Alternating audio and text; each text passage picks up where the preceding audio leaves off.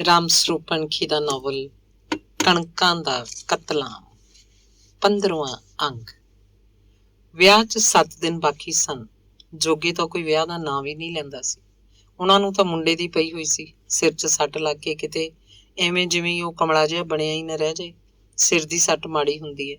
ਝੁੱਗੀਆਂ ਵੀ ਵਿਆਹ ਦੀ ਤਿਆਰੀ ਬਿਆਰੀ ਨਹੀਂ ਸੀ, ਜਿਵੇਂ ਵਿਆਹ ਵਾਲਾ ਘਰ ਹੀ ਹੋਵੇ ਹੀ ਨਾ।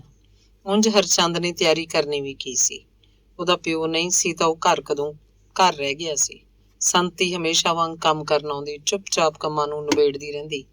ਉਹ ਹਰਚੰਦ ਨਾਲ ਗੱਲ ਕੋਈ ਨਹੀਂ ਕਰਦੀ ਸੀ। ਰੋਟੀ ਦਾ ਵੀ ਉਹੀ ਕਰਦੀ, ਮੈਸ ਦਾ ਸਾਰਾ ਕੰਮ।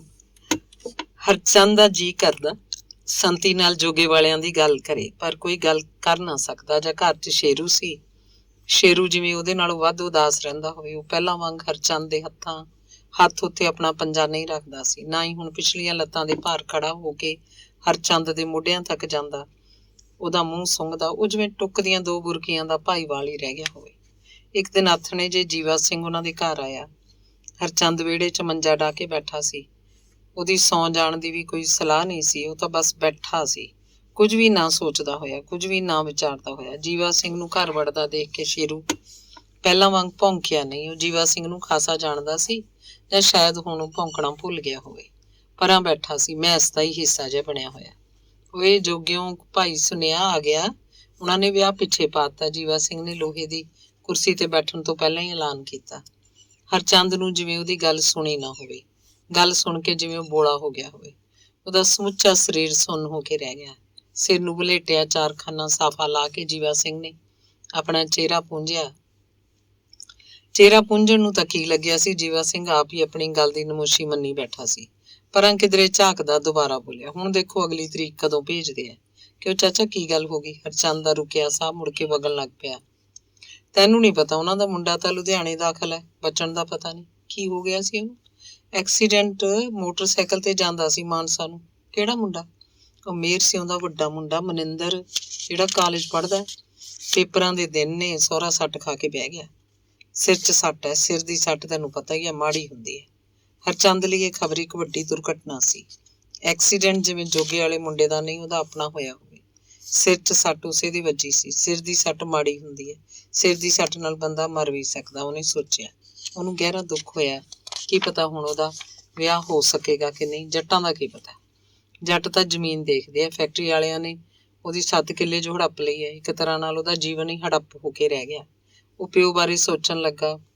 ਉਹ ਹੁੰਦਾ ਤਾਂ ਹੋਰ 100 ਬੰਨ ਨੂੰ ਬੰਨ ਲੈਂਦਾ। ਜੀਵਾ ਸਿੰਘ ਸਾਹਮਣੇ ਉਹ ਅੱਤ ਅਧੀਨ ਤੇ ਵਿਚਾਰਾ ਜਿਹਾ ਬਣ ਕੇ ਬੈਠਾ ਸੀ, ਜਿਵੇਂ ਉਹਦੇ ਮੂੰਹ 'ਚ ਇੱਕ ਵੀ ਬੋਲ ਨਾ ਰਿਹਾ ਹੋਵੇ। ਜੀਵਾ ਸਿੰਘ ਨੇ ਉਹਨੂੰ ਧਰਵਾਸ ਦੇਣਾ ਚਾਹਿਆ। ਤੂੰ ਜਮਾਂ ਹੀ ਥੱਲੇ ਲੈ ਗਿਆ ਯਾਰ, ਤੂੰ ਬਹੁਤਾ ਫਿਕਰ ਜਾ ਨਾ ਕਰੀ ਜਾ। ਜੋਗੇ ਵਾਲੇ ਆਪਾਂ ਨੂੰ ਲਿਖ ਕੇ ਨਹੀਂ ਦਿੱਤੇ ਹੋਏ। ਉਹ ਨਹੀਂ ਤਾਂ ਹੋਰ ਕਿਤੇ ਬਣ ਜੂ ਕੋਈ ਢਾਣਸ। ਤੂੰ ਕੁਮਾਰਾ ਨਹੀਂ ਰਹਿ ਸਕਦਾ। ਉਹ ਤਾਂ ਠੀਕ ਹੈ ਚਾਚਾ, ਪਰ ਹਰਚੰਦ ਆਪਣੇ ਅੰਦਰ ਬਹੁਤ ਗਹਿਰਾ ਉਤਰਦਾ ਜਾ ਰਿਹਾ ਸੀ। ਰੋਟੀ ਖਾ ਲਈ? ਜੀਵਾ ਸਿੰਘ ਨੇ ਗੱਲ ਬਦਲੀ। ਖਾਣੀ ਹੈ, ਬਸ ਸਲਾਹ ਜੀ ਕਰਦਾ ਸੀ ਪਕਾਉਣ ਦੀ। ਇੰਨੇ ਚਾਚਾ ਤੂੰ ਆ ਗਿਆ। ਤੈਨੂੰ ਤਾਂ ਭਾਈ ਰੋਟੀ ਦਾ ਹੀ ਬੜਾ ਔਖਾ ਹੋ ਗਿਆ। ਹੋਰ ਚਾਚਾ, ਤੜਕੇ ਤਾਂ ਸੰਤੀ ਆ ਜਾਂਦੀ ਹੈ, ਗੋਹਾ ਕੂੜਾ ਕਰਕੇ ਦੁੱਧ ਬਾਅਦ ਵੀ ਉਹੀ ਸਾਂਭਦੀ ਹੈ। 4 ਮੇਰੀਆਂ ਥੱਪ ਜਾਂਦੀ, ਆਪ ਵੀ ਖਾ ਲੈਂਦੀ ਹੈ। ਫਿਰ ਆਥਣੇ ਆਉਣਾ ਉਹਨੂੰ ਮੁਸ਼ਕਿਲ ਹੈ। ਆਥਣੇ ਮੈਂ ਆਪ ਲਾ ਲੈਣਾ, ਜਾਂ ਤੜਕੇ ਦੀਆਂ 2 ਬੱਚੀਆਂ ਪਈਆਂ ਹੁਣ ਖਾ ਕੇ ਦੁੱਧ ਪੀ ਲੈਣਾ। ਆਹ ਤਾਂ ਚਾਚਾ ਜੂਨ ਹੈ ਮੇਰੀ। ਫਿਰ ਪੁੱਛਣ ਲੱਗਿਆ, ਹੁਣ ਚਾਚਾ ਤੈਨੂੰ ਕਿਵੇਂ ਲੱਗਦਾ? ਕਾਹਦਾ? ਬਈ ਉਹ ਵਿਆਹ ਦੇਣਗੇ ਵੀ, ਜਾਂ ਕਿਤੇ ਚੁੱਪ ਹੀ ਨਾ ਹੋ ਜਾਣ। ਹੁਣ ਊਠ ਦੇ ਬੁੱਲ ਦਾ ਕੀ ਪਤਾ। ਸੁਨੇਹਾ ਤਾਂ ਇਹੀ ਆਇਆ ਕਿ ਮੁੰਡਾ ਲੁਧਿਆਣੇ ਹਸਪਤਾਲ 'ਚ ਦਾਖਲ ਹੈ। ਵਿਆਹ ਦੀ ਨਵੀਂ ਤਰੀਕ ਕਢਾ ਕੇ ਭੇਜਾਂਗੇ। ਤੂੰ ਚਾਚਾ ਪਤਾ ਲੈਣ ਨਹੀਂ ਗਿਆ ਮੁੰਡੇ ਦਾ? ਗਿਆ ਸੀ, ਮਾਨਸਾ ਜਾ ਕੇ ਮੁੜ ਆਇਆ ਮੈਂ। ਮੁੰਡੇ ਦੀ ਬੁਰੀ ਹਾਲਤ ਸੀ। ਵਿਆਹ ਦੀ ਗੱਲ ਨਹੀਂ ਹੋਈ ਕੋਈ। ਨਾਲੇ ਉਸ ਟਾਈਮ ਕਿਹਨੂੰ ਸੁੱਝਦੀ ਸੀ ਵਿਆਹ ਦੀ ਗੱਲ। ਤੂੰ ਚਾਚਾ ਮੂੰਹ ਤਾਂ ਸੁੰਘਣਾ ਸੀ ਉਹਨਾਂ ਦਾ, ਮਾੜੀ ਜੀ ਛੇੜ ਲੈਂਦਾ, ਆਪੇ ਉੱਧੜਦੇ ਉਹ ਨਹੀਂ ਹਰਚੰਦ, ਬੁਰਾ ਲੱਗਦਾ ਇਹੋ ਜਿਹੇ ਮੌਕੇ। ਆਖਦਾ ਸਾਡਾ ਮੁੰਡਾ ਹੱਥਾਂ 'ਚ ਆਇਆ ਪਿਆ, ਇਹਨੂੰ ਵਿਆਹ ਦੀ ਸੁੱਝਦੀ ਹੈ। ਉਦੋਂ ਨਹੀਂ ਸੀ ਠੀਕ। ਇੱਧਰ ਚਾਚਾ ਹੁਣ ਆਪਾਂ ਹੱਥਾਂ 'ਚ ਆ ਗਏ। ਕੋਈ ਨਹੀਂ, ਤੂੰ ਨੇਚਾ ਰੱਖ ਸੱਚੇ ਪਾਤਸ਼ਾਹ ਤੇ, ਰੱਬ ਭਲੀ ਕਰੂਗਾ। ਤੂੰ ਉੱਧਰ ਨਾ ਡਾਲ ਵੀ।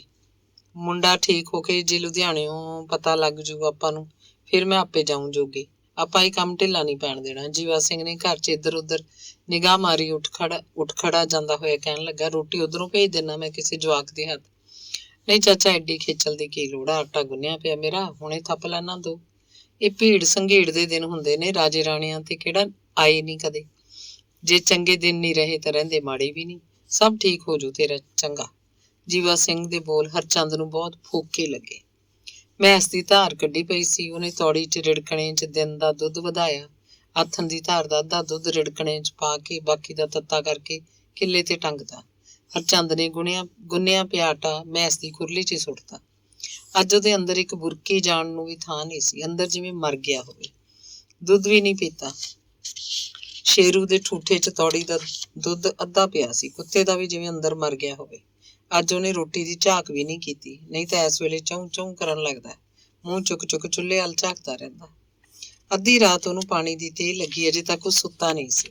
ਐਵੇਂ ਬਸ ਬੇਮਤਲਬ ਹੀ ਅਸਮਾਨ ਦੇ ਤਾਰਿਆਂ ਵੱਲ ਝਾਕੀ ਗਿਆ। ਪਿਸ਼ਾਬ ਕਰਕੇ ਉਹਨੇ ਤਾਰਿਆਂ ਦੀ ਮੱਧਮ ਲੋਚ ਖੁਰਲੀ ਵੱਲ ਨਿਗਾਹ ਮਾਰੀ। ਮੈਸ ਨੇ ਵੀ ਸਾਰੇ ਕੱਖ ਨਹੀਂ ਖਾਧੇ ਸੀ ਤੇ ਹੁਣ ਉਹ ਚਾਰੇ ਲੱਤਾਂ ਨਿਸਾਲੀ ਘੂਕ ਸੁੱਤੀ ਪਈ ਸੀ। ਹਰਚੰਦ ਨੇ ਪਾਣੀ ਪੀਤਾ। ਪਾਣੀ ਨਾਲ ਜਿਵੇਂ ਉਹਦਾ ਢਿੱਡ ਭਰ ਗਿਆ। ਮੰਜੇ ਉੱਤੇ ਆ ਕੇ ਪਿਆ ਤਾਂ ਉਹਨੂੰ ਉਖੜੀ ਨੀਂਦ ਆਉਣ ਲੱਗੀ। ਸਵੇਰੇ ਉਹ ਪਹਿਲਾਂ ਨਾਲੋਂ ਸਵਖਤੇ ਹੀ ਜਾਗ ਪਿਆ। ਚਾਹ ਦੀ ਘੁੱਟ ਬਣਾਈ। ਕੱਸੀ ਵੱਲ ਜੰਗਲ ਪਾਣੀ ਨੂੰ ਤੁਰ ਪਿਆ। ਕੱਸੀ ਦਾ ਪਾਣੀ ਰੁਕ ਰੁਕ ਕੇ ਥੋੜਾ ਥੋੜਾ ਵਗ ਰਿਹਾ ਸੀ। ਕੱਸੀ ਦੇ ਨਾਲ ਉਸਰੀ ਮੋਟੀ ਭਾਰੀ ਪੱਕੀ ਕੰਧ ਉੱਤੇ ਕਾਲੀ ਕੰਡਿਆਲੀ ਤਾਰ, ਕੰਧ ਜਿਵੇਂ ਕਿਸੇ ਜੇਲ੍ਹ ਦੀ ਕੰਧ ਹੋਵੇ। ਪਰਾਂ ਦੂਰ ਫੈਕਟਰੀ ਦੀਆਂ ਚਿਮਨੀਆਂ 'ਚ ਉੱਠ ਰਿਹਾ ਚਿੱਟਾ ਧੂੰਆਂ ਜਿਵੇਂ ਝੁੱਗੀਆਂ ਪਿੰਡ ਦੇ ਘਰਾਂ 'ਚੋਂ ਪਿੰਡ ਦੇ ਸਭ ਕਾਸੇ ਨੂੰ ਸਾੜ ਕੇ ਨਿਕਲ ਰਿਹਾ ਹੋਵੇ। ਕੰਧ ਦੀਆਂ ਜੜ੍ਹਾਂ 'ਚ ਖੜੇ ਨੂੰ ਉਹਨੂੰ ਕੁਝ ਨਹੀਂ ਦਿਸਦਾ ਸੀ। ਦਿਸਦਾ ਤਾਂ ਆਪਣਾ ਪਿੰਡ ਦਿਸਦਾ ਸੀ। ਪਿੰਡ ਦੇ ਵਿਚਕਾਰ ਜੇ ਆਪਣਾ ਘਰ ਜੋ ਹੁਣ ਘਰ ਨਹੀਂ ਰਹਿ ਗਿਆ, ਬਸ ਜਿਵੇਂ ਉਜਾੜ ਬੀਆਬਾਨ ਹੋਵੇ। ਉਹ ਕੱਸੀ ਦੀ ਉੱਚੀ ਪਟੜੀ ਤੇ ਜਾ ਖੜਾ। ਇੱਥੋਂ ਫੈਕਟਰੀ ਦੀਆਂ ਬਿਲਡਿੰਗਾਂ ਸਾਫ਼ ਦਿਸਦੀਆਂ ਸੀ, ਪਰ ਧੁੰਦਲੀਆਂ। ਪਿੰਡ ਦੇ ਖੇਤ ਦਿਸਦੇ ਜੋ ਹੁਣ ਖੇਤ ਨਹੀਂ ਰਹੇ, ਨਿਰੀ ਮਿੱਟੀ ਹੋ ਕੇ ਰਹਿ ਗਏ। ਉਹਨੇ ਆਪਣਾ 7 ਕਿੱਲੇ ਦਾ ਟੱਕ ਪਛਾਣਨ ਦੀ ਕੋਸ਼ਿਸ਼ ਕੀਤੀ, ਅੱਖਾਂ ਚੌੜੀਆਂ ਕਰਕੇ, ਪਰ ਖੇਤ ਦੀ ਨਿਸ਼ਾਨਦੇਹੀ ਕਿਧਰੇ ਨਹੀਂ ਸੀ। ਇੱਥੇ ਵੀ ਕਿਤੇ ਪਾਣੀ ਵਾਲੀ ਮੋਟਰ ਹੁੰਦੀ ਸੀ। ਮੋਟਰ ਉੱਤੇ ਕੋਠਾ ਸੀ। ਹੁਣ ਕਿਧਰੇ ਕੁਝ ਵੀ ਨਹੀਂ ਸੀ। ਉਹਨੂੰ ਦੂਰ ਕਿਤੇ ਇੱਕ ਆਕਾਰ ਜਿਹਾ ਦਿਸਿਆ, ਜਿਵੇਂ ਆਕਾਰ ਉਹਨਾਂ ਦੇ ਖੇਤਾਂ 'ਚ ਖੜੀ ਕਿਸੇ ਕਿੱਕਰ ਬੇਰੀ ਦਾ ਹੋਵੇ, ਪਰ ਆਕਾਰ ਤਾਂ ਬਹੁਤ ਛੋਟਾ ਸੀ। ਉਹਨੂੰ ਲੱਗਿਆ ਆਕਾਰ ਜਿਵੇਂ ਕਿਸੇ ਔਰਤ ਦਾ ਹੋਵੇ। ਉਹ ਆਕਾਰ ਬਿਲਕੁਲ ਹੀ ਹਿਲਜੁਲ ਨਹੀਂ ਰਿਹਾ ਸੀ। ਉਹਦਾ ਸਾਰਾ ਸਰੀਰ ਇੱਕ ਝਰਨਾਟਾ ਜਿਹਾ ਖਾ ਕੇ ਰਹਿ ਗਿਆ। ਜਦੋਂ ਉਹਨੂੰ ਦਿਸਿਆ ਕਿ ਔਰਤ ਦਾ ਝੋਲਾ ਆਕਾਰ ਤਾਂ ਜੋਗੇ ਵਾਲੀ ਕੁੜੀ ਮੀਤੋ ਦਾ। ਮੀਤੋ ਜਿਹੜੀ ਉਹਨੇ ਅੱਖੀਂ ਕਦੇ ਵੀ ਨਹੀਂ ਦੇਖੀ ਸੀ ਤੇ ਜਿਹਨੂੰ ਉਹ ਸੁੱਤਾ ਜਾਗਦਾ ਨਿੱਤ ਵੇਖਦਾ ਸੀ। ਕੁਝ ਪਲਾਂ ਬਾਅਦ ਉਹਨੇ ਆਪਣੀਆਂ ਅੱਖਾਂ ਮਲੀਆਂ ਤੇ ਝਾਕਿਆ। ਇਨਕੁਆਇਰ ਕੀਤੀ। ਕਿਸੇ ਦੀ ਜ਼ਮੀਨ 'ਚ ਕਿਧਰੇ ਕੁਝ ਵੀ ਨਹੀਂ ਸੀ। ਕੋਈ ਆਕਾਰ ਨਹੀਂ ਸੀ। ਦਿਨ ਦਾ ਚਿੱਟਾ ਚਾਨਣ ਫੈਲ ਰਿਹਾ ਸੀ। ਸਾਰੀਆਂ ਚੀਜ਼ਾਂ ਸਾਫ਼ ਹੋ ਕੇ ਦਿਸ ਰਹੀਆਂ ਸਨ। ਘਰ ਨੂੰ ਵਾਪਸ ਆਉਂਦਿਆਂ ਉਹਦੀ ਬੁੱਧੀ ਵਿਵੇਕ ਨੇ ਨਿਰਣਾ ਕੀਤਾ, ਇਹ ਤਾਂ ਭਾਈ 7 ਕਿੱਲਿਆਂ ਦੀ ਹੋਂਦ ਨਾਲ ਹੀ ਜੋਗੇ ਵਾਲੀ ਕੁੜੀ ਮੀਤੋ ਦੀ ਹੋਂਦ ਸੀ। ਹੁਣ 7 ਕਿੱਲੇ ਨਹੀਂ ਤਾਂ ਮੀਤੋ ਵੀ ਕਿੱਥੇ? ਉਹ ਸਵੇਰੇ ਖਾਸਾ ਸੰਦਿਆਂ ਘਰੋਂ ਨਿਕਲਿਆ ਸੀ, ਪਰ ਖਾਸਾ ਦਿਨ ਚੜੇ ਮੁੜ ਕੇ ਘਰ ਵੜਿਆ। ਪਿੱਛੋਂ ਸੰਤੀ ਪਤਾ ਨਹੀਂ ਕਦੋਂ ਘਰ ਆਈ ਸੀ। ਮੈਸ ਦੀ ਧਾਰ ਕੱਢ ਕੇ ਬਾਲਟੀ ਚੌਂਤਰੇ ਤੇ ਢਕੀ ਪਈ ਸੀ। ਦੁੱਧ ਰਿੜਕ ਲਿਆ ਸੀ। ਆਂਢੀ ਗੁਆਂਢੀ ਲੱਸੀ ਨੂੰ ਆਈ ਜਾਂਦੇ। ਗੋਹਾ ਕੂੜਾ ਕਰਨ ਤੋਂ ਬਾਅਦ ਸੰਤੀ ਹੁਣ ਚੁੱਲ੍ਹੇ ਰੋਟੀਆਂ ਪਕਾ ਰਹੀ ਸੀ। ਹਰਚੰਦ ਘਰ ਵੜਿਆ ਸੀ ਤਾਂ ਸ਼ੇਰੂ ਨੇ ਉਹਦੀਆਂ ਲੱਤਾਂ ਨੂੰ ਚਿੰਬੜ ਕੇ ਉਹਦਾ ਸਵਾਗਤ ਕੀਤਾ। ਹਰਚੰਦ ਹੱਥ ਮੂੰਹ ਧੋ ਕੇ ਮੰਜੇ ਤੇ ਬੈਠ ਗਿਆ। ਸੰਤੀ ਨੇ ਤੱਤੀਆਂ 2 ਰੋਟੀਆਂ ਥਾਲੀ 'ਚ ਧਰੀਆਂ। ਥਾਲੀ ਉਹਦੇ ਮੂਹਰੇ ਧਰ ਗਈ। ਥਾਲੀ ਦੇ ਇੱਕ ਪਾਸੇ ਮੱਖਣੀ ਦਾ ਰੁੱਗ ਸੀ, ਨਾਲ ਗੰਢਿਆਂ ਦੀ ਚਟਨੀ ਸੰਤੀ ਨੇ ਚੁੱਲ੍ਹੇ ਅੱਗੇ ਬਾਲਣ ਤੋਂ ਪਹਿਲਾਂ ਹੀ ਕਦੇ ਰਗੜ ਲਈ ਹੋਣੀ ਆ। 2 ਰੋਟੀਆਂ ਸੰਤੀ ਨੇ ਸ਼ੇਰੂ ਮੂਹਰੇ ਵੀ ਸੁੱਟਤੀਆਂ। ਰੋਟੀ ਖਾਂਦਾ ਹਰਚੰਦ ਸੋਚ ਰਿਹਾ ਸੀ, ਉਹਦੇ ਬਾਪੂ ਦਾ ਲਿਆਂਦਾ ਗੈਸੀ ਚੁੱਲ੍ਹਾ ਹੁਣ ਪਤਾ ਨਹੀਂ ਕਿਹੜੇ ਖੁੰਝੇ 'ਚ ਸੁੱਟਿਆ ਪਿਆ। ਗੈਸ ਦਾ ਸਿਲੰਡਰ ਵੀ ਖਾਲੀ ਹੈ ਤੇ ਘਰ 'ਚ ਵਾਧੂ ਚੀਜ਼ ਵਾਂਗ ਪਿਆ। ਉਹ ਝੂਰਦਾ ਕਿ ਉਹਨਾਂ ਦੇ ਘਰ 'ਚ ਉਹੀ ਪੁਰਾਣੇ ਦਿਨ ਪਰਤ ਆਏ ਹੈ। ਬਾਪੂ ਹਿੰਮਤੀ ਸੀ, ਪਤਾ ਨਹੀਂ ਕੀ ਜੁਗਾੜ ਕਰਦਾ। ਸਿਲੰਡਰ ਮੁੱਕੇ ਤੋਂ ਨਵਾਂ ਸਿਲੰਡਰ ਅਕਾਲਗੜ੍ਹੋਂ ਲੈ ਆਉਂਦਾ ਸੀ। ਗੈਸੀ ਚੁੱਲ੍ਹੇ ਤੋਂ ਵਾਪਸ ਉਹਨਾਂ ਦਾ ਘਰ ਦੇਸੀ ਚੁੱਲ੍ਹੇ ਤੇ ਆ ਗਿਆ। ਹੁਣ ਇਹ ਤੋਂ ਬਾਅਦ ਪਤਾ ਨਹੀਂ ਕੀ ਹੋਏਗਾ। ਕੀ ਪਤਾ ਇਹ ਦੇਸੀ ਚੁੱਲ੍ਹਾ ਵੀ ਬਲਦਾ ਰਹਿ ਸਕੇਗਾ ਜਾਂ ਨਹੀਂ। ਚਟਣੀ ਸਵਾਦ ਹੋਏਗੀ, ਮੱਖਣੀ 'ਚ ਤਾਜ਼ਗੀ ਸੀ, ਰੋਟੀਆਂ ਪੋਲੀਆਂ ਸੀ, ਖਾਣ 'ਚ ਮਿੱਠੀਆਂ ਲੱਗਣ ਵਾਲੀਆਂ, ਪਰ ਇਹ ਸਭ ਕੁਝ ਉਹਨੂੰ ਕੌੜਾ ਕਸੈਲਾ ਜਿਹਾ ਲੱਗ ਰਿਹਾ ਸੀ। ਚੱਬੀ ਬੁਰਕੀ ਮਸਾਂ ਸੰਘੋਂ ਥੱਲੇ ਹੁੰਦੀ, ਇਸੇ ਕਰਕੇ ਬਾਰ-ਬਾਰ ਲੱਸੀ ਦੀਆਂ ਘੁੱਟਾਂ ਭਰਦਾ। ਸਵੇਰੇ ਉਹਦੇ ਘਰ ਵੜਨ ਤੋਂ ਪਹਿਲਾਂ ਸੰਤੀ ਨੇ ਕਿਵੇਂ ਸਾਰੇ ਕੰਮ ਨਿਬੇੜ ਲਏ ਸੀ, ਜਿਵੇਂ ਸੰਤੀ ਦਾ ਆਪਣਾ ਘਰ ਹੋਵੇ। ਉਹ ਇਸ ਘਰ ਨੂੰ ਆਪਣਾ ਘਰ ਸਮਝ ਕੇ ਹੀ ਤੇ ਕੰਮ ਕਰਦੀ ਸੀ। ਉਵੇਂ ਕਰਦੀ ਸੀ ਜਿਵੇਂ ਕਦੇ ਸੁਰਜੀਤੋ ਤੋਂ ਘਰ ਦੇ ਸਾਰੇ ਕੰਮ ਕਰਵਾਉਂਦੀ ਹੁੰਦੀ ਸੀ। ਕਦੇ ਉਹਨੂੰ ਲੱਗਦਾ ਜਿਵੇਂ ਸੰਤੀ ਇਸ ਘਰ ਦੀ ਮਾਲਕਣ ਹੋਵੇ। ਇੱਕ ਤਰ੍ਹਾਂ ਨਾਲ ਉਹ ਮਾਲਕਣ ਹੀ ਸੀ, ਜੋ ਮਰਜ਼ੀ ਕਰਦੀ, ਉਹਨੂੰ ਕੋਈ ਰੋਕ ਟੋਕ ਨਹੀਂ ਸੀ। ਘਰ 'ਚ ਉਹਦਾ ਬਸ ਬੁੱਢਾ ਪਤੀ ਸੀ। ਉਹਨਾਂ ਦੇ ਬੱਚਾ ਕੋਈ ਨਹੀਂ ਸੀ। ਬੁੱਢਾ ਕੰਮ ਤੇ ਨਹੀਂ ਜਾਂਦਾ ਸੀ। ਸੰਤੀ ਮੰਗ ਪਿੰਨ ਕੇ ਘਰ ਤੋਰਦੀ। ਸਵੇਰ ਦੀ ਰੋਟੀ ਉਹ ਹਰਚੰਦ ਦੇ ਘਰੋਂ ਖਾ ਜਾਂਦੀ। ਬੁੱਢੇ ਨੂੰ 2 ਰੋਟੀਆਂ ਲੈ ਜਾਂਦੀ। ਸਵੇਰੇ ਦੁੱਧ ਵੀ ਲੈ ਕੇ ਜਾਂਦੀ, ਜਿਸ ਨਾਲ ਉਹਨਾਂ ਦੋਵਾਂ ਜੀਆਂ ਦੀ 2 ਵਕਤ ਦੀ ਚਾਹ ਬਣ ਜਾਂਦੀ। ਹਰਚੰਦ ਨੂੰ ਲੱਗਦਾ ਜਿਵੇਂ ਸੰਤੀ ਉਹਦੇ ਹਾਣ ਦੀ ਹੋਵੇ। ਉਹ ਉਮਰ ਲਕੋ ਸੀ। ਉਹਦੇ ਸਰੀਰ ਦੀ ਕਾਠੀ ਤਕੜੀ ਸੀ, ਕੁੜੀ ਜੀ ਲੱਗਦੀ ਸੀ। ਹਰਚੰਦ ਦੇ ਸੁਪਨੇ ਜਾਗਦੇ, ਸੰਤੀ ਜਿਵੇਂ ਉਹਦੇ ਲਈ ਹੀ ਹੈ। ਉਹਦੇ ਘਰ ਦਾ ਸਾਰਾ ਕੰਮ ਕਰਦੀ, ਬਗਾਨਾ ਬੰਦਾ ਆ ਕੇ ਭੁਲੇਖਾ ਖਾ ਸਕਦਾ ਸੀ ਵੀ ਇਹ ਤੀਵੀਂ ਹਰਚੰਦ ਦੀ ਘਰ ਵਾਲੀ ਹੈ। ਉਹ ਸਮਾਜ ਨੂੰ ਲੱਤ ਮਾਰਨਾ ਚਾਹੁੰਦਾ ਸੀ। ਉਹ ਸੰਤੀ ਨੂੰ ਹੀ ਕਿਉਂ ਨਾ ਆਪਣੇ ਘਰ ਵਸਾ ਲਵੇ, ਉਹਦੇ ਬੁੱਢੇ ਪਤੀ ਨੂੰ ਵੀ ਆਪਣੇ ਘਰ ਲੈ ਆਵੇ, ਉਹ ਵਿਚਾਰਾ ਵੀ ਇੱਥੇ ਰੋਟੀ ਖਾਈ ਜਾਵੇ। ਉਹ ਕਿਵੇਂ ਨਾ ਕਿਵੇਂ 2 ਮੈਸਾਂ ਹੋਰ ਲਿਆ ਬੰਨੇ ਤੇ ਦੁੱਧ ਪਾਉਣ ਦਾ ਕੰਮ ਸ਼ੁਰੂ ਕਰ ਦੇਵੇ। ਜ਼ਮੀਨ ਨਹੀਂ ਰਹੀ ਤਾਂ ਕਿ ਮੈਸਾਂ ਨਾਲ ਆਪਣਾ ਘਰ ਤੋਰ ਲਵੇ। ਪਰ ਨਹੀਂ, ਇਹ ਬਹੁਤ ਅਸੰਭਵ ਸੀ। ਸੰਤੀ ਜਦੋਂ ਉਹਨੂੰ ਚੰਦ ਕਹਿ ਕੇ ਹਾਕ ਮਾਰਦੀ, ਲੱਗਦਾ ਜਿਵੇਂ ਸਰਜੀਤੋ ਉਹਦੀ ਮਾਂ ਨੇ ਉਹਨੂੰ ਬੁਲਾਇਆ ਹੋਵੇ। ਸੰਤੀ ਤਾਂ ਉਹਦੀ ਮਾਂ ਦੀ ਹਾਣਦੀ ਸੀ। ਅੰਗ 16ਵਾਂ। ਮੈਸ ਦਾ ਦੁੱਧ ਰਿੜਕਣਾ ਛੱਡ ਕੇ ਹਰਚੰਦ ਨੇ ਦੁੱਧ ਵੇਚਣਾ ਸ਼ੁਰੂ ਕਰਤਾ। ਹੋਰ ਕੀ ਕਰਦਾ? ਖਰਚ ਪੂਰਾ ਨਹੀਂ ਹੁੰਦਾ ਸੀ। ਬੈਂਕ 'ਚ ਬਾਪੂ ਦੇ ਪੈਸੇ ਜਿਹੜੇ ਜਮ੍ਹਾਂ ਸੀ, ਉਹ ਹਰ ਮਹੀਨੇ ਵੇਲੇ ਕਢਵਾਉਂਦੇ ਕਰਦੇ ਸਿਰੇ ਲੱਗ ਚੁੱਕੇ ਸੀ। ਇੱਕ ਬਸ ਸੰਤੀ ਦਾ ਖਰਚ ਰਹਿ ਗਿਆ ਸੀ, ਉਹ ਵੀ ਉਹਨੇ ਬੰਦ ਕਰਤਾ। ਹੁਣ ਉਹ ਸੰਤੀ ਨੂੰ ਪੈਸਾ ਟਕਾ ਕੋਈ ਨਹੀਂ ਦਿੰਦਾ ਸੀ। ਉਹ ਸਵੇਰੇ ਆਉਂਦੀ, ਮੈਸ ਦਾ ਗੋਹਾ ਕੂੜਾ ਕਰਦੀ, ਮੈਸ ਦੀ ਧਾਰ ਕੱਢ ਲੈਂਦੀ। ਅਕਾਲਗੜ੍ਹ ਤੋਂ ਨਿੱਤ ਪਿੰਡ 'ਚ ਆਉਂਦਾ ਢੋਲ ਵਾਲਾ ਬੰਦਾ ਦੁੱਧ ਲੈ ਜਾਂਦਾ। ਉਹਦੇ ਕੋਲ ਪਿਛਲੇ ਸਮਿਆਂ ਦਾ ਕਾਲਾ ਜਿਹਾ ਮੋਟਰਸਾਈਕਲ ਸੀ, ਦੋਵੇਂ ਪਾਸੇ 2-2 ਢੋਲ ਲਟਕ ਰਹੇ ਹੁੰਦੇ। ਹਰਚੰਦ ਨੂੰ ਹਫ਼ਤੇ ਦੇ ਹਫ਼ਤੇ ਦੁੱਧ ਦੇ ਪੈਸੇ ਦਿੰਦਾ। ਉਹ ਤੜਕੇ ਚੁੱਲ੍ਹਾ ਬਾਲ ਕੇ ਰੋਟੀਆਂ ਪਕਾ ਦਿੰਦੀ। ਰੋਟੀਆਂ ਹਰਚੰਦ ਖਾ ਲੈਂਦਾ, ਉਹਨੂੰ ਉਹਦਾ ਸ਼ੇਰੂ ਵੀ।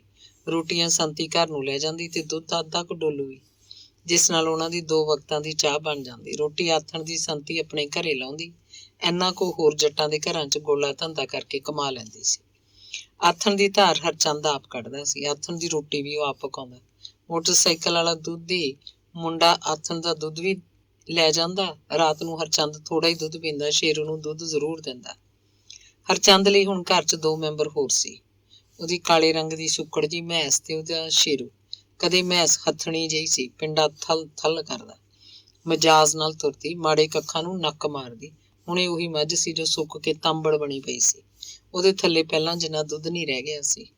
ਹੁਣ ਉਹਨੂੰ ਖਲਵੜੇਵੇਂ ਕਿੱਥੇ ਚਾਰਦਾ ਸੀ। ਤੂੜੀ 'ਚ ਆਟੇ ਵਾਲਾ ਪਾਣੀ ਦੀ ਸੰਨੀ ਕਰਦਾ। ਮੱਝ ਲਈ ਹਰਾ ਕਿਧਰੇ ਨਹੀਂ ਰਹਿ ਗਿਆ ਸੀ। ਸੱਚ ਹੈ, ਜੱਟਾਂ ਦੇ ਘਰ ਦੀ ਗਿੱਲ ਉਹਨਾਂ ਦੇ ਪਸ਼ੂਆਂ ਦੀ ਸਿਹਤ ਤੋਂ ਪਛਾਣੀ ਜਾਂਦੀ ਹੈ। ਜਿਸ ਘਰ 'ਚ ਸੁੱਕੀ ਸੜੀ ਲੰਡੀ ਜੀ ਮੱਝ ਖੁਰਲੀ ਤੇ ਭੁੱਖੀ ਪਾਣੀ ਖੜੀ ਹੋਵੇ, ਉਸ ਘਰ ਦੀ ਆਰਥਿਕ ਦਸ਼ਾ ਵੀ ਲੰਡੂ ਜਿਹੀ ਹੀ ਹੋਏਗੀ। ਹਰਚੰਦ ਦੀ ਜ਼ਿੰਦਗੀ ਧੂਆਂ ਧੂਆਂ ਹੋ ਕੇ ਰਹਿ ਗਈ ਸੀ। ਉਹਨੂੰ ਕਿਧਰੇ ਕੁਝ ਨਹੀਂ ਦਿਸਦਾ ਸੀ, ਚਾਰੇ ਪਾਸੇ ਗਰਦੋ ਗਵਾਰ ਸੀ। ਜੋਗੇ ਵਾਲਿਆਂ ਦਾ ਕਦੇ ਕੋਈ ਸੁਨੇਹਾ ਨਹੀਂ ਆਇਆ ਸੀ। ਸੁਨੇਹਾ ਤਾਂ ਕੀ, ਜੀਵਾ ਸਿੰਘ ਵੀ ਕਦੇ ਉਹਨਾਂ ਦੇ ਘਰ ਨਹੀਂ ਆਇਆ। ਉਹਦੇ ਲਈ ਤਾਂ ਜੀਵਾ ਸਿੰਘ ਇੱਕ ਸੁਨੇਹਾ ਸੀ। ਵਿਆਹ ਦੀਆਂ ਤਰੀਕਾਂ ਤਾਂ ਕਦੋਂ ਦੀਆਂ ਪਿੱਛੇ ਲੰਘ ਗਈਆਂ, ਨਵੀਆਂ ਤਰੀਕਾਂ ਪਤਾ ਨਹੀਂ ਕਿੱਥੇ ਸਨ, ਕਦੋਂ ਆਉਣਗੀਆਂ। ਉਹਨੂੰ ਨਹੀਂ ਪਤਾ ਸੀ ਕਿ ਜੋਗੇ ਵਾਲਿਆਂ ਦਾ ਮੁੰਡਾ ਮਨਿੰਦਰ ਲੁਧਿਆਣਿਓਂ ਠੀਕ ਹੋ ਕੇ ਆ ਵੀ ਗਿਆ ਸੀ ਜਾਂ ਨਹੀਂ। ਇੱਕ ਦਿਨ ਉਹ ਟੁੱਟੇ ਮਨ ਨਾਲ ਜੀਵਾ ਸਿੰਘ ਦੇ ਘਰ ਗਿਆ। ਆਥਣ ਦਾ ਵੇਲਾ ਸੀ। ਜੀਵਾ ਸਿੰਘ ਹਰਚੰਦ ਨੂੰ ਦੇਖ ਕੇ ਆਪ ਉਦਾਸ ਹੋ ਗਿਆ, ਜਿਵੇਂ ਅੱਖਾਂ ਭਰ ਆਈਆਂ ਹੋਣ। ਇੱਕ ਮਾਰੂ ਸੁਨੇਹਾ ਜਿਹੜਾ ਜੋਗੇ ਵਾਲਿਆਂ ਨੇ ਜੀਵਾ ਸਿੰਘ ਕੋਲ ਭੇਜਿਆ ਸੀ, ਤੇ ਇਹ ਸੁਨੇਹਾ ਜਿਹੜਾ ਜੀਵਾ ਸਿੰਘ ਨੇ ਹਰਚੰਦ ਤੱਕ ਪੁੱਜਦਾ ਨਹੀਂ ਕੀਤਾ ਸੀ, ਉਹ ਸੁਨੇਹਾ ਅੱਜ ਜੀਵਾ ਸਿੰਘ ਦੀਆਂ ਅੱਖਾਂ ਵਿੱਚ ਸੀ। ਜੋਗੇ ਵਾਲਿਆਂ ਦਾ ਸੁਨੇਹਾ ਸੀ ਕਿ ਮੁੰਡੇ ਕੋਲ ਜ਼ਮੀਨ ਤਾਂ ਰਹੀ ਨਹੀਂ, ਹੋਰ ਕੰਮ ਉਹ ਕੋਈ ਕਰਦਾ ਨਹੀਂ, ਕੁੜੀ ਖਾਊਗੀ ਕਿੱਥੋਂ, ਅਸੀਂ ਤਾਂ ਹੋਰ ਥਾਂ ਦੇਖ ਰਹੇ ਹਾਂ। ਪਰ ਇਹ ਸੁਨੇਹਾ ਜੀਵਾ ਸਿੰਘ ਨੇ ਹਰਚੰਦ ਨੂੰ ਦਿੱਤਾ ਨਹੀਂ ਸੀ। ਅੱਜ ਵੀ ਇਹ ਸੁਨੇਹਾ ਜੀਵਾ ਸਿੰਘ ਦੀਆਂ ਅੱਖਾਂ 'ਚ ਹੀ ਰਹਿ ਗਿਆ ਸੀ ਕਿਧਰੇ। ਉਹ ਮੂੰਹੋਂ ਕੁਝ ਨਹੀਂ ਸੀ ਬੋਲਿਆ। ਹਰਚੰਦ ਦੇ ਪਿਓ ਮੱਖਣ ਸਿੰਘ ਫੌਜੀ ਨਾਲ ਉਹਦੀ ਪੂਰੀ ਲਿਹਾਜ਼ ਸੀ। ਕੀ ਬੋਲਦਾ ਉਹ? ਉਹਦੀ ਤਾਂ ਆਪਣੀ ਜ਼ੁਬਾਨ ਥਿੜਕਦੀ ਸੀ। ਉਹਨੇ ਹਰਚੰਦ ਨੂੰ ਦਾਰੂ ਪਿਆਈ, ਇੱਧਰ ਉੱਧਰ ਦੀਆਂ ਹੋਰ ਗੱਲਾਂ ਕੀਤੀਆਂ। ਫੈਕਟਰੀ ਵਾਲਿਆਂ ਨੇ ਜਿਹੜੀ ਜ਼ਮੀਨ ਐਕਵਾਇਰ ਕਰਾਈ ਸੀ ਉਹਦੀਆਂ ਗੱਲਾਂ, ਕਿਸਾਨ ਯੂਨੀਅਨ ਦੀਆਂ ਗੱਲਾਂ, ਜਿਹੜੇ ਅਖਬਾਰਾਂ 'ਚ ਸਿਰਫ ਬਿਆਨ ਛਪਾਉਂਦੇ ਸੀ, ਕਰਦੇ ਕਰਾਉਂਦੇ ਕੁਝ ਵੀ ਨਹੀਂ ਸੀ। ਰੋਟੀ ਵੀ ਉਸ ਦਿਨ ਉਹਨਾਂ ਦੇ ਘਰ ਹੀ ਖਾਧੀ ਹਰਚੰਦ ਨੇ। ਰੋਟੀ ਉਹਨੂੰ ਸਵਾਦ ਲੱਗੀ, ਸਭ ਕੁਝ ਬਦਲਵਾਨ ਸੀ, ਜਿਵੇਂ ਕਿਸੇ ਚੰਗੇ ਢਾਬੇ ਦੀ ਰੋਟੀ ਖਾਧੀ ਹੋਵੇ। ਪਰ ਹਰਚੰਦ ਦੇ ਲਬਾਂ ਉੱਤੇ ਇੱਕ ਵਾਰ ਵੀ ਜੋਗੇ ਵਾਲਿਆਂ ਦਾ ਨਾਂ ਨਹੀਂ ਆਇਆ। ਜੀਵਾ ਸਿੰਘ ਨੇ ਇਹ ਗੱਲ ਜਾਣ ਕੇ ਨਹੀਂ ਛੇੜੀ ਹੋਏਗੀ। ਗੱਲ ਛੇੜਦਾ ਤਾਂ ਸੁਨੇਹੇ ਦਾ ਨਿੱਕਾ ਜਿਹਾ ਵਿਸਥਾਰ ਵੀ ਉਹਦੀ ਰੋਟੀ ਖਾਣੀ ਦੁੱਬਰ ਕਰ ਦਿੰਦਾ। ਉਸ ਦਿਨ ਘਰ ਦੀ ਕੱਢੀ ਦਾਰੂ ਦੇ ਨਸ਼ੇ 'ਚ ਹਰਚੰਦ ਆਪਣੇ ਘਰ ਆ ਕੇ ਸੁੱਤਾ ਤਾਂ ਤੜਕੇ ਉੱਠੇ ਸੋਚਣ ਲੱਗਿਆ, ਜੀਵਾ ਸਿੰਘ ਨੇ ਜੋਗੇ ਵਾਲਿਆਂ ਦੀ ਗੱਲ ਕੋਈ ਕੀਤੀ ਕਿਉਂ ਨਹੀਂ? ਕੋਈ ਗੱਲ ਹੁੰਦੀ ਤਾਂ ਉਹ ਜ਼ਰੂਰ ਕਰਦਾ। ਲੱਗਦਾ ਹੈ ਗੱਲ ਖਤਮ ਹੋ ਗਈ। ਹੁਣ ਉਹ ਨਵੀਂ ਤਰੀਕ ਵਿਆਹ ਦੀ ਨਹੀਂ ਭੇਜਣਗੇ। ਉਹਦਾ ਮੰਜੇ 'ਚੋਂ ਉੱਠਣ ਨੂੰ ਜੀਅ ਨਹੀਂ ਕੀਤਾ, ਜਿਵੇਂ ਸਾਰੇ ਰਾਹ ਬੰਦ ਹੋ ਕੇ ਰਹਿ ਗਏ ਹੋਣ, ਜਿਵੇਂ ਜ਼ਿੰਦਗੀ ਸਥਿਰ ਹੋ ਕੇ ਰਹਿ ਗਈ ਹੋਏ। ਜੋਗੀ ਦਾ ਸੁਨੇਹਾ ਉਹਦੇ ਲਈ ਜ਼ਿੰਦਗੀ ਸੀ। ਜੋਗੇ ਦਾ ਕੋਈ ਵੀ ਸੁਨੇਹਾ ਨਾ ਮਿਲਣਾ ਉਹਦੇ ਲਈ ਹਨੇਰ ਸੀ, ਇੱਕ ਭਵਜਲ ਜਿਸ ਵਿੱਚ ਦੀ ਪਾਰ ਲੰਘਣਾ ਜ਼ਿੰਦਗੀ ਦਾ ਖਾਤਮਾ ਹੋਵੇ। ਦਿਨ ਬੀਤਣ ਲੱਗੇ। ਇੰਨੇ ਨੂੰ ਪੰਜਾਬ 'ਚ ਨਵੀਆਂ ਵਿਧਾਨ ਸਭਾ ਚੋਣਾਂ ਦੀਆਂ ਗੱਲਾਂ ਸ਼ੁਰੂ ਹੋ ਗਈਆਂ। ਪਾਰਟੀਆਂ ਦੇ ਜੋੜ ਤੋੜ ਸ਼ੁਰੂ ਹੋਣ ਲੱਗੇ। ਲੋਕਾਂ ਦੀਆਂ ਸਮੱਸਿਆਵਾਂ ਦਾ ਕਿਧਰੇ ਕੋਈ ਧਿਆਨ ਨਹੀਂ ਰਹਿ ਗਿਆ ਸੀ। ਸੀਟਾਂ ਜਿੱਤਣ ਦਾ ਹੀ ਫਿਕਰ ਸੀ ਤੇ ਅਗਲੀ ਸਰਕਾਰ ਦੇ ਸੁਪਨੇ ਸੱਤਾਧਾਰੀ ਪਾਰਟੀ ਗੱਫੇ ਬਖਸ਼ ਰਹੀ ਸੀ। ਮੁੱਖ ਵਿਰੋਧੀ ਪਾਰਟੀ ਆਪਣੇ ਵਾਅਦੇ ਬਾਰ-ਬਾਰ ਦੁਹਰਾਉਂਦੀ ਹੁਕੂਮਤ ਕਰ ਰਹੀ ਪਾਰਟੀ ਦੇ ਵਜ਼ੀਰਾਂ ਤੇ ਮੁੱਖ ਮੰਤਰੀ ਨੂੰ ਖੂੰਜੇ ਲਾਉਣ ਦੇ ਨਾਅਰੇ ਮਾਰ ਰਹੀ ਸੀ। ਪ੍ਰਵੀਨ ਇੰਡਸਟਰੀਜ਼ ਵਾਲਿਆਂ ਦੀ ਐਕਵਾਇਰ ਕੀਤੀ ਜ਼ਮੀਨ ਦਾ ਮਸਲਾ ਕਿਧਰੇ ਹੀ ਲੁਕ ਛਿਪ ਗਿਆ ਸੀ।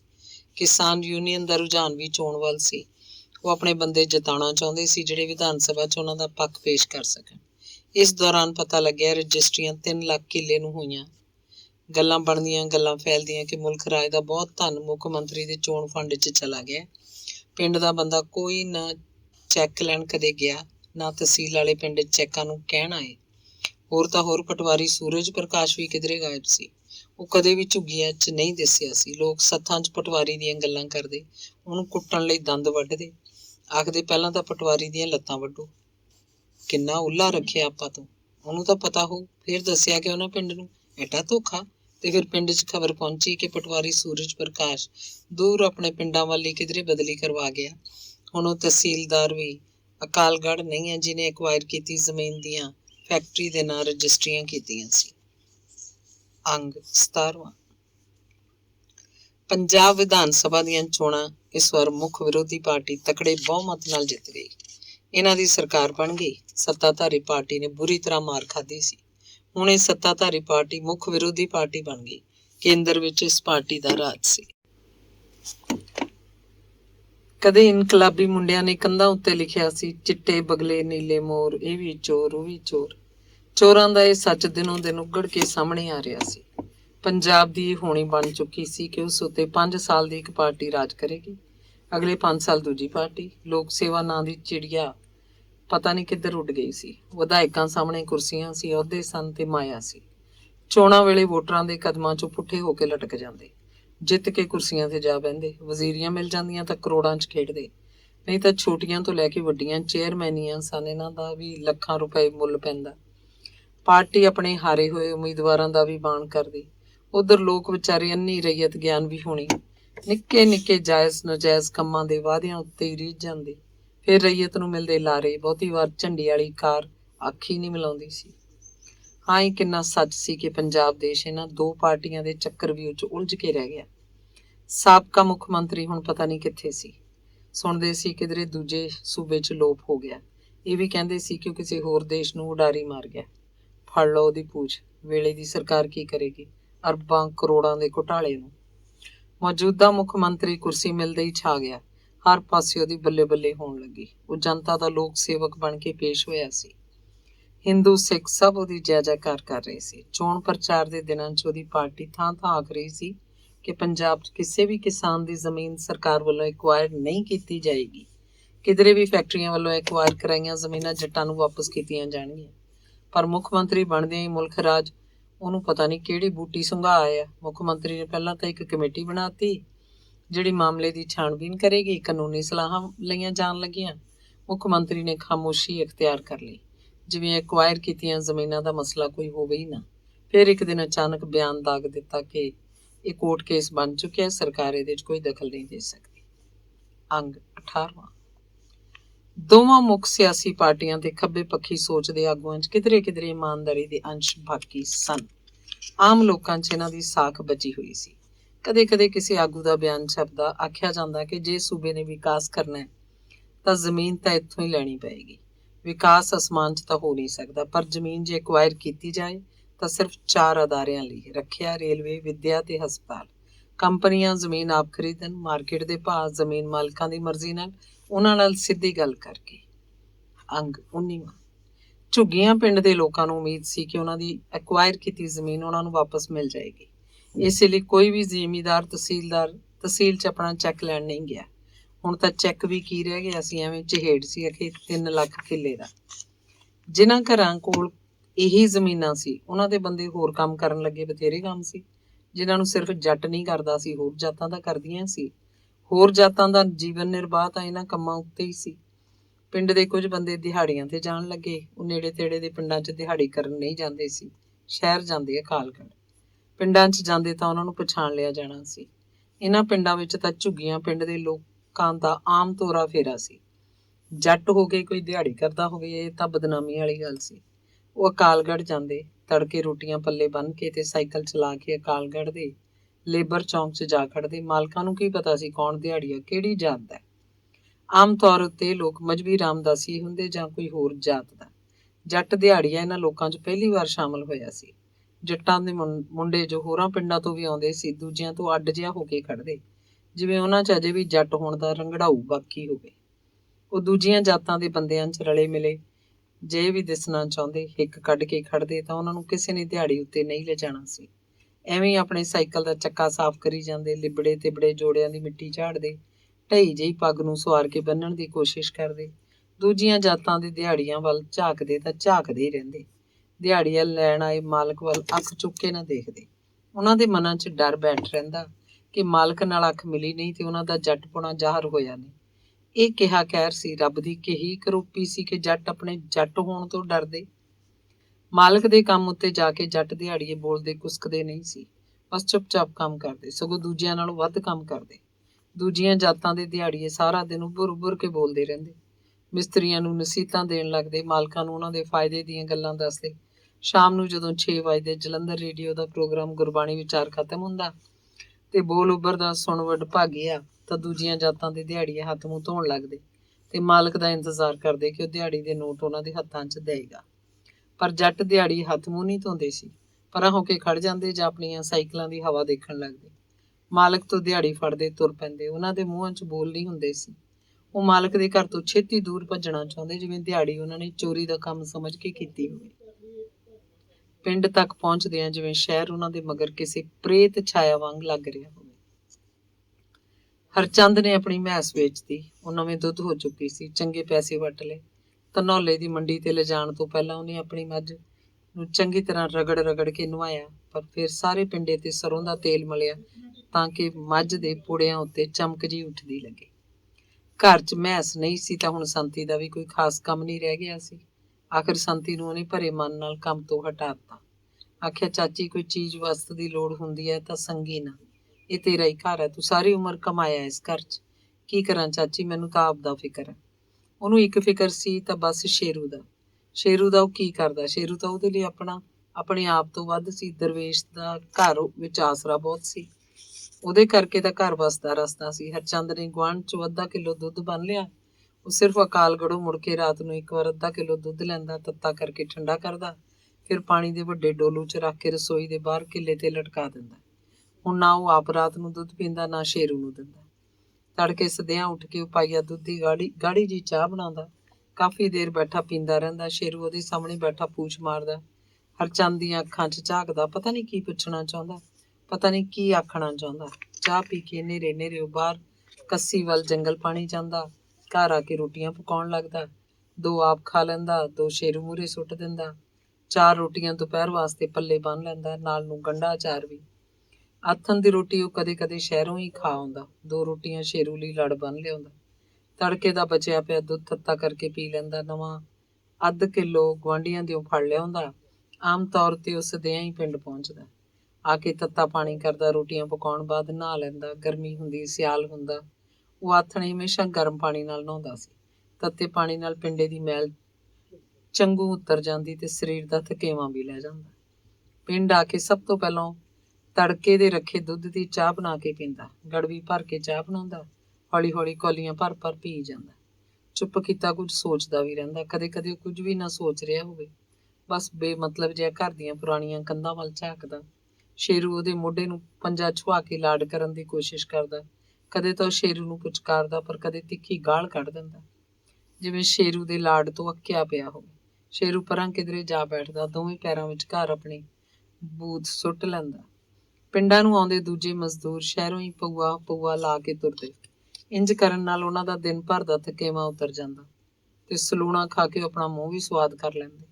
ਖਾਲੀ ਸੜਕ ਉੱਤੇ ਬਰੋਬਰ ਸਾਈਕਲ ਚਲਾਉਂਦੇ, ਦਾਰੂ ਦੇ ਲੋਰ 'ਚ ਉੱਚਾ ਬੋਲ ਕੇ ਉਹ ਮਾਲਕ ਦੀਆਂ ਗੱਲਾਂ ਦਾ ਮਜ਼ਾਕ ਉਡਾਉਂਦੇ। ਕਦੇ ਮਿਸਤਰੀਆਂ ਨੂੰ ਧਰ ਲੈਂਦੇ। ਕੋਈ ਆਖਦਾ, ਓਏ ਆਪਣੇ ਵਾਲਾ ਮਿਸਤਰੀ ਕੰਜਰ ਦਾ ਕਾਣਾ ਜਿਹਾ ਠਿੱਠ ਬਹੁਤ ਕਰਦਾ, ਸਾਬਤ ਇੱਟ ਤੇ ਤੇਸੀ ਮਾਰ ਕੇ ਪਹਿਲਾਂ ਤਾਂ ਭੰਨ ਲੈਂਦਾ, ਫਿਰ ਆਖੋ ਨਵੀਂ ਇੱਟ ਫੜਾ। ਪਿੱਛੇ ਆਉਂਦੀ ਦੂਜੀ ਟੋਲੀ ਦੇ ਮਜ਼ਦੂਰ ਆਪਣੇ ਮਿਸਤਰੀ ਦੀਆਂ ਗੱਲਾਂ ਕਰਦੇ। ਆਖਦੇ ਉਹ ਆਪਣਾ ਮਿਸਤਰੀ ਚੰਗਾ ਬਹੁਤ ਹੈ, ਆਥਣ ਦੀ ਚਾਹ ਨਾਲ ਖਾਣ ਨੂੰ ਨਿੱਤ ਬਾਣੀਏ ਨੂੰ ਪਲੋਸ ਲੈਂਦਾ, ਕਦੇ ਲੱਡੂ ਕਦੇ ਸਮੋਸੇ।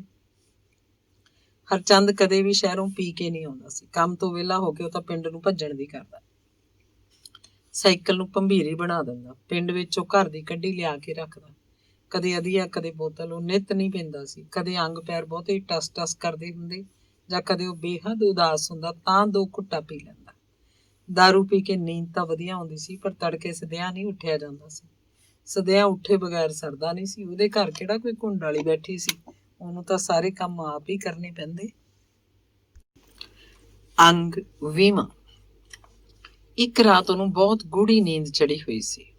ਉਸ ਦਿਨ ਉਹਨੇ ਸ਼ਹਿਰੋਂ ਆ ਕੇ 2 ਘੁੱਟ ਵੱਧ ਪੀ ਲਈ।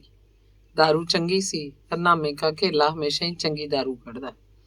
ਹੋਰਾਂ ਵਾਂਗੂ ਵਿੱਚ ਸੁਆਹ ਖੇ ਨਹੀਂ ਪਾਉਂਦਾ ਸੀ। ਇਕੱਠਾ ਢੋਲ ਕੱਢਦਾ, ਢੋਲ 'ਚ ਗੁੜ ਹੁੰਦਾ, ਕਿੱਕਰ ਦਾ ਸੱਕ, ਸੰਗਤਰੇ ਅੰਗੂਰ ਵੀ ਪਾ ਦਿੰਦਾ। ਢੋਲ ਨੂੰ ਪਾਣੀ ਨਾਲ ਭਰ ਕੇ ਆਪਣੇ ਖੇਤ ਦੇ ਕਿਸੇ ਲੁਕਵੇਂ ਜਿਹੇ ਥਾਂ ਟੋਆ ਪੁੱਟ ਕੇ ਦੱਬ ਦਿੰਦਾ, ਉੱਤੇ ਮਿੱਟੀ ਥਾਪੜ ਦਿੰਦਾ। ਪਤਾ ਹੀ ਨਹੀਂ ਲੱਗਦਾ ਕਿ ਇੱਥੇ ਕੁਝ ਦੱਬਿਆ ਹੋਇਆ। ਉਹਨੂੰ ਪੂਰਾ ਹਿਸਾਬ ਸੀ ਕਿ ਇੰਨੇ ਦਿਨਾਂ ਬਾਅਦ ਲਾਹਣ ਉੱਠ ਖੜਦਾ। ਧਰਤੀ ਨਾਲ ਕੰਨ ਜੋੜ ਕੇ ਉਹ ਦਾਰੂ ਦਾ ਉਠਾਅ ਸੁਣ ਲੈਂਦਾ। ਉਹਦੇ ਕੰਨ ਹੁੰਗਾਰਾ ਭਰਦੇ ਕਿ ਹੁਣ ਢੋਲ ਬਾਹਰ ਕੱਢ ਲਿਆ ਜਾਏ। 2 ਬੰਦੇ ਨਾਲ ਲਿਜਾ ਕੇ ਖੇਤ 'ਚ ਹੀ ਦਾਰੂ ਕੱਢਣ ਲੱਗਦਾ। ਦਾਰੂ ਕੱਢਣ ਦਾ ਸਮਾਨ ਇੱਧਰ ਉੱਧਰ ਹੀ ਕਿਧਰੇ ਸਰਕੜੇ ਦੇ ਕਾਨਿਆਂ 'ਚ ਲੁਕਿਆ ਪਿਆ ਰਹਿੰਦਾ। ਉਹ ਪਿੰਡ 'ਚ ਦੂਜਿਆਂ ਨਾਲੋਂ ਬੋਤਲ ਦੇ ਪੈਸੇ ਵੱਧ ਲੈਂਦਾ, ਪਰ ਦਾਰੂ ਉਹਦੀ ਖਰੀ ਹੁੰਦੀ। ਪਹਿਲੀ ਘੁੱਟੀ ਕਾਲਜਾ ਚੀਰਦੀ ਜਾਂਦੀ। ਉਹ ਕਿਸੇ ਐਰੇ ਗਹਿਰੇ ਨੂੰ ਬੋਤਲ ਨਹੀਂ ਦਿੰਦਾ ਸੀ, ਉਹਦਾ ਓਲਾ ਰੱਖਦਾ। ਭੇਤੀ ਬੰਦੇ ਉਹਦੇ ਕੋਲ ਆਉਂਦੇ, ਪੈਸੇ ਪਹਿਲਾਂ ਉਹਦੀ ਜੇਬ 'ਚ ਪਾਉਂਦੇ, ਡੱਬ 'ਚ ਬੋਤਲ ਦੇ ਕੇ ਚੁੱਪਚਾਪ ਉਹਦੇ ਘਰੋਂ ਤੁਰ ਪੈਂਦੇ। ਨਾ ਕਿਸੇ ਆਉਂਦੇ ਦਾ ਪਤਾ ਲੱਗਦਾ, ਨਾ ਜਾਂਦੇ ਦਾ। ਹਰਚੰਦ ਘੇਲੇ ਦਾ ਪੱਕਾ ਗਾਹਕ ਸੀ, ਪਰ ਜਾਂਦਾ ਕਦੇ ਕਦੇ। ਬੰਦੇ ਦੀ ਦਾਰੂ ਪੀਤੀ ਹੋਵੇ ਤੇ ਚੰਗੀ ਤਰ੍ਹਾਂ ਰੋਟੀ ਖਾਧੀ ਹੋਵੇ, ਘੋੜੇ ਵੇਚ ਕੇ ਸੌਂਦਾ। ਕਣਕਾਂ ਪੱਕਣ ਦੇ ਦਿਨ ਸੀ। ਅੱਧੀ ਰਾਤ ਤੋਂ ਬਾਅਦ ਖਾਸੀ ਠੰਡ ਹੋ ਜਾਂਦੀ। ਉੱਤੇ ਨੂੰ ਕੱਪੜਾ ਲੈਣਾ ਪੈਂਦਾ ਤੇ ਫਿਰ ਬਸ ਤੜਕੇ ਦੀ ਸਰਦੀ ਸੀ। ਸੂਰਜ ਖਾਸਾ ਚੜ੍ਹ ਆਉਂਦਾ ਤਾਂ ਹਵਾ 'ਚ ਬੇਮਲੂਮੀ ਜੀ ਤਪਸ਼ ਵਧਣ ਲੱਗਦੀ। ਹਰਚੰਦ ਵਿਹੜੇ 'ਚ ਹੀ ਸੁੱਤਾ ਹੋਇਆ ਸੀ। ਉਸ ਦਿਨ ਸ਼ਹਿਰੋਂ 2 ਅੰਡੇ ਫੜ ਲਿਆਇਆ ਸੀ। ਆਲੂ ਘਰ 'ਚ ਪਏ ਸੀ। ਪਹਿਲਾਂ ਤਾਂ ਉਹਨੂੰ ਚੰਗੂ ਮਸਾਲਾ ਰਗੜ ਕੇ ਆਲੂ ਆਂਡਿਆਂ ਦੀ ਸੁੱਕੀ ਸਬਜ਼ੀ ਬਣਾਈ। ਇੱਕ ਚਮਚਾ ਮੂੰਹ 'ਚ ਪਾ ਕੇ ਦੇਖਿਆ, ਨਜ਼ਾਰਾ ਆ ਗਿਆ। ਚੁੱਲ੍ਹਾ ਤਪਿਆ ਹੋਇਆ ਸੀ। ਫਿਰ ਆਟਾ ਗੁੰਨ ਕੇ 6 ਰੋਟੀਆਂ ਲਾ ਲਈਆਂ। 4 ਰੋਟੀਆਂ ਆਪਣੇ ਵਾਸਤੇ, 2 ਸ਼ੇਰੂ ਦੀਆਂ। ਗੁਆਂਢੀਆਂ ਦੇ ਅੱਧ ਕਿਲੋ ਦੁੱਧ ਉਹ ਪਹਿਲਾਂ ਹੀ ਲੈ ਆਇਆ ਸੀ। ਤੱਤਾ ਕਰਕੇ ਕਿੱਲੇ ਟੰਗਤਾ।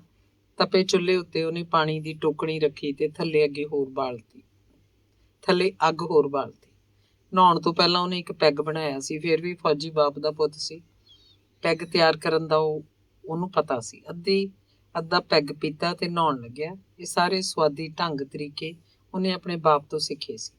ਨਹਾਉਣ ਵੇਲੇ ਬੰਦੇ ਦੀ ਥੋੜੀ ਜਿਹੀ ਪੀਤੀ ਹੋਵੇ ਤਾਂ ਪਾਣੀ ਵੀ ਨਸ਼ਈ ਲੱਗਦਾ। ਸ਼ੇਰੂ ਅੱਗੇ ਹਾਲੇ ਉਹਨੇ 2 ਰੋਟੀਆਂ ਸੁੱਟੀਆਂ ਨਹੀਂ ਸੀ। ਸ਼ੇਰੂ ਪਰਾਂ ਬੈਠਾ ਜੀਭ ਲਮਕਾ ਕੇ ਲਗਾਤਾਰ ਉਹਦੇ ਵੱਲ ਝਾਕੀ ਜਾ ਰਿਹਾ ਸੀ, ਜਿਵੇਂ ਉਹਨੂੰ ਛੇਤੀ ਕੰਮ ਕਰਦੇ ਨੂੰ ਨਿਰਖ ਪਰਖ ਰਿਹਾ ਹੋਵੇ, ਜਾਂ ਜਿਵੇਂ ਉਹਨੂੰ ਆਪਣੀਆਂ 2 ਰੋਟੀਆਂ ਦੀ ਉਡੀਕ ਹੋਵੇ। ਆਪਣੇ ਆਪ ਤੋਂ ਵਿਹਲਾ ਹੋ ਕੇ ਹਰਚੰਦ ਨੇ ਪਹਿਲਾਂ ਸ਼ੇਰੂ ਨੂੰ 2 ਰੋਟੀਆਂ ਪਾਤੀਆਂ। ਪਹਿਲਾਂ ਤਾਂ ਉਹਨੇ ਰੋਟੀਆਂ ਨੂੰ ਸੁੰਘਿਆ, ਫਿਰ ਖਾਣ ਲੱਗਿਆ। ਸ਼ੇਰੂ ਆਪਣੇ ਮਿਜਾਜ 'ਚ ਹੀ ਰੋਟੀਆਂ ਖਾ ਰਿਹਾ ਸੀ, ਜਿਵੇਂ ਮਜਬੂਰ ਜਿਹਾ ਹੋ ਕੇ ਖਾ ਰਿਹਾ ਹੋਵੇ, ਜਾਂ ਜਿਵੇਂ ਉਹਨੇ ਰੋਟੀਆਂ ਤਾਂ ਖਾਣੀਆਂ ਹੀ ਸਨ। ਉਹਨੂੰ ਰੋਟੀਆਂ ਦੀ ਤਿੱਖੀ ਭੁੱਖ ਸੀ ਜਾਂ ਨਹੀਂ ਸੀ, ਹਰਚੰਦ ਕੋਈ ਅੰਦਾਜ਼ਾ ਨਹੀਂ ਲਾ ਸਕਿਆ। ਪਹਿਲਾਂ ਵਾਲਾ ਅੱਧਾ ਪੈਗ ਉਹਨੇ ਪੀਤਾ ਤੇ ਉੱਥੇ ਖੜੇ ਹੀ ਦੂਜਾ ਪੈਗ ਬਣਾ ਲਿਆ। ਨਹਾਉਣ ਤੋਂ ਪਹਿਲਾਂ ਪੀਤਾ ਅੱਧਾ ਪੈਗ ਤਾਂ ਇਸ਼ਨਾਨ ਦੇ ਲੇਖੇ ਹੀ ਲੱਗ ਗਿਆ ਸੀ। ਉਹਨੇ ਸੋਚਿਆ ਦੂਜਾ ਅੱਧਾ ਪੈਗ ਇੱਕ ਹੋਰ ਪੈਗ ਪੀਣ ਦੀ ਤਿਆਰੀ 'ਚ ਹੈ। ਉਹਦੇ ਮਚਲਦੇ ਉਮਲਦੇ ਚਿੱਤ ਨੇ ਚੁਟਕੀ ਵਜਾਈ। ਵਿਹੜੇ 'ਚ ਮੰਜਾ ਡਾਹ ਕੇ ਉਹਨੇ ਛੋਟਾ ਮੰਜਾ ਮੇਜ਼ ਅੱਗੇ ਰੱਖ ਲਿਆ। ਦੂਜਾ ਪੈਗ ਵੀ ਉਹ ਘੁੱਟੀ ਦਾਰੂ ਪੀਣ ਲੱਗਿਆ, ਜਿਵੇਂ ਕੋਈ ਤਕੜੀ ਜ਼ਮੀਨ ਜਾਇਦਾਦ ਵਾਲਾ ਸਰਦਾਰ ਹੋਵੇ। ਉਹ ਕੀ ਸਾਲੇ ਕਿਸੇ ਸਰਦਾਰ ਨਾਲੋਂ ਘੱਟ ਹੈ। ਉਹਦੀ ਜੱਟ ਹੈਂਕੜ ਕਾਇਮ ਸੀ। ਉਹਨੂੰ ਨਹੀਂ ਪਤਾ ਸੀ ਕਿ ਉਹ ਇਸ ਤਰ੍ਹਾਂ ਅੱਜ ਅਛਣੇ ਪਛਣੇ ਜੇ ਕਿਉਂ ਕਰਦਾ ਫਿਰਦਾ। ਇਹ ਉਹਨੂੰ ਕਾਹਦੀ ਖੁਸ਼ੀ ਹੈ। ਅੱਜ ਉਹਨੂੰ ਇਹ ਮਛਰੇਵਾਂ ਜਿਹਾ ਕਾਹਦਾ ਹੈ ਤੇ ਕਿਉਂ ਚੜ ਗਿਆ। ਉਹਨੇ ਹਿੱਕ ਥਾਪੜੀ, ਅਸੀਂ ਕਿਸੇ ਨਾਲੋਂ ਘੱਟ ਆ? ਕੀ ਹੋਇਆ ਜੇ ਫੈਕਟਰੀ ਨੇ ਸਾਰੀ ਜ਼ਮੀਨ ਦੱਬ ਲਈ? ਹਾਂ ਤਾਂ ਜੱਟ ਦੇ ਉੱਤੋਂ ਦੀ ਕੋਈ ਨਹੀਂ ਹੋ ਸਕਦਾ, ਭਾਵੇਂ ਉਹਦੇ ਕੋਲ ਓਰਾ ਜ਼ਮੀਨ ਨਾ ਹੋਵੇ। ਜੱਟ ਦੀ ਹੈਂਕੜ 'ਚੋਂ ਉੱਚੀ ਬੋਲਿਆ, ਓਏ। ਕੁੱਤਾ ਨਾਲ ਹੀ ਖੜਾ ਹੋ ਗਿਆ ਤੇ ਆਪਣੇ ਕੰਨ ਉੱਚੇ ਕੀਤੇ। ਉਹ ਕਦੇ ਆਪਣੇ ਮਾਲਕ ਵੱਲ ਝਾਕਦਾ, ਕਦੇ ਘਰ ਦੇ ਬਾਹਰ ਵੱਲ। ਸ਼ਾਇਦ ਕੁੱਤਾ ਡਰ ਗਿਆ ਸੀ। ਇਹ ਵੀ ਹੋ ਸਕਦਾ ਕਿ ਆਪਣੇ ਮਾਲਕ ਵਾਂਗ ਹੀ ਹੌਸਲਾ ਫੜ ਬੈਠਾ ਹੋਵੇ, ਪਰ ਕਿਧਰੇ ਕੁਝ ਨਹੀਂ ਹੋਇਆ ਸੀ। ਕੁੱਤਾ ਦੁਬਾਰਾ ਆਪਣੀ ਥਾਂ ਤੇ ਬੈਠ ਗਿਆ। ਪਿੰਡੇ ਉੱਤੇ ਬਹਿੰਦੀਆਂ ਮੱਖੀਆਂ ਨਾਲ ਯੁੱਧ ਕਰਨ ਬਾਰੇ ਸੋਚਣ ਲੱਗਿਆ। ਸਾਰੇ ਪੈਗ ਪੀ ਕੇ ਉਹਨੇ ਰੋਟੀ ਚੁੱਕ ਲਿਆਂਦੀ, ਬੜੇ ਮਜ਼ੇ ਨਾਲ ਖਾਣ ਲੱਗਿਆ। ਉਹਦੀ ਚੱਪ-ਚੱਪ ਸੁਣ ਕੇ ਸ਼ੇਰੂ ਉਹਦੇ ਵੱਲ ਲਗਾਤਾਰ ਝਾਕੀ ਜਾ ਰਿਹਾ ਸੀ, ਜਿਵੇਂ ਉਹਨੂੰ ਹੋਰ ਟੁੱਕ ਦੀ ਝਾਕ ਹੋਵੇ। 3.5 ਰੋਟੀਆਂ ਖਾ ਕੇ ਤੇ ਸਾਰੀ ਸਬਜ਼ੀ ਨਿਬੇੜ ਕੇ ਹਰਚੰਦ ਨੇ ਅੱਧੀ ਰੋਟੀ ਸ਼ੇਰੂ ਮੂਹਰੇ ਸੁੱਟਤੀ। ਆਖਿਆ, ਓਏ ਲੈ ਫੜ, ਕਦੋਂ ਦਾ ਝਾਕੀ ਜਾਂਦਾ। ਜੂਠੇ ਭਾਂਡੇ ਉਹਨੇ ਪਰੇ ਚੌਂਤਰੇ ਤੇ ਰੱਖ ਦਿੱਤੇ। ਆਪ ਪਾਣੀ ਪੀ ਕੇ ਪੈ ਗਿਆ। ਵਿਹੜੇ 'ਚ ਜਗਦੀ ਇੱਕੋ ਇੱਕ ਬੱਤੀ ਬੁਝਾਤੀ। ਰਾਤ ਖਾਸੀ ਲੰਘ ਚੁੱਕੀ ਸੀ। ਉਹਨੂੰ ਨੀਂਦ ਨੇ ਘੇਰ ਲਿਆ। ਉਖੜੀ ਨੀਂਦ ਹੋਵੇ ਤਾਂ ਸੁਪਨੇ ਵੀ ਨੇੜੇ ਨਹੀਂ ਲੱਗਦੇ। ਉਖੜੀ ਨੀਂਦ ਦੇ ਸੁਪਨੇ ਵੀ ਉਖੜੇ ਹੀ ਹੁੰਦੇ ਆ। ਸੁਪਨਾ ਲਗਾਤਾਰ ਨਹੀਂ ਚੱਲਦਾ, ਇੱਕ ਬਿੰਦ ਹੋਰ, ਦੂਜੇ ਬਿੰਦ ਹੋਰ, ਆਕਾਰ ਛੇਤੀ ਬਦਲਦੇ ਹੈ। ਔਰਤ ਸਾਹਮਣੇ ਹੁੰਦੀ ਹੈ, ਗੱਲ ਅਜੇ ਸ਼ੁਰੂ ਵੀ ਨਹੀਂ ਹੋਈ ਹੁੰਦੀ ਕਿ ਉਹ ਗਾਂ ਬਣ ਜਾਂਦੀ ਹੈ, ਰੰਬਣ ਲੱਗਦੀ ਹੈ, ਮਾਰਨ ਨੂੰ ਆਉਂਦੀ ਹੈ। ਬੰਦੇ ਦਾ ਆਪਣਾ ਰੂਪ ਵਿਗੜਨ ਲੱਗਦਾ ਹੈ। ਹੱਥ ਮਾਰੋ ਤਾਂ ਉਹ ਅੰਗ ਉੱਥੇ ਹੈ ਹੀ ਨਹੀਂ। ਉਖੜੀ ਨੀਂਦ ਦਾ ਸੁਪਨਾ ਬੰਦੇ ਨੂੰ ਸੌਣ ਨਹੀਂ ਦਿੰਦਾ। ਗੂੜੀ ਨੀਂਦ ਦਾ ਸੁਪਨਾ ਲਗਾਤਾਰ ਚੱਲਦਾ, ਆਪਣੀ ਧੀਮੀ ਗਤੀ ਨਾਲ, ਪੂਰੇ ਟਿਕਾਅ 'ਚ, ਜਿਵੇਂ ਕੋਈ ਫਿਲਮ ਦੇਖੀ ਜਾ ਰਹੀ ਹੋਵੇ। ਉਸ ਦਿਨ ਉਹ ਕੱਸੀ ਵਾਲੇ ਖੇਤੋਂ ਕਣਕ ਨੂੰ ਪਾਣੀ ਲਾ ਕੇ ਆਇਆ ਸੀ। ਇਹ ਕਣਕ ਦਾ ਆਖਰੀ ਪਾਣੀ ਸੀ।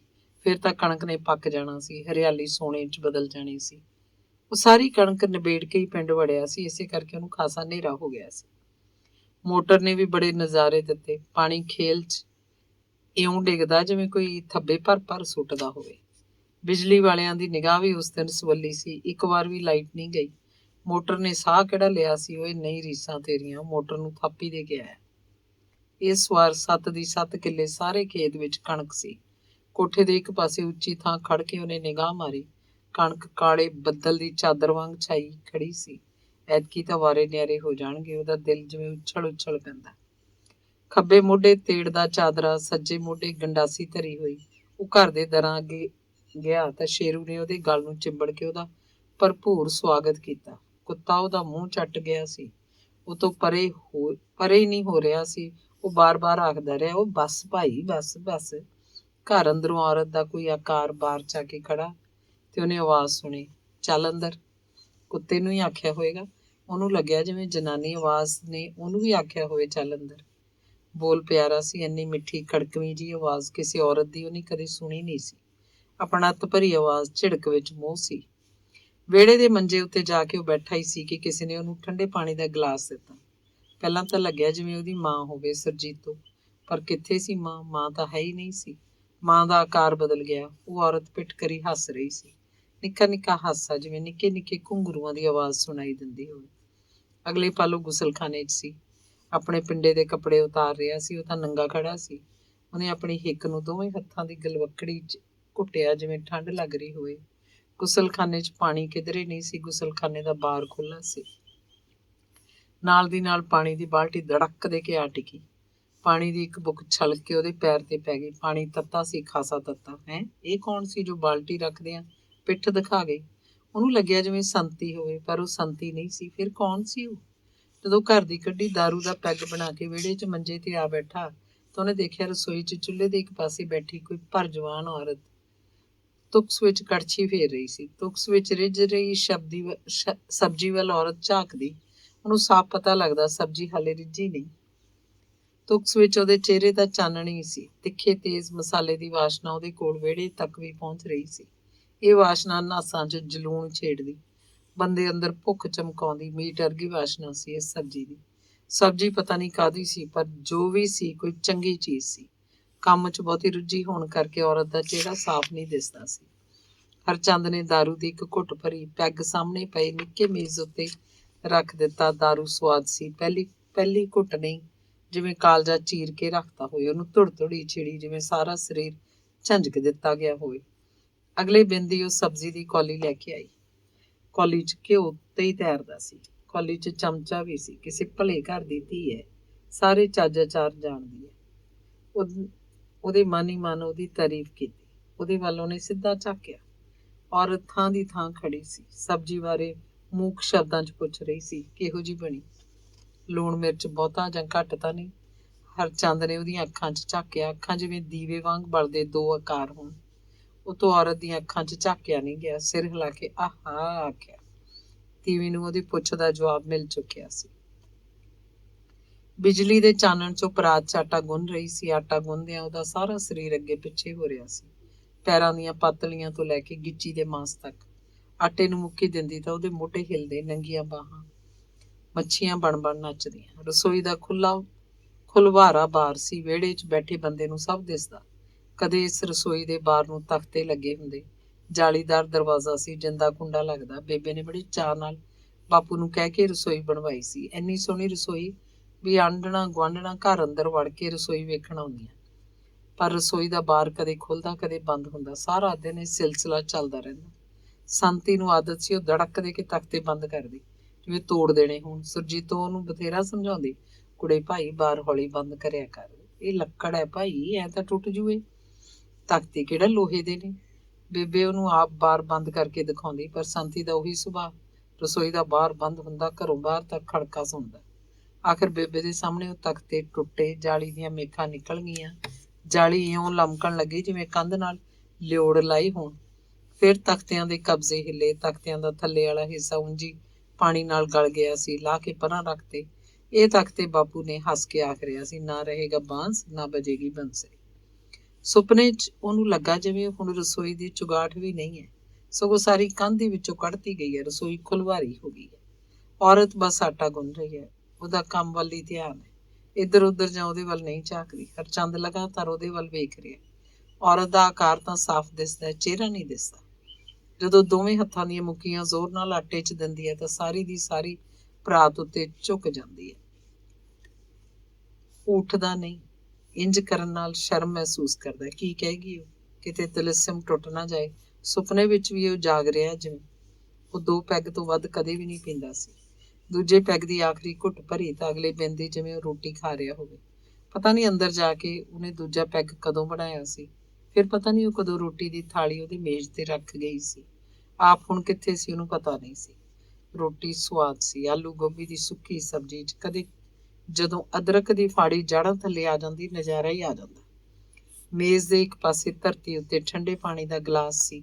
ਇਹ ਪਾਣੀ ਵੀ ਉਹ ਕਦੋਂ ਧਰ ਗਈ, ਉਹਨੂੰ ਤਾਂ ਉਦੋਂ ਹੀ ਪਤਾ ਲੱਗਿਆ ਜਦੋਂ ਸਬਜ਼ੀ 'ਚ ਤੇਜ਼ ਮਿਰਚ ਕਰਕੇ ਉਹਨੂੰ 2 ਹਿਚਕੀਆਂ ਆਈਆਂ। ਉਹਦਾ ਸੰਗ ਸੁੱਕਣ ਲੱਗਿਆ। ਉਹ ਅੱਧੀ ਰੋਟੀ ਖਾ ਚੁੱਕਿਆ ਸੀ ਜਦੋਂ ਉਹਨੇ ਦੇਖਿਆ ਕਿ ਉਹ ਉਹਦੇ ਸਾਹਮਣੇ ਹੀ ਪੀੜ੍ਹੀ ਤੇ ਬੈਠੀ ਆਪ ਵੀ ਰੋਟੀ ਖਾ ਰਹੀ ਹੈ। ਹੱਥਾਂ 'ਚ 2 ਰੋਟੀਆਂ ਹਨ। ਰੋਟੀ ਉੱਤੇ ਸਬਜ਼ੀ ਦੀ ਕੜਛੀ ਧਰ ਲਈ ਹੋਏਗੀ।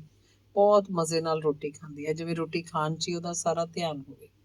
ਬੋਲਦੀ ਚੱਲਦੀ ਇੱਕ ਸ਼ਬਦ ਵੀ ਨਹੀਂ। ਉਹਨੂੰ ਰੋਟੀ ਖਾਂਦੀ ਔਰਤ ਦਾ ਆਕਾਰ ਤਾਂ ਦਿਸਦਾ ਹੈ, ਉਹਦੇ ਚਿਹਰੇ ਦੇ ਨੈਣ ਨਕਸ਼ ਨਹੀਂ ਦਿਸਦੇ। ਉਹਦੀਆਂ ਅੱਖਾਂ ਦੇਖਣਾ ਚਾਹੁੰਦਾ, ਉਹਦਾ ਨੱਕ ਦੇਖਣਾ ਚਾਹੁੰਦਾ। ਬੁੱਲ ਹਿਲਦੇ ਤਾਂ ਲੱਗਦੇ ਹਨ ਪਰ ਸਾਫ਼ ਨਹੀਂ ਦਿਸਦੇ। ਦੰਦ ਪਤਾ ਨਹੀਂ ਕਿੱਥੇ ਹਨ। ਉਹ ਔਰਤ ਲੱਗਦੀ ਤਾਂ ਹੈ ਪਰ ਔਰਤ ਨਹੀਂ ਹੈ। ਕੀ ਹੈ ਉਹ? ਰੋਟੀ ਖਾ ਕੇ ਤੇ ਫਿਰ ਪਾਣੀ ਪੀ ਕੇ ਉਹ ਕੁਰਲੀ ਕਰਨ ਲਈ ਘਰ ਦੇ ਬਾਹਰ ਕੋਲ ਗਿਆ। ਆ ਕੇ ਦੇਖਦਾ ਉਹਦੇ ਮੰਜੇ ਤੇ ਬਿਸਤਰਾ ਵਿਛਿਆ ਪਿਆ। ਚਿੱਟੀ ਫੁੱਲਾਂ ਕੱਢੀ ਚਾਦਰ ਉੱਤੇ ਚਿੱਟਾ ਹੀ ਫੁੱਲਾਂ ਕੱਢਿਆ ਸਿਰਹਾਣਾ ਹੈ। ਪੈਂਦੀ ਚਿੱਟਾ ਦੁੱਧ ਖੇਸ ਰੱਖ ਦਿੱਤਾ। ਉਹ ਬਿਸਤਰੇ ਤੇ ਲੇਟ ਗਿਆ, ਪੈਂਦਿਆਂ ਹੀ ਜਿਵੇਂ ਨੀਂਦ ਦਾ ਲੋਰ ਚੜ ਗਿਆ ਹੋਵੇ। ਉਹਦੀਆਂ ਅੱਖਾਂ ਮਿਚਣ ਲੱਗਦੀਆਂ, ਅੰਗਾਂ ਪੈਰਾਂ ਦਾ ਥਕੇਵਾਂ ਉਤਰ ਗਿਆ। ਜਦੋਂ ਉਹ ਖੇਤੋਂ ਘਰ ਆਇਆ ਸੀ, ਸਾਰਾ ਦਿਨ ਪਾਣੀ ਲਾਉਣ ਕਰਕੇ ਕਹੀ ਦੇ ਕੰਮ 'ਚ ਉਹਦਾ ਸਰੀਰ ਟੁੱਟੂ ਟੁੱਟੂ ਕਰ ਰਿਹਾ ਸੀ। ਉਹ ਜਾਗੋ ਮਿੱਟੀ ਸੀ। ਅੱਖ ਪੁੱਟ ਕੇ ਉਹਨੇ ਦੇਖਿਆ ਉਹਦੇ ਪੈਰਾਂ ਵੱਲ ਖੜੀ ਹੈ, ਉਹਦੇ ਵੱਲ ਪੂਰੀਆਂ ਅੱਖਾਂ ਨਾਲ ਝਾਕ ਰਹੀ ਹੈ, ਪਰ ਚੁੱਪ ਹੈ। ਕਿਸੇ ਦੁਚਿੱਤੀ 'ਚ ਹੋਏਗੀ, ਸੋਚ ਰਹੀ ਹੋਏਗੀ ਉਹ ਆਪਣੇ ਲਈ ਦੂਜਾ ਮੰਜਾ ਡਾਹ ਲਏ ਜਾਂ ਇੱਕੋ ਮੰਜਾ ਬਹੁਤ ਹੈ।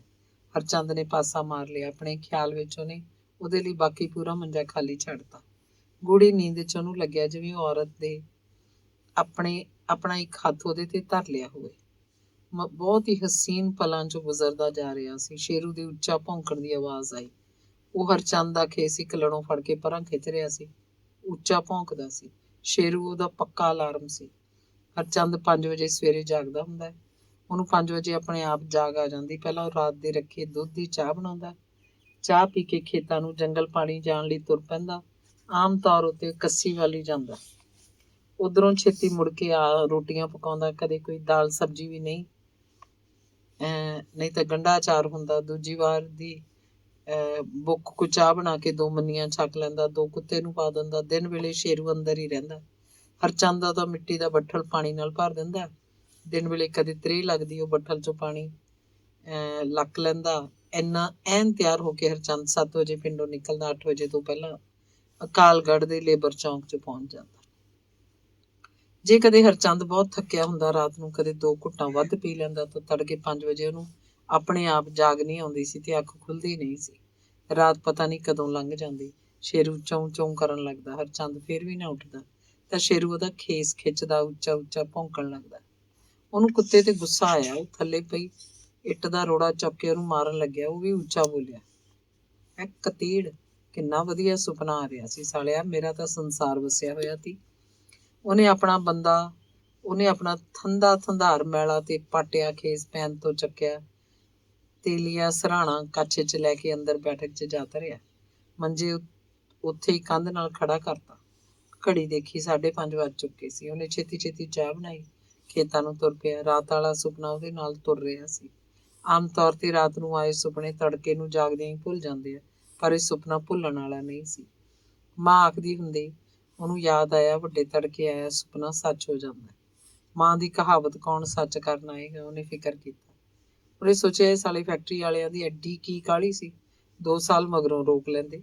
ਜੋਗੇ ਵਾਲੀ ਕੁੜੀ ਘਰ ਆ ਜਾਂਦੀ। ਇੱਕ ਵਾਰ ਘਰ ਕਿਸੇ ਨੇ ਸਾਂਭਿਆ ਹੁੰਦਾ ਤਾਂ ਇਹ 7 ਕਿੱਲੇ ਤਾਂ ਕੀ, ਉਹਨੇ ਕਮਾਈ ਕਰਕੇ 10 ਕਿੱਲੇ ਬਣਾ ਲੈਣੀ ਸੀ। ਇਹਨਾਂ ਹੀ ਪੈਸਿਆਂ ਦੀ ਕਿਧਰੇ ਕਿਸੇ ਦੀ ਬੰਜਰ ਮੁੱਲ ਲੈ ਲੈਣੀ ਸੀ, ਸਵਾਰ ਲੈਣੀ ਸੀ। ਬਾਪੂ ਨੇ ਫੌਜ 'ਚੋਂ ਆ ਕੇ ਉਹੀ ਤਾਂ ਕੀਤਾ ਸੀ, ਤੇ ਹੁਣ ਘਰ ਸੰਭਾਲਣ ਵਾਲਾ ਹੀ ਕੋਈ ਨਹੀਂ ਤਾਂ ਉਹ ਕਾਹਦੇ ਆਸਰੇ ਮੁੜ ਕੇ ਕਿਸਾਨੀ ਧੰਦੇ 'ਚ ਪਵੇ। ਘਰ 'ਚ ਤੀਵੀਂ ਹੋਵੇ ਤਾਂ ਹੀ ਜੀਵੀ ਨੂੰ ਭਾਗ ਲੱਗਦੇ। ਮਾਂ ਆਖਦੀ ਹੁੰਦੀ, ਮਾਂ ਦੀ ਗੱਲ ਕਿੰਨੀ ਸੱਚ ਸੀ। ਬਾਪੂ ਨੂੰ ਬੇਬੇ ਦਾ ਸਹਾਰਾ ਬਹੁਤ ਸੀ, ਚਾਹੇ ਬੇਬੇ ਬਿਮਾਰ ਰਹਿੰਦੀ ਸੀ ਪਰ ਉਹਦੇ ਨਾਲ ਘਰ ਤਾਂ ਸੀ। ਬੇਬੇ ਬਾਪੂ ਬਹਿ ਕੇ ਹੌਲੀ ਹੌਲੀ ਗੱਲਾਂ ਕਰਦੇ, ਇਸੇ ਕਰਕੇ ਬਾਪੂ ਦੀਆਂ ਸਕੀਮਾਂ ਨੂੰ ਖੰਭ ਲੱਗ ਜਾਂਦੀ। ਹਰਚੰਦ ਨੂੰ ਬਸ ਇਹੀ ਝੋਰਾ ਕਿ ਉਹਦੀਆਂ ਸਕੀਮਾਂ ਨੂੰ ਖੰਭ ਲਾਉਣ ਵਾਲਾ ਘਰ 'ਚ ਕੋਈ ਨਹੀਂ ਹੈ। ਬਾਪੂ ਬੇਬੇ ਨੇ ਇੱਕ ਦਿਨ ਇਸ ਸੰਸਾਰ ਤੋਂ ਤੁਰੀ ਜਾਣਾ ਸੀ, ਪਰ ਉਹ ਆਪਣਾ ਸੁਪਨਾ ਅਧੂਰਾ ਛੱਡ ਗਏ। ਜੇ ਘਰ 'ਚ ਜੋਗੇ ਵਾਲੀ ਕੁੜੀ ਆ ਜਾਂਦੀ ਤਾਂ ਬੇਬੇ ਦਾ ਸੁਪਨਾ ਪੂਰਾ ਹੋ ਜਾਣਾ ਸੀ। ਕਬੀਲਦਾਰੀ ਅੱਗੇ ਤੁਰ ਪੈਂਦੀ, ਉਹਦੀ ਜਾਨ ਸੁਖਾਲੀ ਨਿਕਲਦੀ। ਕਿਵੇਂ ਨੂੰਹ ਬਗੈਰ ਸਖਣੇ ਘਰ ਵੱਲ ਖਾਲੀ ਖਾਲੀ ਅੱਖਾਂ ਨਾਲ ਝਾਕਦੀ ਇਸ ਸੰਸਾਰ ਤੋਂ ਤੁਰ ਗਈ। ਹਰਚੰਦ ਨੂੰ ਬੇਬੇ ਦੀਆਂ ਆਖਰੀ ਦਿਨਾਂ ਦੀਆਂ ਉਦਾਸ ਅੱਖਾਂ ਹੁਣ ਤੱਕ ਯਾਦ ਹੈ। ਜਦੋਂ ਖੇਤਾਂ 'ਚੋਂ ਹੋ ਕੇ ਵਾਪਸ ਘਰ ਨੂੰ ਕਾਹਲੇ ਕਦਮੀ ਆ ਰਿਹਾ ਸੀ ਤਾਂ ਉਹਨੇ ਦੇਖਿਆ ਸੱਥ ਦੇ ਖੁੰਡ ਤੇ 3-4 ਬੰਦੇ ਕੋਈ ਗੱਲ ਕਰ ਰਹੇ ਸੀ। ਦਿਨ ਦਾ ਉਭਾਰ ਸੀ। ਸੂਰਜ ਨੇ ਆਪਣੇ ਲਾਲ ਰੰਗ ਬਦਲ ਕੇ ਚਿੱਟਾ ਚਾਨਣ ਧਰਤੀ ਤੇ ਭੇਜਣਾ ਸ਼ੁਰੂ ਕਰਤਾ ਸੀ। ਬੰਦਿਆਂ 'ਚੋਂ ਇੱਕ ਨੇ ਉਹਨੂੰ ਬੜੇ ਮੋਹ ਨਾਲ ਬੁਲਾਇਆ, ਉਹ ਭਾਈ ਚੰਦ, ਕੀ ਕਰਦਾ ਹੁੰਨਾ ਹੁਣ? ਮੈਂ ਤਾਂ ਚਾਚਾ ਤੁਹਾਨੂੰ ਪਤਾ ਹੀ ਆ, ਕਾਲਗੜ੍ਹ ਜਾਣਾ ਹੁੰਨਾ ਕੰਮ ਤੇ।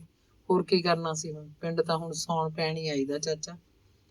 ਜਿਮੀ ਨਹੀਂ ਰਹੀ ਤਾਂ ਹੁਣ ਪਿੰਡ ਕਾਹਦਾ ਹੈ ਆਪਣਾ? ਹਰਚੰਦ ਨੇ ਛੇਤੀ ਛੇਤੀ ਉਹਦੀ ਗੱਲ ਦਾ ਜਵਾਬ ਦਿੱਤਾ, ਰੁਕਿਆ ਨਹੀਂ, ਤੁਰਦਾ ਤੁਰਦਾ ਬੋਲਿਆ, ਕੋਈ ਗੱਲ ਨਹੀਂ ਭਾਈ, ਤੂੰ ਉਧਰ ਹੀ ਨਾ, ਤੂੰ ਕੱਲਾ ਨਹੀਂ, ਸਾਰੇ ਪਿੰਡ ਨਾਲ ਹੀ ਹੋਈ ਹੈ। ਕੋਈ ਫੈਸਲਾ ਤਾਂ ਹੋਊਗਾ ਹੀ। ਬੰਦੇ ਨੇ ਉਹਦੀ ਪਿੱਠ ਨੂੰ ਸੁਣਾਇਆ। ਅਜਿਹੀਆਂ ਗੱਲਾਂ ਪਿੰਡ ਦੇ ਕਈ ਸਿਆਣੇ ਲੋਕ ਉਹਨੂੰ ਕਈ ਵਾਰ ਆਖ ਚੁੱਕੇ ਸੀ। ਉਹ ਨਾਲੇ ਭਾਈ, ਇਹ ਮੁੰਡੇ ਤੇ ਤਾਂ ਦੂਰੀ ਮਾਰ ਪਈ ਆ, ਜ਼ਮੀਨ ਤਾਂ ਗਈ ਗਈ, ਪਿਓ ਦੀ ਜਾਨ ਵੀ ਗਈ। ਉਹ ਆਪਸ 'ਚ ਇਹੀ ਗੱਲ ਕਰਨ ਲੱਗੇ। ਜਿਮੀ ਤਾਂ ਫੇਰ ਬਾਂਝੂ ਯਾਰ, ਬੰਦਾ ਨਹੀਂ ਮੁੜ ਕੇ ਮਿਲਦਾ। ਕਹਿਰ ਸੀ ਰੱਬ ਦਾ, ਇਹਨੂੰ ਕੌਣ ਰੋਕੇ ਭਾਈ।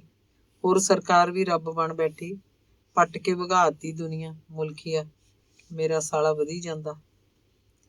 ਅੰਗ 21ਵਾਂ। ਜੰਗਲ ਪਾਣੀ ਜਾ ਕੇ ਉਹ ਕਾਹਲ ਨਾਲ ਘਰ ਪਹੁੰਚਿਆ। ਰੋਟੀਆਂ ਪਕਾ ਲਈਆਂ। ਛੇਤੀ ਛੇਤੀ 2 ਰੋਟੀਆਂ ਖਾ ਕੇ ਬਾਅਦ 'ਚ ਚਾਹ ਪੀ ਕੇ ਉਹਨੇ ਆਪਣਾ ਡੱਬਾ ਤਿਆਰ ਕੀਤਾ, ਚੱਲ ਪਿਆ ਕਾਲਗੜ੍ਹ ਨੂੰ। 2 ਰੋਟੀਆਂ ਕੁੱਤੇ ਮੂਹਰੇ ਪਹਿਲਾਂ ਸੁੱਟ ਆਇਆ ਸੀ। ਪਾਣੀ ਦਾ ਬੱਠਲ ਵੀ ਭਰਦਾ ਸੀ। ਘਰ ਨੂੰ ਉਹ ਜੰਦਾ ਲਾ ਕੇ ਤੁਰਦਾ। ਸ਼ੇਰੂ ਘਰ ਅੰਦਰ ਹੀ ਕਿਧਰੇ ਆਪਣੀ ਮੌਜ 'ਚ ਬੈਠਾ ਰਹਿੰਦਾ। ਉਹ ਜਿੱਥੇ ਮਰਜ਼ੀ ਬਹਿੰਦਾ, ਗੰਦ ਨਹੀਂ ਪਾਉਂਦਾ ਸੀ। ਇੱਕ ਵਾਰ ਸਵੇਰੇ ਸਵੇਰੇ ਜਦੋਂ ਹਰਚੰਦ ਖੇਤਾਂ ਵੱਲ ਨਿਕਲ ਜਾਂਦਾ, ਸ਼ੇਰੂ ਵੀ ਘਰੋਂ ਬਾਹਰ ਹੁੰਦਾ। ਕਿਧਰੇ ਲੁਕਵੇਂ ਥਾਂ ਹਾਜਤ ਪੂਰੀ ਕਰ ਆਉਂਦਾ। ਸ਼ੇਰੂ ਤਾਂ ਬੰਦਿਆਂ ਨਾਲੋਂ ਵੱਧ ਸਿਆਣਾ ਜਾਨਵਰ ਸੀ। ਉਹ ਹਮੇਸ਼ਾ ਪਿਛਲੀ ਇੱਕੋ ਟੱਗ ਚੁੱਕ ਕੇ ਘਰ ਦੀ ਗੰਦੀ ਨਾਲੀ 'ਚ ਪਿਸ਼ਾਬ ਕਰਦਾ। ਆਮ ਕੁੱਤਿਆਂ ਵਾਂਗ ਜਿੱਥੇ ਮਰਜ਼ੀ ਧਰਤੀ ਨਹੀਂ ਰਮਾ ਦਿੰਦਾ ਸੀ। ਅਕਾਲਗੜ੍ਹ 'ਚ ਮਾਲ ਟਾਊਨ ਇੱਕ ਲੰਮਾ ਚੌੜਾ ਏਰੀਆ ਸੀ। ਬਹੁਤ ਸਾਰੀਆਂ ਕੋਠੀਆਂ ਬਣ ਚੁੱਕੀਆਂ ਸੀ, ਪਰ ਕਿੰਨੇ ਹੀ ਪਲਾਟ ਹਾਲੇ ਖਾਲੀ ਪਏ ਸੀ। ਜਦੋਂ ਕਦੇ ਮਾਡਲ ਟਾਊਨ ਬਣਿਆ ਸੀ, ਪਲਾਟ ਉਹਨਾਂ ਲੋਕਾਂ ਦੇ ਵੀ ਨਿਕਲ ਆਏ ਜਿਨ੍ਹਾਂ ਨੂੰ ਆਪਣੇ ਨਵੇਂ ਮਕਾਨਾਂ ਦੀ ਕੋਈ ਲੋੜ ਨਹੀਂ ਸੀ। ਸ਼ਹਿਰ 'ਚ ਪਹਿਲਾਂ ਹੀ ਉਹਨਾਂ ਦੇ ਵੱਡੇ ਵੱਡੇ 3 ਮੰਜ਼ਿਲੇ ਮਕਾਨ ਸੀ। ਅਸਲ 'ਚ ਵਪਾਰੀ ਬੰਦੇ ਸੀ ਜਿਨ੍ਹਾਂ ਨੇ ਸਮਾਂ ਪਾ ਕੇ ਆਪਣੇ ਪਲਾਟ ਅਗਾਂਹ ਦੁੱਗਣੇ ਤਿਗਣੇ ਚੌਗਣੇ ਬਣਾ ਕੇ ਵੇਚਦੇ ਸੀ। ਮਾਡਲ ਟਾਊਨ ਦੀਆਂ ਸ਼ਰਤਾਂ ਨੂੰ ਉਹਨਾਂ ਨੇ ਅਸਰ ਰਸੂਖ ਵਰਤ ਕੇ ਟਾਲ ਦਿੱਤਾ। ਖਾਲੀ ਪਲਾਟ ਤਾਂ ਹੁਣ ਤੱਕ ਵੀ ਖਰੀਦੇ ਵੇਚੇ ਜਾ ਰਹੇ ਸੀ। ਵਪਾਰੀ ਲੋਕ ਤਾਂ ਕੋਠੀਆਂ ਬਣਾ ਕੇ ਵੀ ਵੇਚ ਦਿੰਦੇ ਆ। ਲੱਗਦਾ ਕਿ ਉਹ ਆਪਣੇ ਲਈ ਪੂਰੀ ਦਿਲਚਸਪੀ ਲੈ ਕੇ ਕੋਠੀ ਬਣਾ ਰਿਹਾ। ਕੋਠੀ ਦਾ ਸਾਰਾ ਕੰਮ ਹੋ ਚੁੱਕਿਆ ਹੁੰਦਾ, ਐਨ ਚਮਕ ਰਹੀ ਹੁੰਦੀ ਕੋਠੀ ਤੇ ਵਿਕ ਜਾਂਦੀ, ਜਿਵੇਂ ਕੋਈ ਆਪਣੇ ਪਾਲੇ ਪੋਸੇ ਪਸ਼ੂ ਦਾ ਮੁੱਲ ਵੱਟ ਲਿਆ ਹੋਵੇ। ਏਦਾਂ ਹੀ ਇੱਕ ਕੋਠੀ ਮਾਡਲ ਟਾਊਨ 'ਚ ਨਵੀਂ ਬਣ ਰਹੀ ਸੀ। ਕਿਸੇ ਰਾਜ ਮਿਸਤਰੀ ਨੇ ਉਹਦਾ ਠੇਕਾ ਲਿਆ ਸੀ। ਮਾਲਕ ਸ਼ਹਿਰ ਦਾ ਇੱਕ ਅਮੀਰ ਬਾਣੀਆ ਸੀ। ਉਹ ਤਾਂ ਬਸ ਮਾਲ ਭੇਜਦਾ, ਇੱਟਾਂ, ਸੀਮੈਂਟ, ਲੋਹਾ। ਬਾਣੀਏ ਦਾ ਮੁਨੀਮ ਹਰ ਵਕਤ ਬਣ ਰਹੀ ਕੋਠੀ 'ਚ ਹਾਜ਼ਰ ਰਹਿੰਦਾ। ਸਵੇਰੇ 8 ਵਜੇ ਤੋਂ ਪਹਿਲਾਂ ਹੀ ਆ ਜਾਂਦਾ। ਰਾਤ ਨੂੰ ਮਿਸਤਰੀ ਮਜ਼ਦੂਰ ਹਟਿਆਂ ਤੋਂ ਘਰ ਜਾਂਦਾ। ਰਾਤ ਨੂੰ ਬਾਣੀਏ ਦਾ ਚੌਕੀਦਾਰ ਕੋਠੀ ਦੀ ਨਿਗਰਾਨੀ ਰੱਖਦਾ। ਲਾਲਾ ਬਨਵਾਰੀ ਲਾਲ ਚੌਥੇ ਪੰਜਵੇਂ ਦਿਨ ਗੇੜਾ ਮਾਰਦਾ। ਹਰ ਵਾਰ ਮਿਸਤਰੀ ਠੇਕੇਦਾਰ ਨਾਲ ਲੜ ਕੇ ਜਾਂਦਾ। ਰਾਜ ਮਿਸਤਰੀ ਪ੍ਰੇਮ ਸਿੰਘ ਵੀ ਬਾਣੀਏ ਦਾ ਪਿਓ ਸੀ। ਉਹ ਗੱਲ ਨੂੰ ਭੁੰਜੇ ਨਹੀਂ ਡਿੱਗਣ ਦਿੰਦਾ ਸੀ, ਪਹਿਲਾਂ ਹੀ ਬੋਝ ਲੈਂਦਾ। ਉਹਦੇ ਕੋਲ ਬਨਵਾਰੀ ਲਾਲ ਦੀ ਹਰ ਪੁੱਛ ਦਾ, ਹਰ ਸ਼ੱਕ ਦਾ, ਹਰ ਸੁਝਾਅ ਦਾ ਜਵਾਬ ਹੁੰਦਾ। ਬਨਵਾਰੀ ਲਾਲ ਹੱਥ ਮਿਲਾ ਕੇ ਚਲਿਆ ਜਾਂਦਾ। ਲਾਲਾ ਕੋਠੀ ਦੇਖਣ ਜਾਣ ਕੇ ਕਦੇ ਕਦੇ ਆਉਂਦਾ। ਗੱਲ ਇਹ ਸੀ ਕਿ ਪ੍ਰੇਮ ਸਿੰਘ ਹਰ ਵਾਰ ਉਹ ਤੋਂ ਪੈਸੇ ਮੰਗਦਾ। ਬਨਵਾਰੀ ਲਾਲ ਨੂੰ ਚਿੰਬੜ ਹੀ ਜਾਂਦਾ। ਓਏ ਲਾਲਾ ਜੀ, ਮੈਂ ਮਜ਼ਦੂਰਾਂ ਮਿਸਤਰੀਆਂ ਨੂੰ ਦੇਣੇ ਨੇ, ਕਿੱਥੋਂ ਦੇਵਾਂ?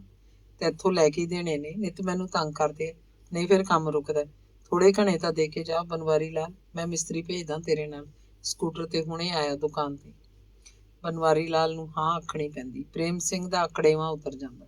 ਉਹ ਠੰਡਾ ਸੀਲਾ ਹੁੰਦਾ, ਟਿਕਾਊ ਨਾਲ ਲਾਲੇ ਦਾ ਮੋਢਾ ਫੜ ਕੇ ਆਖਦਾ, ਇਹਦੇ ਨਾਲੇ ਤਾਂ ਮੇਰਾ ਠੇਕਾ ਪੂਰਾ ਹੋਈ ਜਾਂਦਾ। ਇਕੱਠੇ ਦੇਣੇ ਤੁਹਾਨੂੰ ਮੁਸ਼ਕਲ ਨੇ, ਤੁਹਾਡਾ ਭਾਰ ਵੀ ਘਟੀ ਜਾਂਦਾ। ਸੋਚਿਆ ਕਰੋ ਭੋਲਿਓ। ਪ੍ਰੇਮ ਸਿੰਘ ਕੋਲ ਪੱਕੇ ਮਜ਼ਦੂਰ ਸੀ। ਉਹਨਾਂ ਦਿਨਾਂ 'ਚ ਹਰਚੰਦ ਪ੍ਰੇਮ ਸਿੰਘ ਕੋਲ ਸੀ। ਕਿੰਨਾ ਵੀ ਅੜਿੱਕਾ ਹੁੰਦਾ, 8 ਵਜੇ ਤੋਂ ਪਹਿਲਾਂ ਕੋਠੀ ਪਹੁੰਚਦਾ। ਪ੍ਰੇਮ ਸਿੰਘ ਉਹਨਾਂ ਦੇ ਪਿੰਡ ਵੱਲ ਦਾ ਹੀ ਮਿਸਤਰੀ ਸੀ ਤੇ ਪਿਛਲੇ 10-12 ਸਾਲਾਂ ਤੋਂ ਹੀ ਅਕਾਲਗੜ੍ਹ ਆ ਕੇ ਵਸਿਆ ਸੀ। ਉਹ ਹਰਚੰਦ ਨੂੰ ਜਾਣਦਾ ਸੀ ਕਿ ਉਹ ਝੁੱਗੀਆਂ ਤੋਂ ਮੱਖਣ ਸਿੰਘ ਫੌਜੀ ਦਾ ਮੁੰਡਾ ਹੈ ਤੇ ਜੱਟ ਹੈ। ਉਹਨੂੰ ਹਮਦਰਦੀ ਵੀ ਸੀ ਕਿ ਝੁੱਗੀਆਂ ਪਿੰਡ ਦੇ ਜੱਟਾਂ ਦੀਆਂ ਜ਼ਮੀਨਾਂ ਫੈਕਟਰੀ ਨੇ ਐਕਵਾਇਰ ਕਾਹਦੀਆਂ ਕਰਾਈਆਂ, ਇਹ ਵਿਚਾਰੇ ਦਿਹਾੜੀਦਾਰ ਬਣ ਗਏ। ਜਦੋਂ ਹੀ ਹਰਚੰਦ ਕੋਠੀ ਪਹੁੰਚਦਾ ਤਾਂ ਪ੍ਰੇਮ ਸਿੰਘ ਹੱਸ ਕੇ ਉਹਦਾ ਸਵਾਗਤ ਕਰਦਾ, ਉੱਚਾ ਬੋਲਦਾ, ਆ ਗਏ ਸਰਦਾਰ ਜੀ। ਉਹਨੇ ਪ੍ਰੇਮ ਸਿੰਘ ਨੂੰ 2 ਵਾਰੀ ਅੱਡ ਹੋ ਕੇ ਆਖਿਆ ਸੀ, ਮਿਸਤਰੀਆ, ਮੈਨੂੰ ਸਰਦਾਰ ਜੀ ਨਾ ਆਖਿਆ ਕਰ, ਇਹਨਾਂ ਮਜ਼੍ਹਬੀ ਰਾਮਦਾਸੀਆਂ 'ਚ ਮੈਂ ਨੰਗਾ ਹੋ ਜਾਣਾ। ਮੇਰਾ ਨਾਂ ਹਰਚੰਦ ਸਿੰਘ ਹੈ, ਹਰਚੰਦ ਆਖਿਆ ਕਰ। ਪਰ ਪ੍ਰੇਮ ਸਿੰਘ ਹਟਦਾ ਨਹੀਂ ਸੀ। ਉਹਦੇ ਮੂੰਹੋਂ ਸੁਭਾਈਕੀ ਸਰਦਾਰ ਜੀ ਨਿਕਲ ਜਾਂਦਾ। ਹਰਚੰਦ ਉਹਦੇ ਵੱਲ ਕੌੜਾ ਝਾਕਦਾ, ਮਨ 'ਚ ਗਾਲ ਕੱਢਦਾ, ਸਾਡੇ ਤੇ ਵਕਤ ਪੈ ਗਿਆ ਤਾਂ ਇਹ ਨਿੱਕੀ ਸੁੱਕੀ ਜਾਤ ਕਿਵੇਂ ਚਾਂਬਲੀ ਫਿਰਦੀ ਹੈ, ਆਪਣੀ ਔਕਾਤ ਨਹੀਂ ਦੇਖਦੀ। ਪ੍ਰੇਮ ਸਿੰਘ ਸਾਰੇ ਮਿਸਤਰੀ ਮਜ਼ਦੂਰਾਂ ਨਾਲ ਬਣਾ ਕੇ ਰੱਖਦਾ ਤੇ ਉਹਨਾਂ ਨਾਲ ਪਿਆਰ ਮੁਹੱਬਤ ਵਾਲਾ ਵਰਤਾਅ ਕਰਦਾ।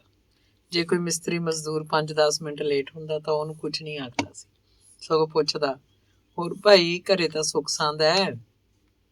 ਪਰ ਜੇ ਕੋਈ ਅੱਧਾ ਪੌਣਾ ਘੰਟਾ ਪਛੜ ਕੇ ਆਉਂਦਾ, ਪ੍ਰੇਮ ਸਿੰਘ ਉਹਨੂੰ ਕੁੱਦ ਕੇ ਪੈ ਜਾਂਦਾ। ਹੁਣ ਇਸ ਵੇਲੇ ਇੱਥੇ ਕੀ ਕਰਨਾ ਆ ਓਏ? ਦਿਨ ਤਾਂ ਦੇਖ ਕਿੱਡਾ ਚੜਾ ਆ। ਦੂਜੇ ਮਿਸਤਰੀ ਨੂੰ ਕਹਿੰਦਾ, ਜੀਤਿਆ, ਇਹਦਾ ਹਿਸਾਬ ਕਰਦੇ ਬਈ, ਜਿੰਨੇ ਬਣਦੇ ਨੇ ਦੇ ਪਰੇ। ਅਗਲਾ ਮਿਣ ਕਰਨ ਲੱਗਦਾ ਤਾਂ ਪ੍ਰੇਮ ਸਿੰਘ ਚੁੱਪ ਹੋ ਜਾਂਦਾ, ਜਿਹਦਾ ਮਤਲਬ ਹੁੰਦਾ ਸੀ ਲੱਗ ਜਾ ਹੁਣ ਕੰਮ ਕਰਨ। ਉਸ ਦਿਨ ਹਰਚੰਦ 10 ਮਿੰਟ ਲੇਟ ਹੋ ਗਿਆ। ਮਿਸਤਰੀ ਮਜ਼ਦੂਰ ਕੰਮ ਸ਼ੁਰੂ ਕਰਨ ਵਾਲੇ ਸੀ, ਬਸ ਤਿਆਰੀ ਜੀ ਕਰਦੇ ਫਿਰਦੇ ਸੀ। ਕੁਝ ਮਜ਼ਦੂਰ ਨਵੀਂ ਪੈੜ ਗੱਡਣ ਦੀ ਵਿਉਂਤ ਬਣਾ ਰਹੇ ਸੀ। ਮਿਸਤਰੀ ਕੰਧਾਂ ਵੱਲ ਝਾਕਦੇ ਤੇ ਮਜ਼ਦੂਰਾਂ ਨੂੰ ਰੇਤੇ ਸੀਮੈਂਟ ਦੇ ਅਨੁਪਾਤ ਦੱਸਦੇ। ਹਰਚੰਦ ਨੇ ਆਪਣੇ ਸਾਈਕਲ ਨੂੰ ਸਟੈਂਡ ਲਾਇਆ ਹੀ ਸੀ ਕਿ ਪ੍ਰੇਮ ਸਿੰਘ ਦੀ ਨਿਗਾਹ ਉੱਤੇ ਜਾ ਪਈ। ਬੋਲੇ, ਆ ਗਏ ਵੀ ਸਰਦਾਰ ਹਰਚੰਦ ਸਿਉਂ ਵੀ। ਓਏ ਆ ਜਾ ਭਾਈ, ਆ ਜਾ, ਤੇਰੇ ਬਿਨਾਂ ਪੂਰੀਆਂ ਨਹੀਂ ਪੈਂਦੀਆਂ। ਬੱਠਲ ਚੁੱਕ ਲੈ ਬਸ, ਜਿੰਨਾ ਵੀ ਰੋੜਾ ਰੱਪਾ ਪਿਆ ਕਿਧਰੇ ਵੀ, ਸਾਰਾ ਉਸ ਢੇਰ ਤੇ ਸਿੱਟ ਦੇ। ਬਸ ਪਹਿਲਾਂ ਤੇਰਾ ਇਹੀ ਕੰਮ ਹੈ।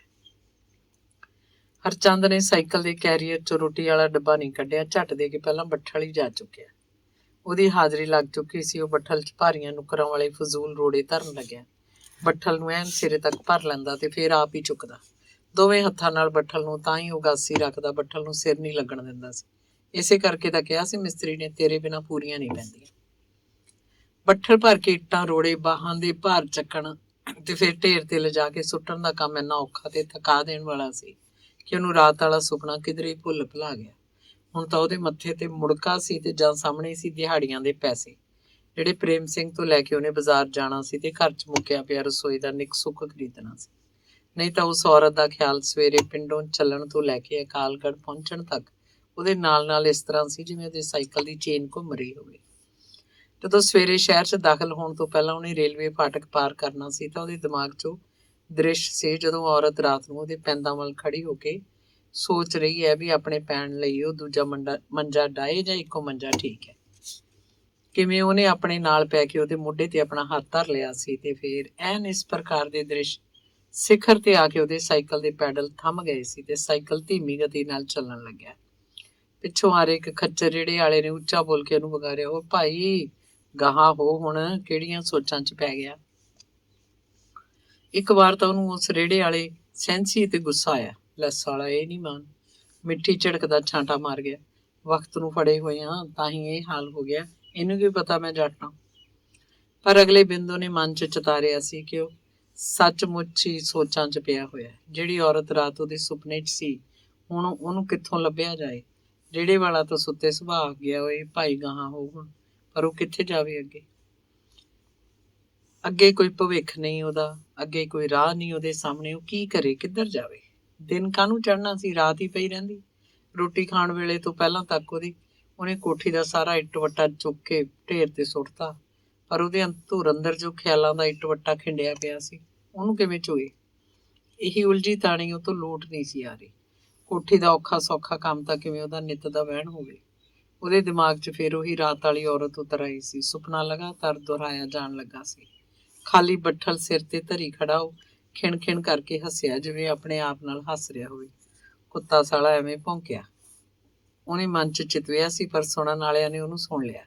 ਇੱਕ ਮਿਸਤਰੀ ਮੁੰਡਾ ਹੱਸ ਕੇ ਬੋਲਿਆ, ਓਏ ਕਿਹੜੀ ਹੀਰ ਨਾਲ ਗੱਲਾਂ ਕਰੀ ਜਾਂਦਾ, ਆਪ ਹੀ ਹੱਸੀ ਜਾਂਦਾ, ਕੰਮ ਕਰ ਕੰਮ। ਹਰਚੰਦ ਬੇਹੱਦ ਸ਼ਰਮਾ ਗਿਆ, ਕੱਚਾ ਹੋ ਕੇ ਕੋਠੀ ਦੇ ਸੰਸਾਰ 'ਚ ਮੁੜ ਆਇਆ।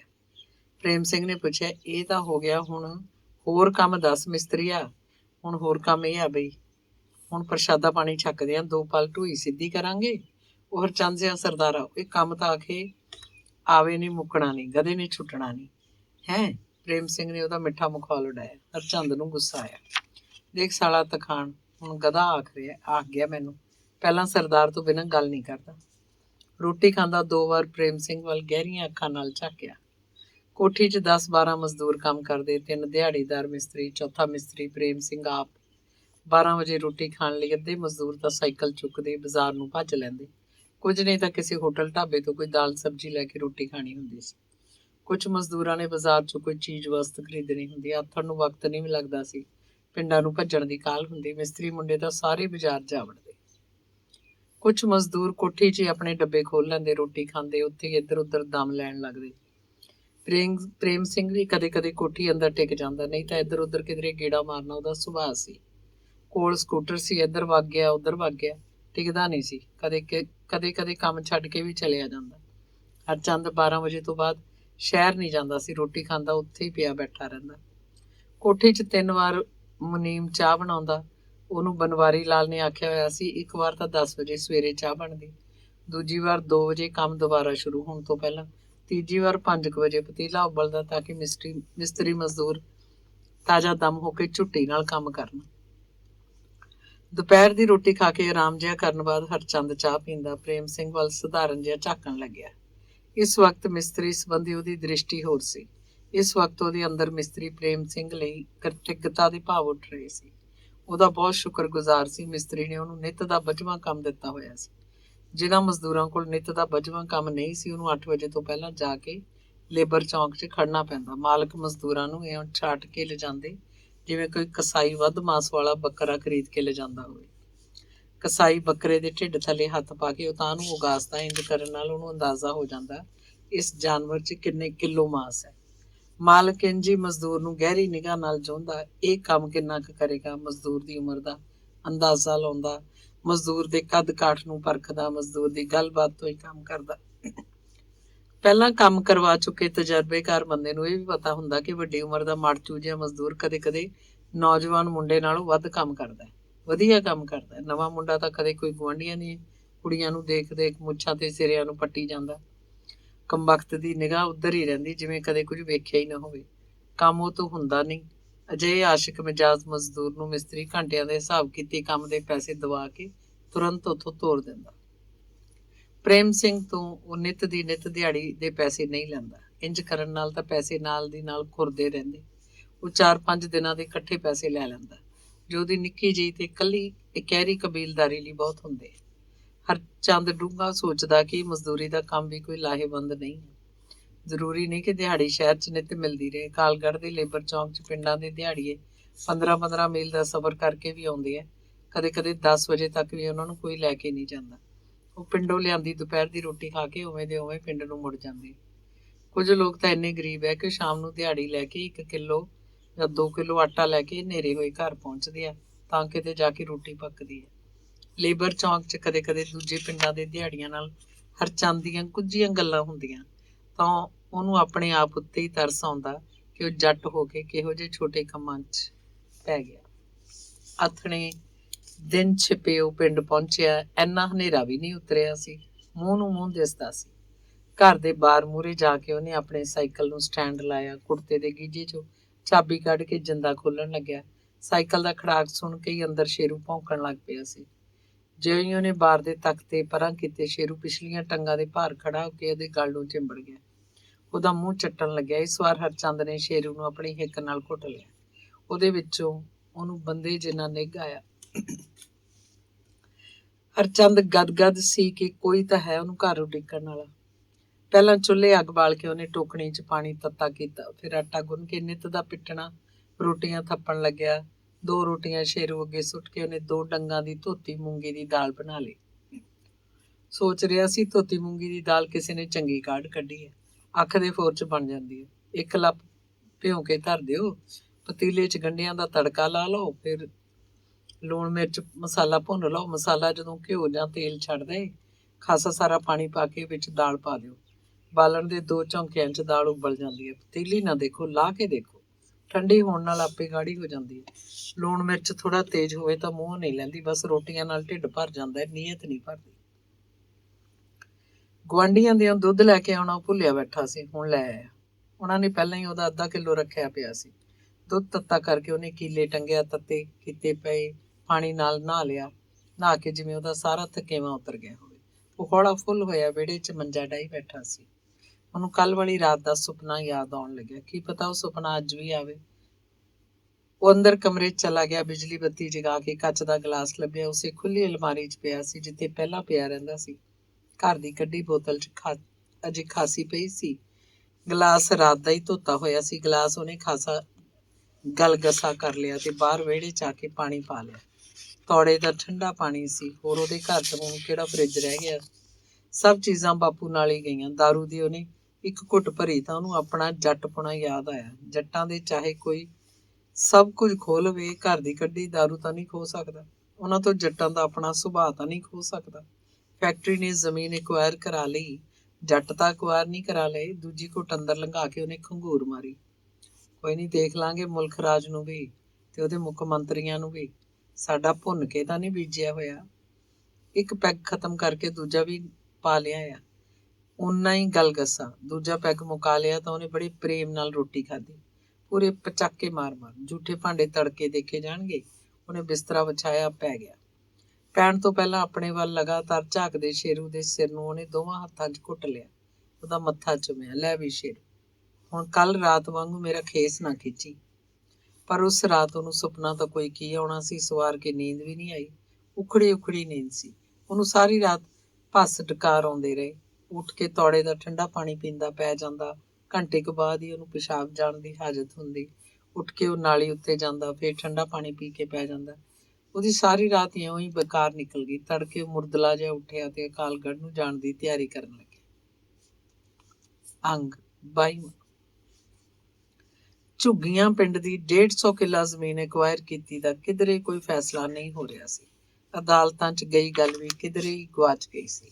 ਅਦਾਲਤਾਂ 'ਚ ਤਰੀਕਾਂ ਪੈ ਰਹੀਆਂ ਸੀ। ਉਸ ਦਿਨ ਕੱਸੀਓਂ ਪਾਰ ਵਗਲੀ ਕੰਡਿਆਲੀ ਤਾਰ ਪੁੱਟਣ ਤੇ ਖੂਨ ਖਰਾਬੇ ਨੂੰ ਲੈ ਕੇ ਮੁਲਜ਼ਮਾਂ ਦੀ ਪੁੱਛ ਪੜਤਾਲ ਜੀ ਦਾ ਕੋਈ ਮੂੰਹ ਸਿਰ ਨਹੀਂ ਸੀ। ਝੁੱਗੀਆਂ ਪਿੰਡ ਦੇ ਹਵਾਲਾਤ 'ਚ ਦਿੱਤੇ ਬੰਦੇ ਜ਼ਮਾਨਤਾਂ ਕਰਵਾ ਕੇ ਬੇਫਿਕਰ ਹੋਏ ਫਿਰਦੇ ਰਹਿੰਦੇ। ਪਿੰਡ ਦੇ ਕਤਲਾਂ ਨੂੰ ਲੈ ਕੇ ਕਿਧਰੇ ਕੋਈ ਹਿਲਜੁਲ ਨਹੀਂ ਸੀ। ਕਤਲਾਂ ਨੂੰ ਜਿਵੇਂ ਸਿਆਸੀ ਮਸਲਾ ਬਣਾ ਦਿੱਤਾ ਗਿਆ ਹੋਵੇ ਤੇ ਹੁਣ ਮਸਲਾ ਜਿਵੇਂ ਕੋਈ ਵੀ ਨਾ ਹੋਵੇ। ਕੱਸੀ ਦੇ ਨਾਲ ਲੱਗਦੀ ਵਾਗਲੀ ਉੱਚੀ ਕੰਧ ਤੋਂ ਪਾਰ ਐਕਵਾਇਰ ਕੀਤੀ ਜ਼ਮੀਨ ਜਿਵੇਂ ਝੁੱਗੀਆਂ ਪਿੰਡ ਦੀ ਲੱਗਦੀ ਨਾ ਹੋਵੇ। ਜਿਵੇਂ ਫੈਕਟਰੀ ਇਸ ਜ਼ਮੀਨ ਨੂੰ ਧੁਰ ਦਰਗਾਹੋਂ ਲਿਖਵਾ ਕੇ ਲਿਆਈ ਹੋਵੇ। ਇਹ ਜ਼ਮੀਨ ਫੈਕਟਰੀ ਦਾ ਹਿੱਸਾ ਹੀ ਨਹੀਂ, ਫੈਕਟਰੀ ਦੇ ਵਿੱਚ ਹੀ ਰਲ ਗਈ ਸੀ। ਇਸ 150 ਕਿੱਲਾ ਜ਼ਮੀਨ 'ਚ ਇੱਧਰ ਉੱਧਰ ਚੌਰਸ ਸੜਕਾਂ ਨਿਕਲ ਗਈਆਂ ਸੀ। ਪਿਛਲੀ ਵੱਡੀ ਬਿਲਡਿੰਗ ਦੇ ਨਾਲ ਇੱਧਰ ਹੋਰ ਬਿਲਡਿੰਗਾਂ ਉਸਾਰ ਲਈਆਂ ਗਈਆਂ। ਪੇਪਰ ਮਿਲ ਦਾ ਦੂਜਾ ਵੱਡਾ ਯੂਨਿਟ ਤਾਂ ਚਾਲੂ ਵੀ ਹੋ ਗਿਆ ਸੀ। ਸ਼ਰਾਬ ਫੈਕਟਰੀਆਂ ਦੀਆਂ ਤਿਆਰੀਆਂ ਹੋ ਰਹੀਆਂ ਸੀ। ਮੱਖਣ ਸਿੰਘ ਦੇ ਕਤਲ ਕੇਸ 'ਚ ਹਰਚੰਦ ਆਪ ਕਿਧਰੇ ਨਹੀਂ ਜਾਂਦਾ ਸੀ। ਨਾ ਉਹ ਕਦੇ ਕਚਹਿਰੀ ਗਿਆ, ਨਾ ਕਿਸੇ ਵਕੀਲ ਕੋਲ। ਝੁੱਗੀਆਂ ਪਿੰਡ ਦੇ 3 ਕਤਲ ਕੇਸ ਸੀ। ਕਿਸਾਨ ਯੂਨੀਅਨ ਇਹ ਕੇਸ ਲੜ ਰਹੀ ਸੀ। ਜਨ ਹਿੱਤ ਕੇਸ ਬਣਾਏ ਗਏ। ਯੂਨੀਅਨ ਕਹਿੰਦੀ ਸੀ ਉਹ ਪੁਲਿਸ ਦਾ ਖਹਿੜਾ ਨਹੀਂ ਛੱਡੇਗੀ, ਉਹਨਾਂ ਨੂੰ ਕਰੜੀਆਂ ਤੋਂ ਕਰੜੀਆਂ ਸਜ਼ਾਵਾਂ ਦਵਾ ਕੇ ਦਮ ਲਏਗੀ। ਇਹ ਇੱਕ ਕਿਸਾਨ ਸੰਘਰਸ਼ ਹੈ, ਜ਼ਮੀਨ ਵੀ ਇੰਚ ਇੰਚ ਵਾਪਸ ਲੈ ਕੇ ਦੇਵਾਂਗੇ। ਇਸ ਸੰਘਰਸ਼ ਅਸੀਂ ਜਿੱਤ ਪ੍ਰਾਪਤ ਕਰਾਂਗੇ। ਦੇਖਿਆ ਜਾਏ ਤਾਂ ਸੰਘਰਸ਼ ਵੀ ਕਿੱਥੇ ਰਹਿ ਗਿਆ ਜਦੋਂ ਕਿਸਾਨ ਯੂਨੀਅਨ ਦਾ ਇੱਕ ਵੱਡਾ ਆਗੂ ਸਰਕਾਰ ਦੀ ਚੇਅਰਮੈਨੀ ਮੱਲ ਬੈਠਾ। ਮਤਲਬ ਕਿ ਸਰਕਾਰ ਦਾ ਖੁਦ ਪੁਰਜਾ ਬਣ ਕੇ ਰਹਿ ਗਿਆ। ਫੈਕਟਰੀ ਜਿਵੇਂ ਝੁੱਗੀਆਂ ਪਿੰਡ ਦੇ ਵਿੱਚ ਆ ਵੜੀ ਹੋਵੇ, ਇੱਕ ਆਦਮਖੋਰ ਦਿਓ ਵਾਂਗ। ਐਕਵਾਇਰ ਕੀਤੀ ਜ਼ਮੀਨ ਦੇ ਸਿਰੇ ਤੋਂ ਸਿਰੇ ਤੱਕ ਉਸਰੀ ਉੱਚੀ ਕੰਧ ਤੇ ਕੰਧ ਉੱਤੇ ਲੱਗੀ ਕਾਲੇ ਨਾਗ ਵਾਂਗ ਮੇਲ ਦੀ ਕਾਲੇ ਰੰਗ ਦੀ ਕੰਡਿਆਲੀ ਧਾਰ ਹੁਣ ਉੱਚੀ ਬਿਲਕੁਲ ਨਹੀਂ ਰਹਿ ਗਈ ਸੀ। ਕੰਧ ਤੋਂ ਪਾਰ ਉਸਰੀਆਂ ਉੱਚੀਆਂ ਬਿਲਡਿੰਗਾਂ ਨੇ ਇਸ ਕੰਧ ਨੂੰ ਛੋਟੀ ਕਰਤਾ ਸੀ। ਲੱਗਦਾ ਜਿਵੇਂ ਕੋਈ ਬੰਦਾ ਥਬੂਕਾ ਮਾਰ ਕੇ ਕੰਧ ਟੱਪ ਸਕਦਾ ਹੈ। ਪਿੰਡ ਦੇ ਲੋਕਾਂ ਨੂੰ ਜ਼ਮੀਨ ਦਾ ਇੰਨਾ ਮੋਹ ਸੀ ਜਾਂ ਉਹਨਾਂ ਦਾ ਸੁਭਾਅ ਬਣ ਚੁੱਕਿਆ ਸੀ। ਤੜਕੇ ਜੰਗਲ ਪਾਣੀ ਹੁਣ ਵੀ ਲੋਕ ਉਧਰ ਕੱਸੀ ਵੱਲ ਹੀ ਜਾਂਦੇ। ਉਹ ਜਾਂਦੇ ਤਾਂ ਉਹਨਾਂ ਨੂੰ ਆਪਣੇ ਖੇਤ ਕਿਧਰੇ ਨਹੀਂ ਦਿਸਦੇ ਸੀ।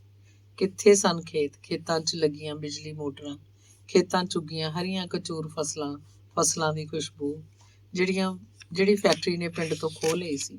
ਫੈਕਟਰੀ ਨੇ ਤਾਂ ਪਿੰਡ ਤੋਂ ਸੂਰਜ ਵੀ ਖੋਹ ਲਿਆ ਸੀ। 9-10 ਵਜੇ ਤੱਕ ਵੀ ਪਿੰਡ ਨੂੰ ਸੂਰਜ ਦਿਸਦਾ ਨਹੀਂ ਸੀ। ਫੈਕਟਰੀ ਦੀਆਂ ਉੱਚੀਆਂ ਬਿਲਡਿੰਗਾਂ ਦੇ ਪਿੱਛੇ ਕਿਤੇ ਲੁਕਿਆ ਰਹਿੰਦਾ। ਪਿੰਡ ਨੂੰ ਤਾਂ ਦੁਪਹਿਰੇ ਕਿਤੇ ਬੇਹਾ ਸੂਰਜ ਦਿਸਦਾ ਸੀ। ਅਸਲੀ ਸੂਰਜ ਤਾਂ ਉੱਗਣ ਵੇਲੇ ਹੁੰਦਾ ਹੈ, ਜਦੋਂ ਮਨੁੱਖ ਦੀਆਂ ਅੱਖਾਂ ਨੂੰ ਸੁਖਾਉਂਦਾ ਹੋਵੇ। ਇਹ ਮੂੰਹ ਮੱਥੇ ਲੱਗਦਾ ਸਵੇਰ ਦਾ ਲਾਲ ਸੂਰਜ ਹੁਣ ਝੁੱਗੀਆਂ ਪਿੰਡ ਕੋਲ ਨਹੀਂ ਰਹਿ ਗਿਆ ਸੀ। ਪਿੰਡ ਨੂੰ ਮਿਲਦਾ ਸੀ ਤਾਂ ਧੂੰਆਂ ਜਿਹੜਾ ਸਵੇਰੇ ਸਵੇਰੇ ਫੈਕਟਰੀ ਦੀਆਂ ਚਿਮਨੀਆਂ 'ਚੋਂ ਨਿਕਲਣ ਲੱਗ ਪੈਂਦਾ ਤੇ ਪਿੰਡ ਵੱਲ ਨੂੰ ਵੀ ਰੰਗ ਘੱਤ ਲੈਂਦਾ। ਇਹ ਧੂੰਆਂ ਪਿੰਡ ਦੀਆਂ ਰਗਾਂ 'ਚ ਪ੍ਰਵੇਸ਼ ਕਰਨ ਲੱਗਿਆ। ਲੋਕਾਂ ਨੂੰ ਸਾਹ ਵੀ ਜਿਵੇਂ ਧੂਏ ਦਾ ਆਉਂਦਾ ਹੋਵੇ। ਮੁਲਕ ਰਾਜ ਨੇ ਇੱਕ ਵਾਰ ਬਿਆਨ ਦਿੱਤਾ ਸੀ ਕਿ ਫੈਕਟਰੀ ਉਹਨਾਂ 30 ਘਰਾਂ ਦੇ ਇੱਕ ਬੰਦੇ ਨੂੰ ਉਹਦੀ ਯੋਗਤਾ ਅਨੁਸਾਰ ਕੰਮ ਦੇਵੇਗੀ ਜਿਨ੍ਹਾਂ ਦੀਆਂ ਜ਼ਮੀਨਾਂ ਲਈਆਂ ਗਈਆਂ। ਪਰ ਬਿਆਨ ਉਹਦਾ ਸਰਕਾਰ ਦੇ ਫੋਕੇ ਵਾਅਦਿਆਂ ਵਾਂਗ ਹੀ ਕਿਧਰੇ ਹਵਾ 'ਚ ਉੱਡ ਗਿਆ। ਪਿੰਡ ਦੇ ਕੁਝ ਨੌਜਵਾਨ ਮੁੰਡੇ ਜਿਹੜੇ ਖਾਸਾ ਪੜ੍ਹੇ ਸੀ ਫੈਕਟਰੀ ਗਏ ਵੀ, ਪਰ ਉਹਨਾਂ ਨੂੰ ਕਿਸੇ ਨੇ ਪੁੱਛਿਆ ਹੀ ਨਹੀਂ। ਸਗੋਂ ਉਹਨਾਂ ਦਾ ਮੁਖੌਲ ਉਡਾਇਆ ਗਿਆ। ਆਖਿਆ ਗਿਆ, ਤੁਸੀਂ ਕਪੂਰਥਲੇ ਜਾਓ ਭਾਈ, ਲਾਲਾ ਜੀ ਕਪੂਰਥਲੇ ਨੇ ਇਹਨਾਂ ਦਿਨਾਂ 'ਚ। ਉਹਨਾਂ ਨੇ ਅਖਬਾਰਾਂ 'ਚ ਬਿਆਨ ਦਿੱਤੇ ਬਈ। ਮੁੰਡਿਆਂ ਨੇ ਕਿਹਾ, ਹਾਂਜੀ ਇਹ ਬਿਆਨ ਉਹਨਾਂ ਦੇ ਨਾਲ ਹੀ ਹੈ। ਮੈਨੇਜਰ ਦੀਆਂ ਅੱਖਾਂ ਵਿੱਚ ਲੁੱਚੀ ਜਿਹੀ ਹਾਸੀ ਸੀ। ਮੁਲਕ ਰਾਜ ਨੇ ਝੁੱਗੀਆਂ ਪਿੰਡ ਦੇ ਬੰਦੇ ਤਾਂ ਕੀ ਰੱਖਣੇ ਸੀ, ਉਹਨੇ ਆਲੇ ਦੁਆਲੇ ਦੇ ਮੁੰਡਿਆਂ ਨੂੰ ਵੀ ਕੰਮ ਤੋਂ ਹਟਾਉਣਾ ਸ਼ੁਰੂ ਕਰਤਾ। ਕਿਸੇ ਲਈ ਕੋਈ ਬਹਾਨਾ ਬਣਾਇਆ, ਕਿਸੇ ਲਈ ਕੋਈ। ਜਦੋਂ ਕੋਈ ਟੈਕਨੀਕਲ ਹੈੱਡ ਪੰਜਾਬੀ ਮੁੰਡਾ ਬਹੁਤੀ ਤਨਖਾਹ ਲੈਣ ਲੱਗਦਾ, ਚਾਹੇ ਕੰਮ ਕਿੰਨਾ ਚੰਗਾ ਕਰਦਾ ਹੋਵੇ, ਉਹਨੂੰ ਕਿਸੇ ਬਹਾਨੇ ਹਟਾ ਕੇ ਕਿਸੇ ਹੋਰ ਸਟੇਟ ਦਾ ਬੰਦਾ ਘੱਟ ਤਨਖਾਹ ਤੇ ਰੱਖ ਲਿਆ ਜਾਂਦਾ। ਅੰਦਰ ਖਾਤੇ ਫੈਕਟਰੀ ਦੀ ਪਾਲਿਸੀ ਇਹ ਸੀ ਕਿ ਆਲੇ ਦੁਆਲੇ ਦੇ ਮੁੰਡਿਆਂ ਨੂੰ ਹੌਲੀ ਹੌਲੀ ਕਰਕੇ ਸਭ ਨੂੰ ਕੱਢਤਾ ਜਾਏ। ਇੱਕ ਤਾਂ ਇਲਾਕੇ ਦੇ ਭੇਤੀ ਹੁੰਦੇ ਆ, ਫੈਕਟਰੀ ਨੂੰ ਕੋਈ ਨੁਕਸਾਨ ਪਹੁੰਚਾ ਸਕਦੇ ਆ। ਲੋਕਲ ਬੰਦੇ ਫੈਕਟਰੀ ਦੇ ਅੰਦਰਲੇ ਤੇ ਗੁੱਝੇ ਭੇਤ ਪਿੰਡਾਂ 'ਚ ਫੈਲਾ ਸਕਦੇ ਆ। ਅਜਿਹਾ ਹੋਣ ਨਾਲ ਫੈਕਟਰੀ ਦੀ ਬਦਨਾਮੀ ਹੋਏਗੀ ਤੇ ਗੱਲ ਮੀਡੀਆ ਕੋਲ ਪਹੁੰਚੇਗੀ। ਪਾਲਿਸੀ ਇਹ ਵੀ ਸੀ ਕਿ ਕਿਸੇ ਵੀ ਬੰਦੇ ਨੂੰ ਬਹੁਤੇ ਸਾਲ ਫੈਕਟਰੀ 'ਚ ਨਾ ਰੱਖਿਆ ਜਾਵੇ।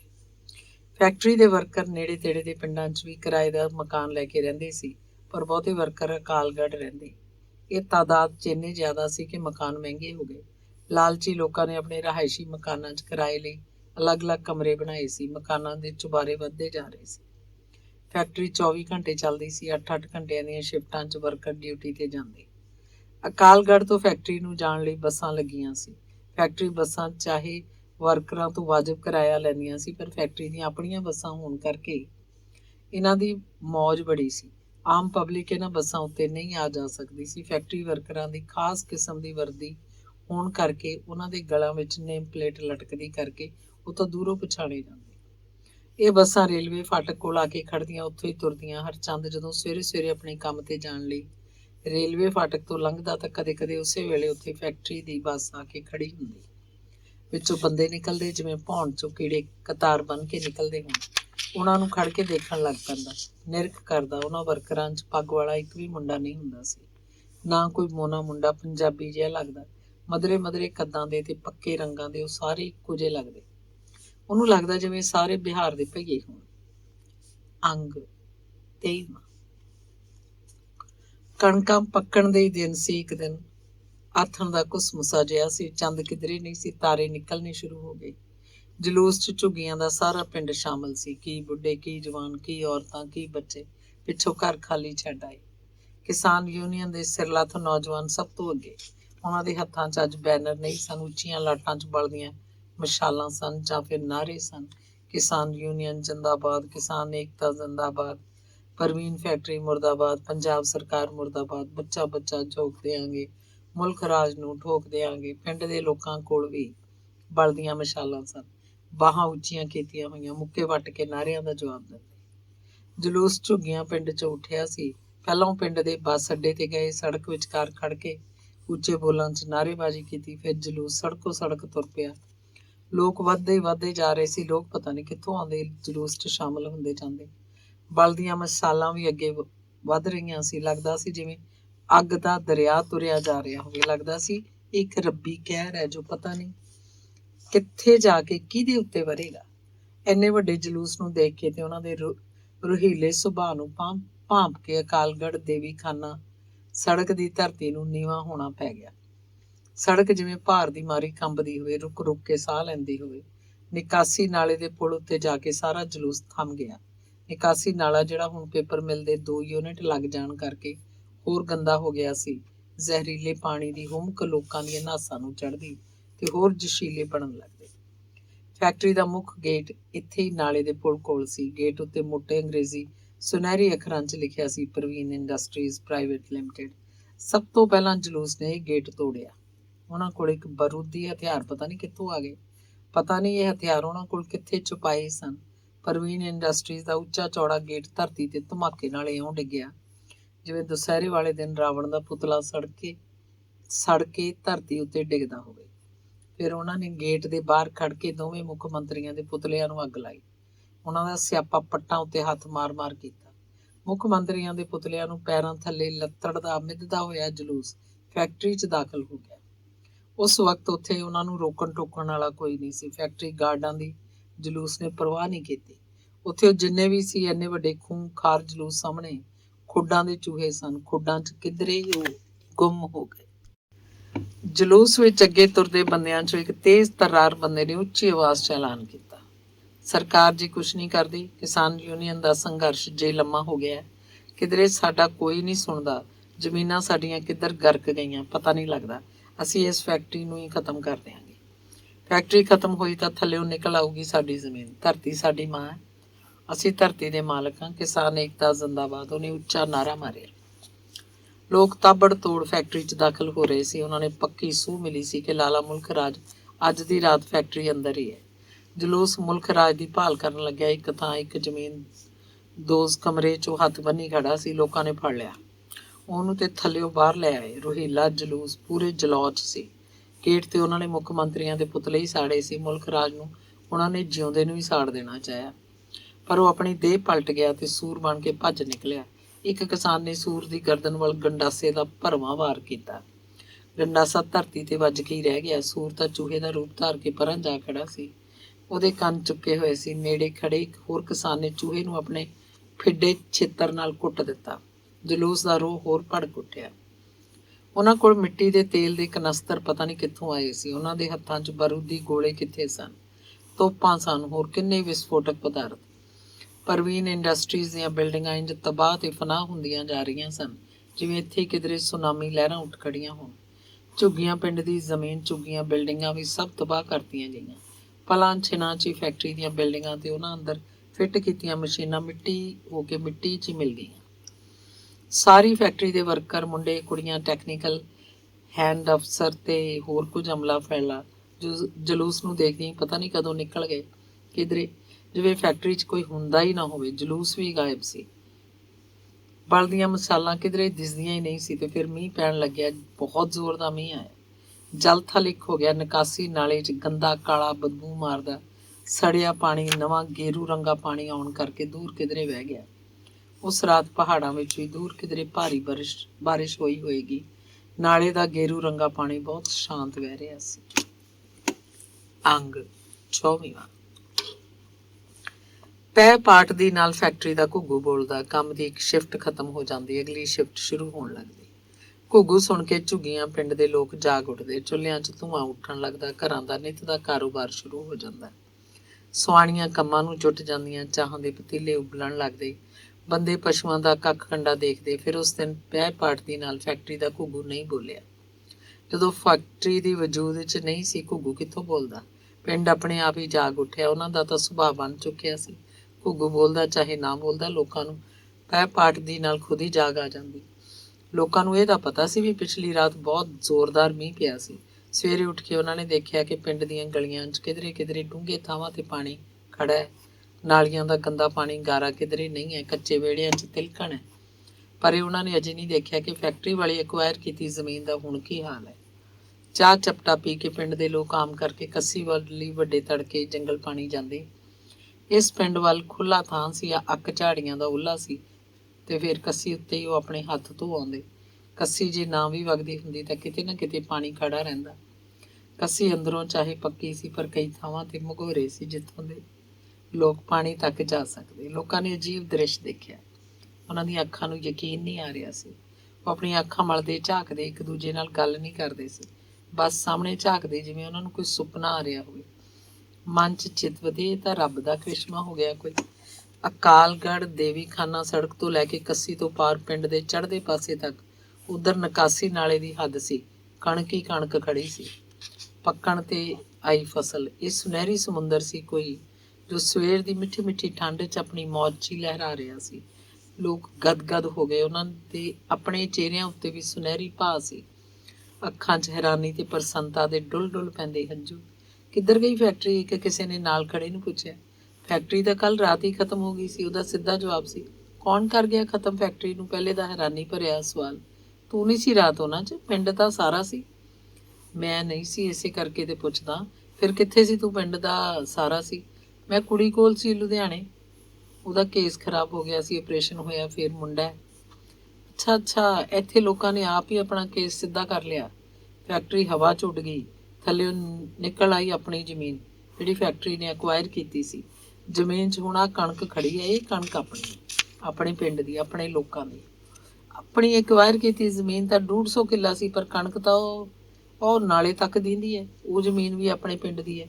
ਕੌਡੀਆਂ ਦੇ ਭਾਅ ਹੜੱਪ ਲਈ ਸੀ ਕਦੇ ਮੁਲਖੀਏ ਨੇ। ਐਨੇ ਨੂੰ ਸਾਰਾ ਪਿੰਡ ਹੀ ਕੱਸੀ ਦੀ ਪਟੜੀ ਤੇ ਜਾ ਖੜਾ। 30 ਦੇ 30 ਘਰ ਆਪਣੀਆਂ ਜ਼ਮੀਨਾਂ ਵੱਲ ਤੁਰਨ ਲੱਗੇ। ਬੰਦਿਆਂ ਨੇ ਆਪਣੇ ਖੇਤਾਂ ਦੀਆਂ ਵੱਟਾਂ ਨੂੰ ਪਛਾਣ ਲਿਆ। ਖੇਤਾਂ 'ਚ ਕੋਠੇ ਉਗਾਏ ਸਨ, ਕੋਠਿਆਂ 'ਚ ਲੱਗੀਆਂ ਮੋਟਰਾਂ, ਮੋਟਰਾਂ 'ਚੋਂ ਪਾਣੀ ਨਿਕਲ ਰਿਹਾ ਸੀ। ਕਿਸਾਨ ਆਪਣੇ ਖੇਤਾਂ ਦੇ ਆਲੇ ਦੁਆਲੇ ਬੋਰੇ ਹੋਏ ਤੁਰ ਫਿਰ ਰਹੇ ਸਨ। ਚਮਤਕਾਰ ਦੀ ਉਹਨਾਂ ਨੂੰ ਸਮਝ ਨਹੀਂ ਆ ਰਹੀ ਸੀ, ਬਸ ਚਮਤਕਾਰ ਵਾਪਰਿਆ ਦੇਖ ਰਹੇ ਸਨ। ਇਹਨਾਂ ਲੋਕਾਂ 'ਚ ਹੀ ਸੀ ਕਿਧਰੇ ਫੌਜੀ ਮੱਖਣ ਸਿੰਘ ਦਾ ਮੁੰਡਾ ਹਰਚੰਦ।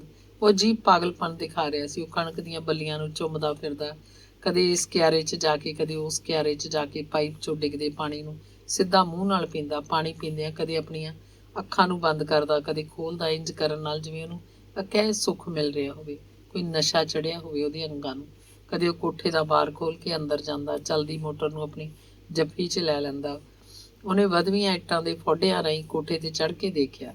ਇੱਕ ਜਨਾਨੀ ਨੰਗੇ ਮੂੰਹ ਬਾਹ ਉਦਾਈ ਕੋਠੇ ਵੱਲ ਤੁਰੀ ਆ ਰਹੀ ਸੀ। ਉਹਦੇ ਕੋਲ ਸਵੇਰ ਦੀ ਹਾਜ਼ਰੀ ਰੋਟੀ ਦਾ ਭੱਤਾ ਸੀ। ਉਹ ਕੌਣ ਸੀ? ਉਹਦੀ ਆਪਣੀ ਘਰ ਵਾਲੀ ਸੀ। ਉਹ ਹੋਰ ਕੌਣ ਸੀ? ਉਹ ਕੋਠੇ ਅੱਗੇ ਉਹਦੇ ਕੋਲ, ਉਹਦੇ ਸਾਹਮਣੇ ਆ ਕੇ ਖੜ ਗਈ। ਉਹਨੇ ਸਿਰ ਤੋਂ ਭੱਤਾ ਲਾ ਕੇ ਆਪਣੀ ਘਰ ਵਾਲੀ ਦੀਆਂ ਅੱਖਾਂ 'ਚ ਅੱਖਾਂ ਪਾਈਆਂ। ਉਹਨਾਂ ਸੁੰਦਰ ਅੱਖਾਂ 'ਚ ਡੂੰਘਾ ਉਤਰ ਗਿਆ। ਉੱਥੇ ਹੀ ਖੜੇ ਦਾ ਖੜਾ ਰਹਿ ਗਿਆ। ਉਹ ਗਰਦਨ ਉੱਤੇ ਕੀੜਾ ਲੜਨ ਵਾਂਗ ਤਰਬ ਕੇ ਉੱਠ ਬੈਠਾ ਜਦੋਂ ਸ਼ੇਰੂ ਨੇ ਉਹਦੇ ਖੇਸ ਦਾ ਲੜ ਖਿੱਚ ਲਿਆ। ਫਿਰ ਉੱਚਾ ਉੱਚਾ ਭੌਂਕਣ ਲੱਗੇ। ਪਰ ਚੰਦ ਨੇ ਅੱਖਾਂ ਮਲੀਆਂ, ਇੱਧਰ ਉੱਧਰ ਝਾਕਿਆ। ਉਹ ਤਾਂ ਉੱਥੇ ਆਪਣੇ ਉਜੜੇ ਘਰ ਦੇ ਵਿਹੜੇ 'ਚ ਮੰਜਾ ਢਾਹ ਕੇ ਸੁੱਤਾ ਪਿਆ ਸੀ, ਤੇ ਅੱਜ ਵੀ ਉਹਨੂੰ 5 ਵਜੇ ਸਵੇਰੇ ਜਾਗਣਾ ਭੁੱਲ ਗਿਆ ਸੀ। ਉਹ ਮੰਜੇ ਤੋਂ ਉੱਠਿਆ, ਨੰਗੇ ਪੈਰੀ ਬਾਰ ਖੋਲ ਕੇ ਬਾਹਰ ਨੂੰ ਭੱਜ ਗਿਆ। ਕੁੱਤਾ ਉਹਦੇ ਮਗਰ ਮਗਰ ਸੀ, ਉਹਦੇ ਵਾਂਗ ਹੀ ਭੱਜਿਆ ਜਾ ਰਿਹਾ ਸੀ। ਕੱਸੀਓਂ ਪਾਰ ਪਹਿਲਾਂ ਵਾਂਗ ਹੀ ਖੰਡਿਆਲੀ ਤਾਰ ਵਾਲੀ ਉੱਚੀ ਕੰਧ ਸੀ। ਕੰਧ ਦੇ ਪਰਲੇ ਪਾਸੇ ਫੈਕਟਰੀ ਦੀਆਂ ਉੱਚੀਆਂ ਉੱਚੀਆਂ ਇਮਾਰਤਾਂ ਸੀ। ਇਮਾਰਤਾਂ 'ਚ ਕੰਮ ਕਰਨ ਦਾ ਖੜਕਾ ਬਾਹਰ ਤੱਕ ਸਾਫ਼ ਸੁਣ ਰਿਹਾ ਸੀ। ਪਰਾਂ ਦੂਰ ਉੱਚੀਆਂ ਦੇਵਕਦ ਚਿਮਨੀਆਂ ਵਿੱਚੋਂ ਕਾਲਾ ਧੂੰਆਂ ਨਿਕਲ ਰਿਹਾ ਸੀ।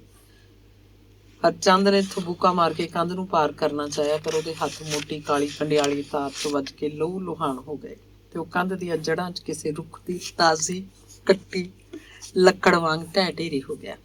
ਸ਼ੇਰੂ ਨੇ ਪਹਿਲਾਂ ਤਾਂ ਲੱਤਾਂ ਦੇ ਚਾਰੇ ਪੰਜਿਆਂ ਨਾਲ ਮਿੱਟੀ ਪੁੱਟ ਕੇ ਪਿਛਾਂਹ ਨੂੰ ਸੁੱਟੀ। ਭੌਂਕਣ ਲੱਗਿਆ। ਜਦੋਂ ਉਹਦੀ ਕੋਈ ਪੇਸ਼ ਨਹੀਂ ਗਈ ਤਾਂ ਉਹ ਹਰਚੰਦ ਦੇ ਮੂੰਹ ਨੂੰ ਸੁੰਘਣ ਲੱਗ ਪਿਆ, ਜਿਵੇਂ ਹਰਚੰਦ ਨੂੰ ਸੁਰਤ ਆ ਗਈ ਹੋਵੇ, ਜਿਵੇਂ ਉਹਨੂੰ ਸਮਝ ਆ ਗਈ ਹੋਵੇ। ਉਹ ਉੱਠਿਆ, ਹੌਲੀ ਹੌਲੀ ਤੁਰਦਾ ਆਪਣੇ ਘਰ ਨੂੰ ਆ ਗਿਆ। ਸ਼ੇਰੂ ਉਹਦੇ ਮਗਰ ਮਗਰ ਸੀ। ਉਸ ਦਿਨ ਹਰਚੰਦ ਅਕਾਲਗੜ੍ਹ ਨੂੰ ਦਿਹਾੜੀ ਕਰਨ ਨਹੀਂ ਗਿਆ। ਅੰਗ 25ਵਾਂ। ਕਿਸਾਨ ਯੂਨੀਅਨ ਦਾ ਸੰਘਰਸ਼ ਜਾਰੀ ਸੀ, ਕਦੇ ਧੀਮੀ ਗਤੀ ਨਾਲ, ਕਦੇ ਜ਼ੋਰ ਸ਼ੋਰ ਨਾਲ। ਕਿਸੇ ਇਲਾਕੇ 'ਚ 2-4 ਘੰਟਿਆਂ ਲਈ ਬੱਸਾਂ ਦਾ ਚੱਕਾ ਜਾਮ ਕਰਤਾ ਜਾਂਦਾ, ਕਦੇ ਪਿੰਡਾਂ 'ਚ ਸ਼ਹਿਰਾਂ ਨੂੰ ਆਉਂਦੀ ਸਬਜ਼ੀ ਰੋਕ ਲਈ ਜਾਂਦੀ, ਦੁੱਧ ਬੰਦ ਕਰ ਦਿੱਤਾ ਜਾਂਦਾ। DC ਦਫ਼ਤਰਾਂ ਸਾਹਮਣੇ ਰੈਲੀਆਂ ਕੀਤੀਆਂ ਜਾਂਦੀਆਂ, ਇਲਾਕੇ ਦੇ ਖਾਸ ਕਿਸਾਨ ਆਗੂ ਭਾਸ਼ਣ ਦਿੰਦੇ, ਆਪਣੀ ਲਿਆਕਤ ਦਾ ਮੁਜ਼ਾਹਰਾ ਕਰਦੇ। ਅੱਡੀਆਂ ਚੁੱਕ ਨਾਅਰੇ ਮਾਰੇ ਜਾਂਦੇ। ਅਖੀਰ ਇੱਕ ਮੈਮੋਰੈਂਡਮ ਹੁੰਦਾ ਜਿਹੜਾ ਡੀਸੀ ਨੂੰ ਪੇਸ਼ ਕੀਤਾ ਜਾਂਦਾ। ਡੀਸੀ ਆਪ ਤਾਂ ਉੱਥੇ ਹੁੰਦਾ ਹੀ ਨਹੀਂ ਸੀ, ਦਫ਼ਤਰ ਦਾ ਕੋਈ ਹੋਰ ਅਧਿਕਾਰੀ ਬੜੇ ਅਦਬ ਨਾਲ ਇਹ ਯਾਦ ਪੱਤਰ ਫੜ ਲੈਂਦਾ। ਇਸ 'ਚ ਕਿਸਾਨਾਂ ਦੀਆਂ ਹੋਰ ਮੁੱਖ ਮੰਗਾਂ ਵੀ ਹੁੰਦੀਆਂ। ਐਕਵਾਇਰ ਕੀਤੀਆਂ ਜ਼ਮੀਨਾਂ ਦਾ ਖਾਸ ਜ਼ਿਕਰ ਹੁੰਦਾ। ਐਕਵਾਇਰ ਕੀਤੀ ਜ਼ਮੀਨ ਦਾ ਮਸਲਾ ਸਿਰਫ ਪ੍ਰਵੀਨ ਇੰਡਸਟਰੀਜ਼ ਵਾਲਿਆਂ ਨਾਲ ਹੀ ਨਹੀਂ ਸੀ। ਪੰਜਾਬ 'ਚ ਹੋਰ ਕਿਧਰੇ ਵੀ ਕਿਸਾਨਾਂ ਦੀ ਜ਼ਮੀਨ ਐਕਵਾਇਰ ਕੀਤੀ ਗਈ ਸੀ। ਕਿਸਾਨ ਯੂਨੀਅਨ ਇੱਕ ਵਾਰ ਦਿੱਲੀ ਵੀ ਪੂਰਾ ਇਕੱਠ ਬਣ ਕੇ ਗਈ ਸੀ, ਹਜ਼ਾਰਾਂ ਕਿਸਾਨਾਂ ਦੀ ਤਾਦਾਦ ਵਿੱਚ, ਤੇ ਭਾਰਤੀ ਸੰਸਦ ਸਾਹਮਣੇ ਇੱਕ ਵਿਸ਼ਾਲ ਰੈਲੀ ਕੀਤੀ ਸੀ। ਪਰ ਪ੍ਰਵੀਨ ਇੰਡਸਟਰੀਜ਼ ਵਾਲਿਆਂ ਉੱਤੇ ਸਭ ਕਾਸੇ ਦਾ ਇੱਕ ਅੰਸ਼ ਮਾਤਰ ਵੀ ਅਸਰ ਨਹੀਂ ਸੀ। ਐਕਵਾਇਰ ਕੀਤੀ 150 ਕਿੱਲਾ ਜ਼ਮੀਨ ਉੱਤੇ ਉਹਨਾਂ ਨੇ ਆਪਣੀਆਂ ਇਮਾਰਤਾਂ ਕਦੋਂ ਦੀਆਂ ਉਸਾਰ ਲਈਆਂ ਸਨ ਤੇ ਉਹਨਾਂ ਦੇ ਨਵੇਂ ਯੂਨਿਟ ਕੰਮ ਹੀ ਨਹੀਂ ਕਰ ਰਹੇ ਸੀ, ਸਗੋਂ ਲਾਜਵਾਬ ਪੈਦਾਵਾਰ ਦੇ ਰਹੇ ਸੀ। ਝੁੱਗੀਆਂ ਪਿੰਡ ਦੀ ਐਕਵਾਇਰ ਕੀਤੀ ਜ਼ਮੀਨ ਨੂੰ 2 ਸਾਲ ਬੀਤ ਚੁੱਕੇ ਸਨ। ਕਿਧਰੇ ਕੋਈ ਸੁਣਵਾਈ ਨਹੀਂ ਸੀ, ਕੋਈ ਦਾਦ ਫਰਿਆਦ ਨਹੀਂ ਸੀ। ਫੈਕਟਰੀ ਉੱਤੇ ਕੋਈ ਰਾਜਾ ਬਾਬੂ ਨਹੀਂ ਸੀ। ਮੁਲਕ ਰਾਜ ਦੀ ਮੁੱਖ ਮੰਤਰੀ ਨਾਲ ਸਿੱਧੀ ਗੰਢ ਤੁੱਪ ਸੀ। ਕੋਈ ਫੈਕਟਰੀ ਦੀ ਹਵਾ ਵੱਲ ਵੀ ਨਹੀਂ ਝਾਕ ਸਕਦਾ ਸੀ। ਅੰਗ 26। ਹੁਣ ਜਾ ਕੇ ਕਿਧਰੇ ਨਿਰਣਾ ਹੋਇਆ ਕਿ 150 ਕਿੱਲਾ ਐਕਵਾਇਰ ਕੀਤੀ ਜ਼ਮੀਨ ਦੀਆਂ ਸਾਰੀਆਂ ਰਜਿਸਟਰੀਆਂ ਇੱਕੋ ਭਾਰ ਨਹੀਂ ਕੀਤੀਆਂ ਗਈਆਂ ਸਨ। ਜ਼ਮੀਨ ਦੀ ਰੌਂਸ ਅਨੁਸਾਰ ਕਿੱਲਿਆਂ ਦਾ ਅੱਡ ਰੇਟ ਸੀ। 3 ਰੇਟ ਸੀ, 2 ਲੱਖ ਕਿੱਲਾ, 2.5 ਲੱਖ ਕਿੱਲਾ, 3 ਲੱਖ ਕਿੱਲੇ ਦੇ ਹਿਸਾਬ ਵੀ। ਉਸ ਹਿਸਾਬ ਹੀ ਅਕਾਲਗੜ੍ਹ ਦੀ ਤਹਿਸੀਲ ਕਚਹਿਰੀ 'ਚ ਕਿਸਾਨਾਂ ਦੇ ਨਾਂ ਚੈੱਕ ਕੱਟੇ ਪਏ ਸੀ। ਇਹ ਚੈੱਕ ਸਰਕਾਰ ਦੇ ਮਾਲ ਵਿਭਾਗ ਵੱਲੋਂ ਕੱਟੇ ਗਏ ਸੀ।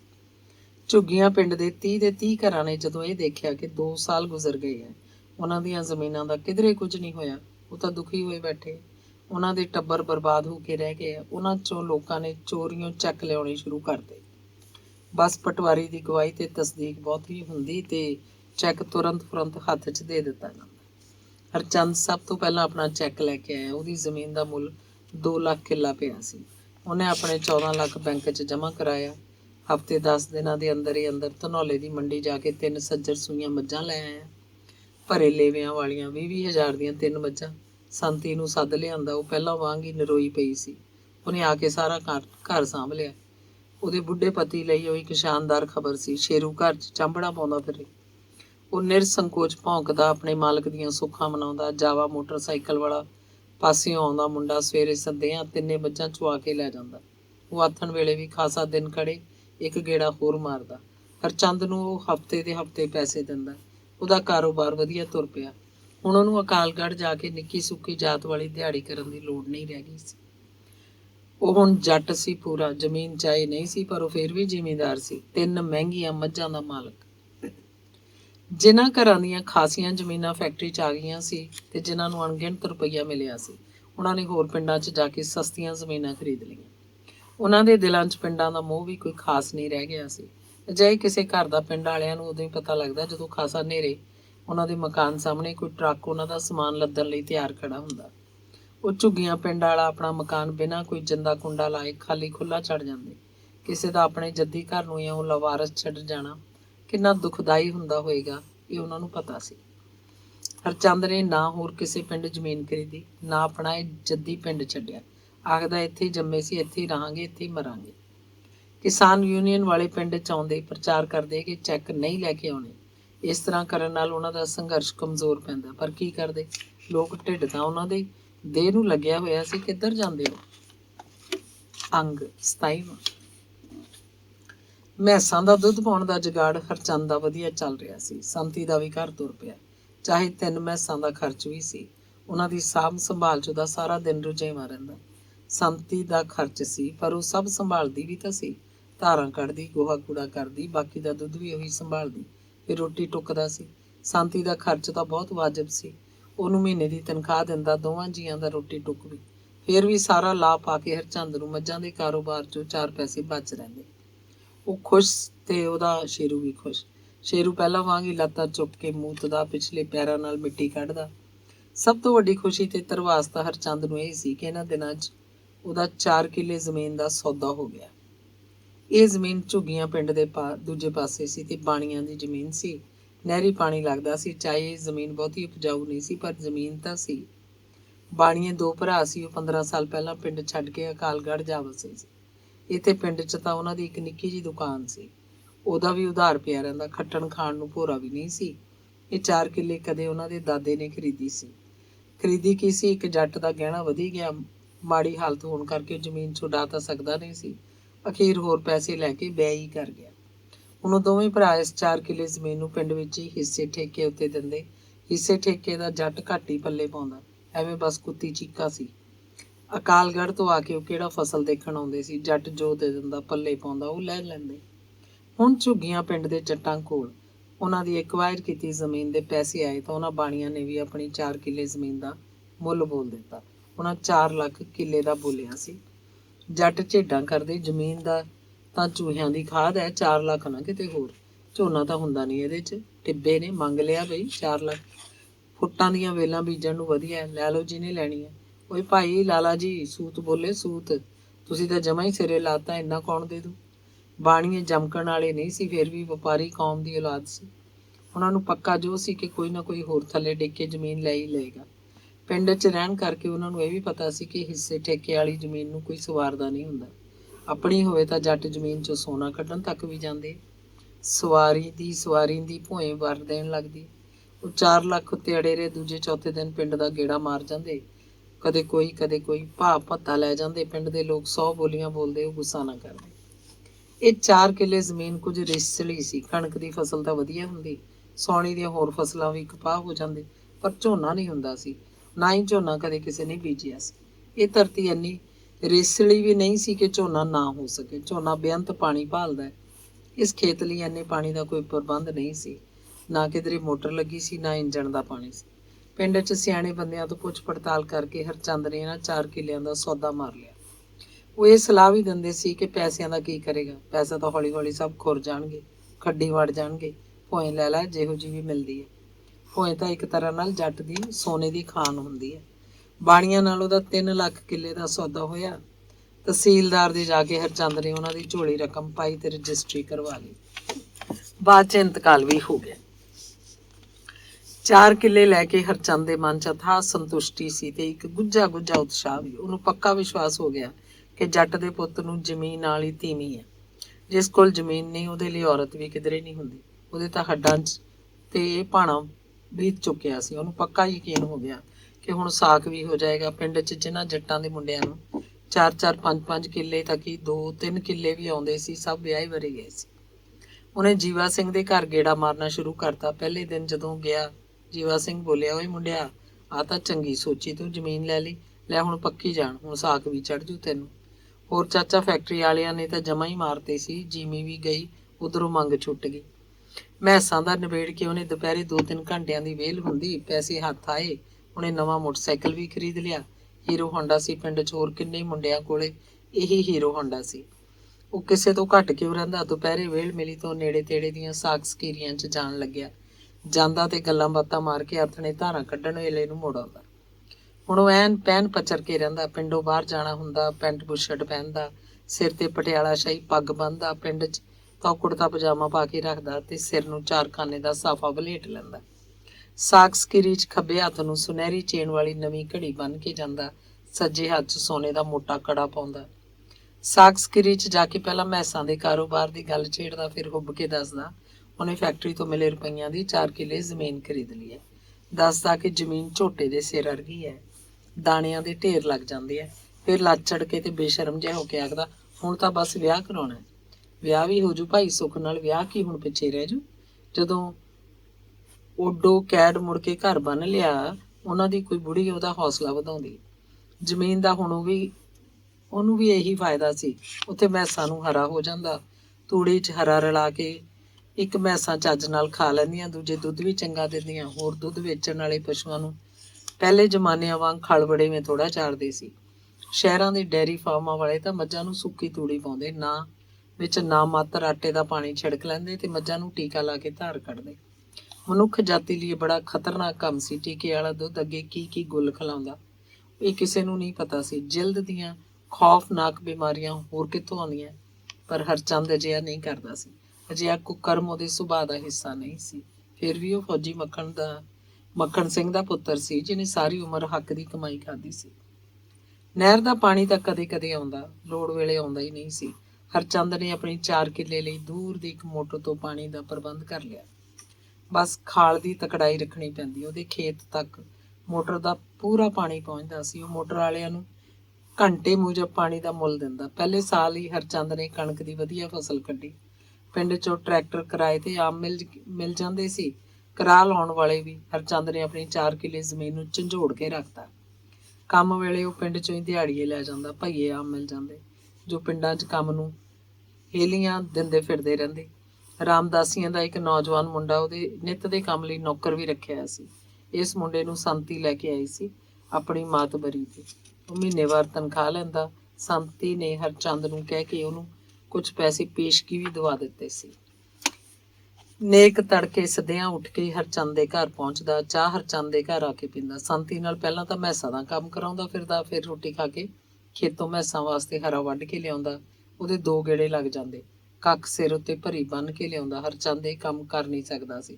ਹਰਚੰਦ ਨੂੰ ਨੇਕ ਦਾ ਸੁੱਖ ਬੜਾ ਸੀ। ਪਹਿਲਾਂ ਉਸ 4 ਕਿੱਲੇ ਜ਼ਮੀਨ ਨੂੰ ਬਾਣੀਆਂ ਵਾਲੀ ਆਖਦੇ ਸੀ, ਹੁਣ ਫੌਜੀਆਂ ਵਾਲੀ ਆਖਣ ਲੱਗੇ। ਪਿੰਡ 'ਚ ਹਰਚੰਦ ਨੂੰ ਵੀ ਫੌਜੀ ਆਖਦੇ। ਪਿਓ ਫੌਜੀ ਸੀ, ਪੁੱਤ ਵੀ ਫੌਜੀ। ਹਰਚੰਦ ਫੌਜੀਆਂ ਵਾਂਗ ਹੀ ਟਰਨੌਟ ਕੱਢ ਕੇ ਰਹਿੰਦਾ। ਕਦੇ ਕਦੇ ਬਾਪ ਵਾਂਗ ਖਾਕੀ ਪੱਗ ਵੀ ਬੰਨ੍ਹਦਾ। ਉਹਦਾ ਸਰੀਰ ਵੀ ਫੌਜੀਆਂ ਵਾਂਗ ਹੀ ਛਾਂਟਿਆ ਸਵਾਰਿਆ ਸੀ। ਕੱਲਾ ਮੁੰਡਾ, ਕੋਈ ਆਂਚਾ ਨਹੀਂ ਫਾਂਚਾ ਨਹੀਂ, ਨਾ ਸੱਸ ਸਹੁਰਾ ਨਾ ਨਣਦ ਭਰਜਾਈ। 4 ਕਿੱਲੇ ਜ਼ਮੀਨ ਦਾ ਮਾਲਕ ਹੈ। ਸਿਰ ਖੁਦ ਜ਼ਮੀਨ ਝੋਟੇ ਦੇ ਸਿਰ ਅਰਗੀ। ਫਿਰ ਮੁੰਡਾ ਮੈਸਾਂ ਦਾ ਵਪਾਰੀ ਹੈ। 4 ਪੈਸੇ ਵੀ ਨਹੀਂ ਕੋਲ। ਜੀਵਾ ਸਿੰਘ ਦੇ ਘਰ ਤੋਂ ਲੈ ਕੇ ਹਰਚੰਦ ਦੀਆਂ ਕੁੱਲ ਸਾਕ ਸਕੀਰੀਆਂ 'ਚ ਹਰਚੰਦ ਬਾਰੇ ਸੂਚਨਾ ਇੱਕ ਅਖਬਾਰੀ ਇਸ਼ਤਿਹਾਰ ਵਾਂਗ ਫੈਲੀ ਹੋਈ ਸੀ। ਉਹਦੇ ਨਾਨਕਿਆਂ ਦੀ ਰਿਸ਼ਤੇਦਾਰੀ 'ਚੋਂ ਇੱਕ ਕੁੜੀ ਭਦੌੜ ਵਿਆਹੀ ਸੀ। ਘਰ ਗਰੀਬ ਸੀ। ਕੁੜੀ ਦੀ ਨੰਦ ਜਿਹੜੀ ਭਰਾ ਨਾਲੋਂ ਵੱਡੀ ਸੀ, ਕਈ ਸਾਲਾਂ ਤੋਂ ਘਰ ਅਣਵਿਆਹੀ ਬੈਠੀ ਸੀ। ਹਰਚੰਦ ਨੇ ਨਾਨਕਿਆਂ ਦੇ ਵਿੱਚ ਪੈ ਕੇ ਉਸ ਕੁੜੀ ਦਾ ਰਿਸ਼ਤਾ ਹਰਚੰਦ ਨੂੰ ਕਰਾਤਾ।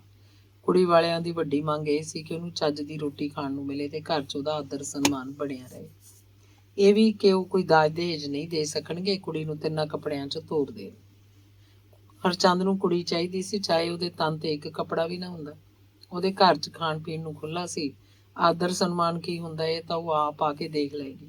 ਕਿਸੇ ਨੂੰ ਕੀ ਪਤਾ ਸੀ ਕਿ ਇਸ ਘਰ 'ਚ ਤਾਂ ਝਾੜੀ ਉੱਤੇ ਦਿੱਤੀ ਲਾਲ ਚੁੰਨੀ ਦਾ ਭੁਲੇਖਾ ਵੀ ਤੀਵੀਂ ਦਾ ਪੈਂਦਾ। ਉਹਨੂੰ ਤਾਂ ਬਸ ਕੁੜੀ ਚਾਹੀਦੀ ਸੀ। ਉਮਰ ਕੋਈ ਵੀ ਹੋਵੇ, ਰੰਗ ਕੋਈ ਵੀ ਹੋਵੇ, ਬਸ ਉਹ ਰੋਟੀ ਟੁੱਕ ਕਰਨਾ ਜਾਣਦੀ ਹੋਵੇ, ਆ ਕੇ ਚੁੱਲ੍ਹੇ ਚੌਕੇ ਦਾ ਕੰਮ ਸੰਭਾਲੇ। ਹਰਚੰਦ ਦੇ ਮਾਮੇ ਦਾ ਵੱਡਾ ਮੁੰਡਾ ਭਦੌੜ ਵਾਲੇ ਮੁੰਡੇ ਦੇ ਨਾਲ ਆਇਆ। ਕੁੜੀ ਉਹਦੇ ਮਾਮੇ ਦੇ ਮੁੰਡੇ ਨੇ ਦੇਖੀ ਸੀ। ਇੱਕ ਵਾਰ ਨਹੀਂ, ਕਈ ਵਾਰ ਗਿਆ ਸੀ ਉਹ ਭਦੌੜ ਉਹਨਾਂ ਦੇ ਘਰ। ਮਾਮੇ ਦੇ ਮੁੰਡੇ ਨੇ ਅੱਡ ਹੋ ਕੇ ਹਰਚੰਦ ਨੂੰ ਦੱਸਿਆ ਵੀ ਕੁੜੀ ਬਣਦੀ ਤਣਦੀ ਹੈ, ਉਮਰ 'ਚ ਥੋੜ੍ਹੀ ਵੱਡੀ ਹੈ, ਪਰ ਦੇਖਣ 'ਚ ਲੱਗਦੀ ਨਹੀਂ। ਉਮਰ ਲੁਕੋ ਹੈ। ਕੱਦ ਦੀ ਮਧਰੀ ਹੈ, ਇੰਨੀ ਮਧਰੀ ਵੀ ਨਹੀਂ। ਕੁੜੀ ਸਾਊ ਹੈ, ਰੋਟੀ ਟੁੱਕ ਦਾ ਸਿਉਣ ਪਰੋਣ ਸਭ ਜਾਣਦੀ ਹੈ। ਉਹ ਤਾਂ ਆਉਂਦੀ ਉਹਦਾ ਘਰ ਸੰਭਾਲ ਲਏਗੀ। ਪਿੰਡ ਦੇ 4 ਬੰਦੇ ਸੱਦ ਕੇ ਭਦੌੜ ਵਾਲੇ ਮੁੰਡੇ ਨੇ ਹਰਚੰਦ ਨੂੰ ਸ਼ਗਨ ਕਰਤਾ। ਘਰ ਉਹਨਾਂ ਨੇ ਦੇਖ ਹੀ ਲਿਆ ਸੀ। ਹਰਚੰਦ ਨੇ ਉਹਨਾਂ ਨੂੰ ਚੰਗੀ ਰੋਟੀ ਖਵਾਈ। ਉਸ ਦਿਨ ਸੰਤੀ ਉਹਨਾਂ ਦੇ ਘਰ ਨਹੀਂ ਆਈ ਤਾਂ ਸੀ, ਪਰ ਗੋਹਾ ਕੂੜਾ ਕਰਕੇ ਤੜਕੇ ਮੈਸਾਂ ਦੀਆਂ ਧਾਰਾਂ ਕੱਢ ਕੇ ਚਲੀ ਗਈ। ਉਸ ਦਿਨ ਦੁੱਧ ਬਾਅਦ ਹਰਚੰਦ ਨੇ ਆਪ ਸਾਂਭਿਆ ਸੀ। ਰੋਟੀ ਵੇਲੇ ਗੁਆਂਢ ਦੇ ਸ਼ਰੀਕੇ 'ਚੋਂ 2 ਮੁਟਿਆਰ ਕੁੜੀਆਂ ਆ ਗਈਆਂ ਸੀ। ਉਹਨਾਂ ਕੁੜੀਆਂ ਨੇ ਉਹਨਾਂ ਤਿੰਨਾਂ ਨੂੰ ਰੋਟੀ ਖਵਾਈ। ਖੁਰਲੀ ਤੇ ਖੜੀਆਂ ਹਥਣੀ ਵਰਗੀਆਂ 3 ਮੱਝਾਂ ਭਦੌੜ ਵਾਲੇ ਮੁੰਡੇ ਨੇ ਦੇਖ ਹੀ ਲਈਆਂ। ਨੇਕ ਮੱਝਾਂ ਨੂੰ ਪਾਣੀ ਪਿਆਉਂਦਾ ਫਿਰਦਾ ਉਹਦੇ ਮਾਮੇ ਦਾ ਮੁੰਡਾ ਤੇ ਭਦੌੜ ਵਾਲਾ ਕੁੜੀ ਦਾ ਭਰਾ ਬਹਾਨਾ ਜਿਹਾ ਬਣਾ ਕੇ ਹਰਚੰਦ ਨਾਲ ਖੇਤ ਨੂੰ ਵੀ ਗਏ। ਵਧੀਆ ਫਸਲ ਖੜੀ ਸੀ। ਮਾਮੇ ਦਾ ਮੁੰਡਾ ਭਦੌੜ ਵਾਲੇ ਮੁੰਡੇ ਦੇ ਨਾਲ ਹੀ ਆਥਣ ਨੂੰ ਮੁੜ ਗਿਆ ਸੀ। ਜਾਂਦੇ ਆ ਗਏ ਕਿ ਉਹ ਥੋੜੇ ਦਿਨਾਂ ਤੱਕ ਵਿਆਹ ਦੀ ਤਰੀਕ ਭੇਜ ਦੇਣਗੇ। ਹਾਲੇ ਘਰ 'ਚ ਇੱਕ ਅੜਿੱਕਾ ਜਿਹਾ ਮੁੰਡੇ ਦੀ ਬਹੂ ਨੇ ਜਵਾਕ ਜੰਮਣਾ ਸੀ। ਅਖੀਰਲਾ 28ਵਾਂ ਅੰਗ। 150 ਕਿੱਲਾ ਜ਼ਮੀਨ ਐਕਵਾਇਰ ਹੋਈ ਨੂੰ 3 ਸਾਲ ਤੋਂ ਉੱਤੇ ਸਮਾਂ ਬੀਤ ਚੁੱਕਿਆ ਸੀ। ਹੁਣ ਤੱਕ 30 ਦੇ 30 ਸਾਰੇ ਘਰ ਚੈੱਕ ਲੈ ਆਏ। 20 ਘਰ ਪਿੰਡ ਛੱਡ ਕੇ ਚਲੇ ਗਏ, ਸਗੋਂ ਆਪਣੇ ਮਕਾਨ ਵੀ ਗੁਆਂਢੀਆਂ ਨੂੰ ਵੇਚ ਗਏ। ਇਸ ਤਰ੍ਹਾਂ ਨਾਲ ਪਿੰਡੋਂ ਉੱਜੜ ਹੀ ਗਏ। ਉਹਨਾਂ ਨੂੰ ਚੰਗੀਆਂ ਰਕਮਾਂ ਮਿਲੀਆਂ ਸੀ। ਉਹਨਾਂ ਨੇ ਬਠਿੰਡਾ ਮਾਨਸਾ ਤੋਂ ਪਾਰ ਜ਼ਮੀਨਾਂ ਖਰੀਦ ਲਈਆਂ। ਉੱਥੇ ਜ਼ਮੀਨਾਂ 'ਚ ਕੋਠੇ ਪਾ ਕੇ ਰਹਿਣ ਲੱਗੇ। ਇਹ 2 ਤਰ੍ਹਾਂ ਦੇ ਲੋਕ ਸੀ। ਇੱਕ ਤਾਂ ਪਿੰਡ ਛੱਡਣ ਦਾ ਖਾਸਾ ਦੁੱਖ ਮੰਨੀ ਬੈਠੇ ਸੀ। ਉੱਪਰੀ ਧਰਤੀ ਉੱਪਰੇ ਲੋਕਾਂ 'ਚ ਆ ਕੇ ਉਹਨਾਂ ਦਾ ਮਨ ਭਿੱਜਿਆ ਨਹੀਂ ਸੀ। ਉਹਨਾਂ ਨੂੰ ਝੁੱਗੀਆਂ ਪਿੰਡ ਦੇ ਸੁਪਨੇ ਆਉਂਦੇ, ਆਪਣੇ ਖੇਤ ਯਾਦ ਆਉਂਦੇ। ਉਹ ਆਪਣੇ ਇਲਾਕੇ ਦੇ ਹਵਾ ਪਾਣੀ ਨੂੰ ਤਰਸਦੇ।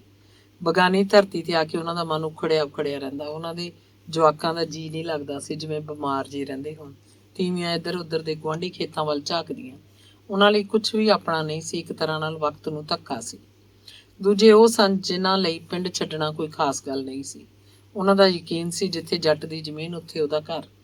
ਉਹ ਜ਼ਮੀਨ ਨਹੀਂ ਰਹੀ ਤਾਂ ਇਹ ਸਹੀ, ਧਰਤੀ ਤਾਂ ਇੱਕੋ ਹੀ ਹੁੰਦੀ ਹੈ। 2-4 ਸਾਲ ਇਸ ਜ਼ਮੀਨ 'ਚ ਖੇਤੀ ਕੀਤੀ ਆਪੇ ਇਹਦੇ ਨਾਲ ਮੋਹ ਪੈ ਜਾਏਗਾ, ਇਹੀ ਧਰਤੀ ਆਪਣੀ ਧਰਤੀ ਲੱਗਣ ਲੱਗੇਗੀ।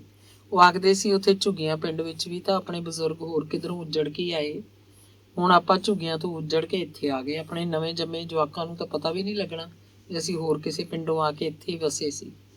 ਇਹਨਾਂ ਘਰਾਂ ਦੀਆਂ ਜਨਾਨੀਆਂ ਸਥਾਨਕ ਜਨਾਨੀਆਂ ਨਾਲ ਮੇਲ ਜੋਲ ਵਧਾਉਣ ਲੱਗੀਆਂ।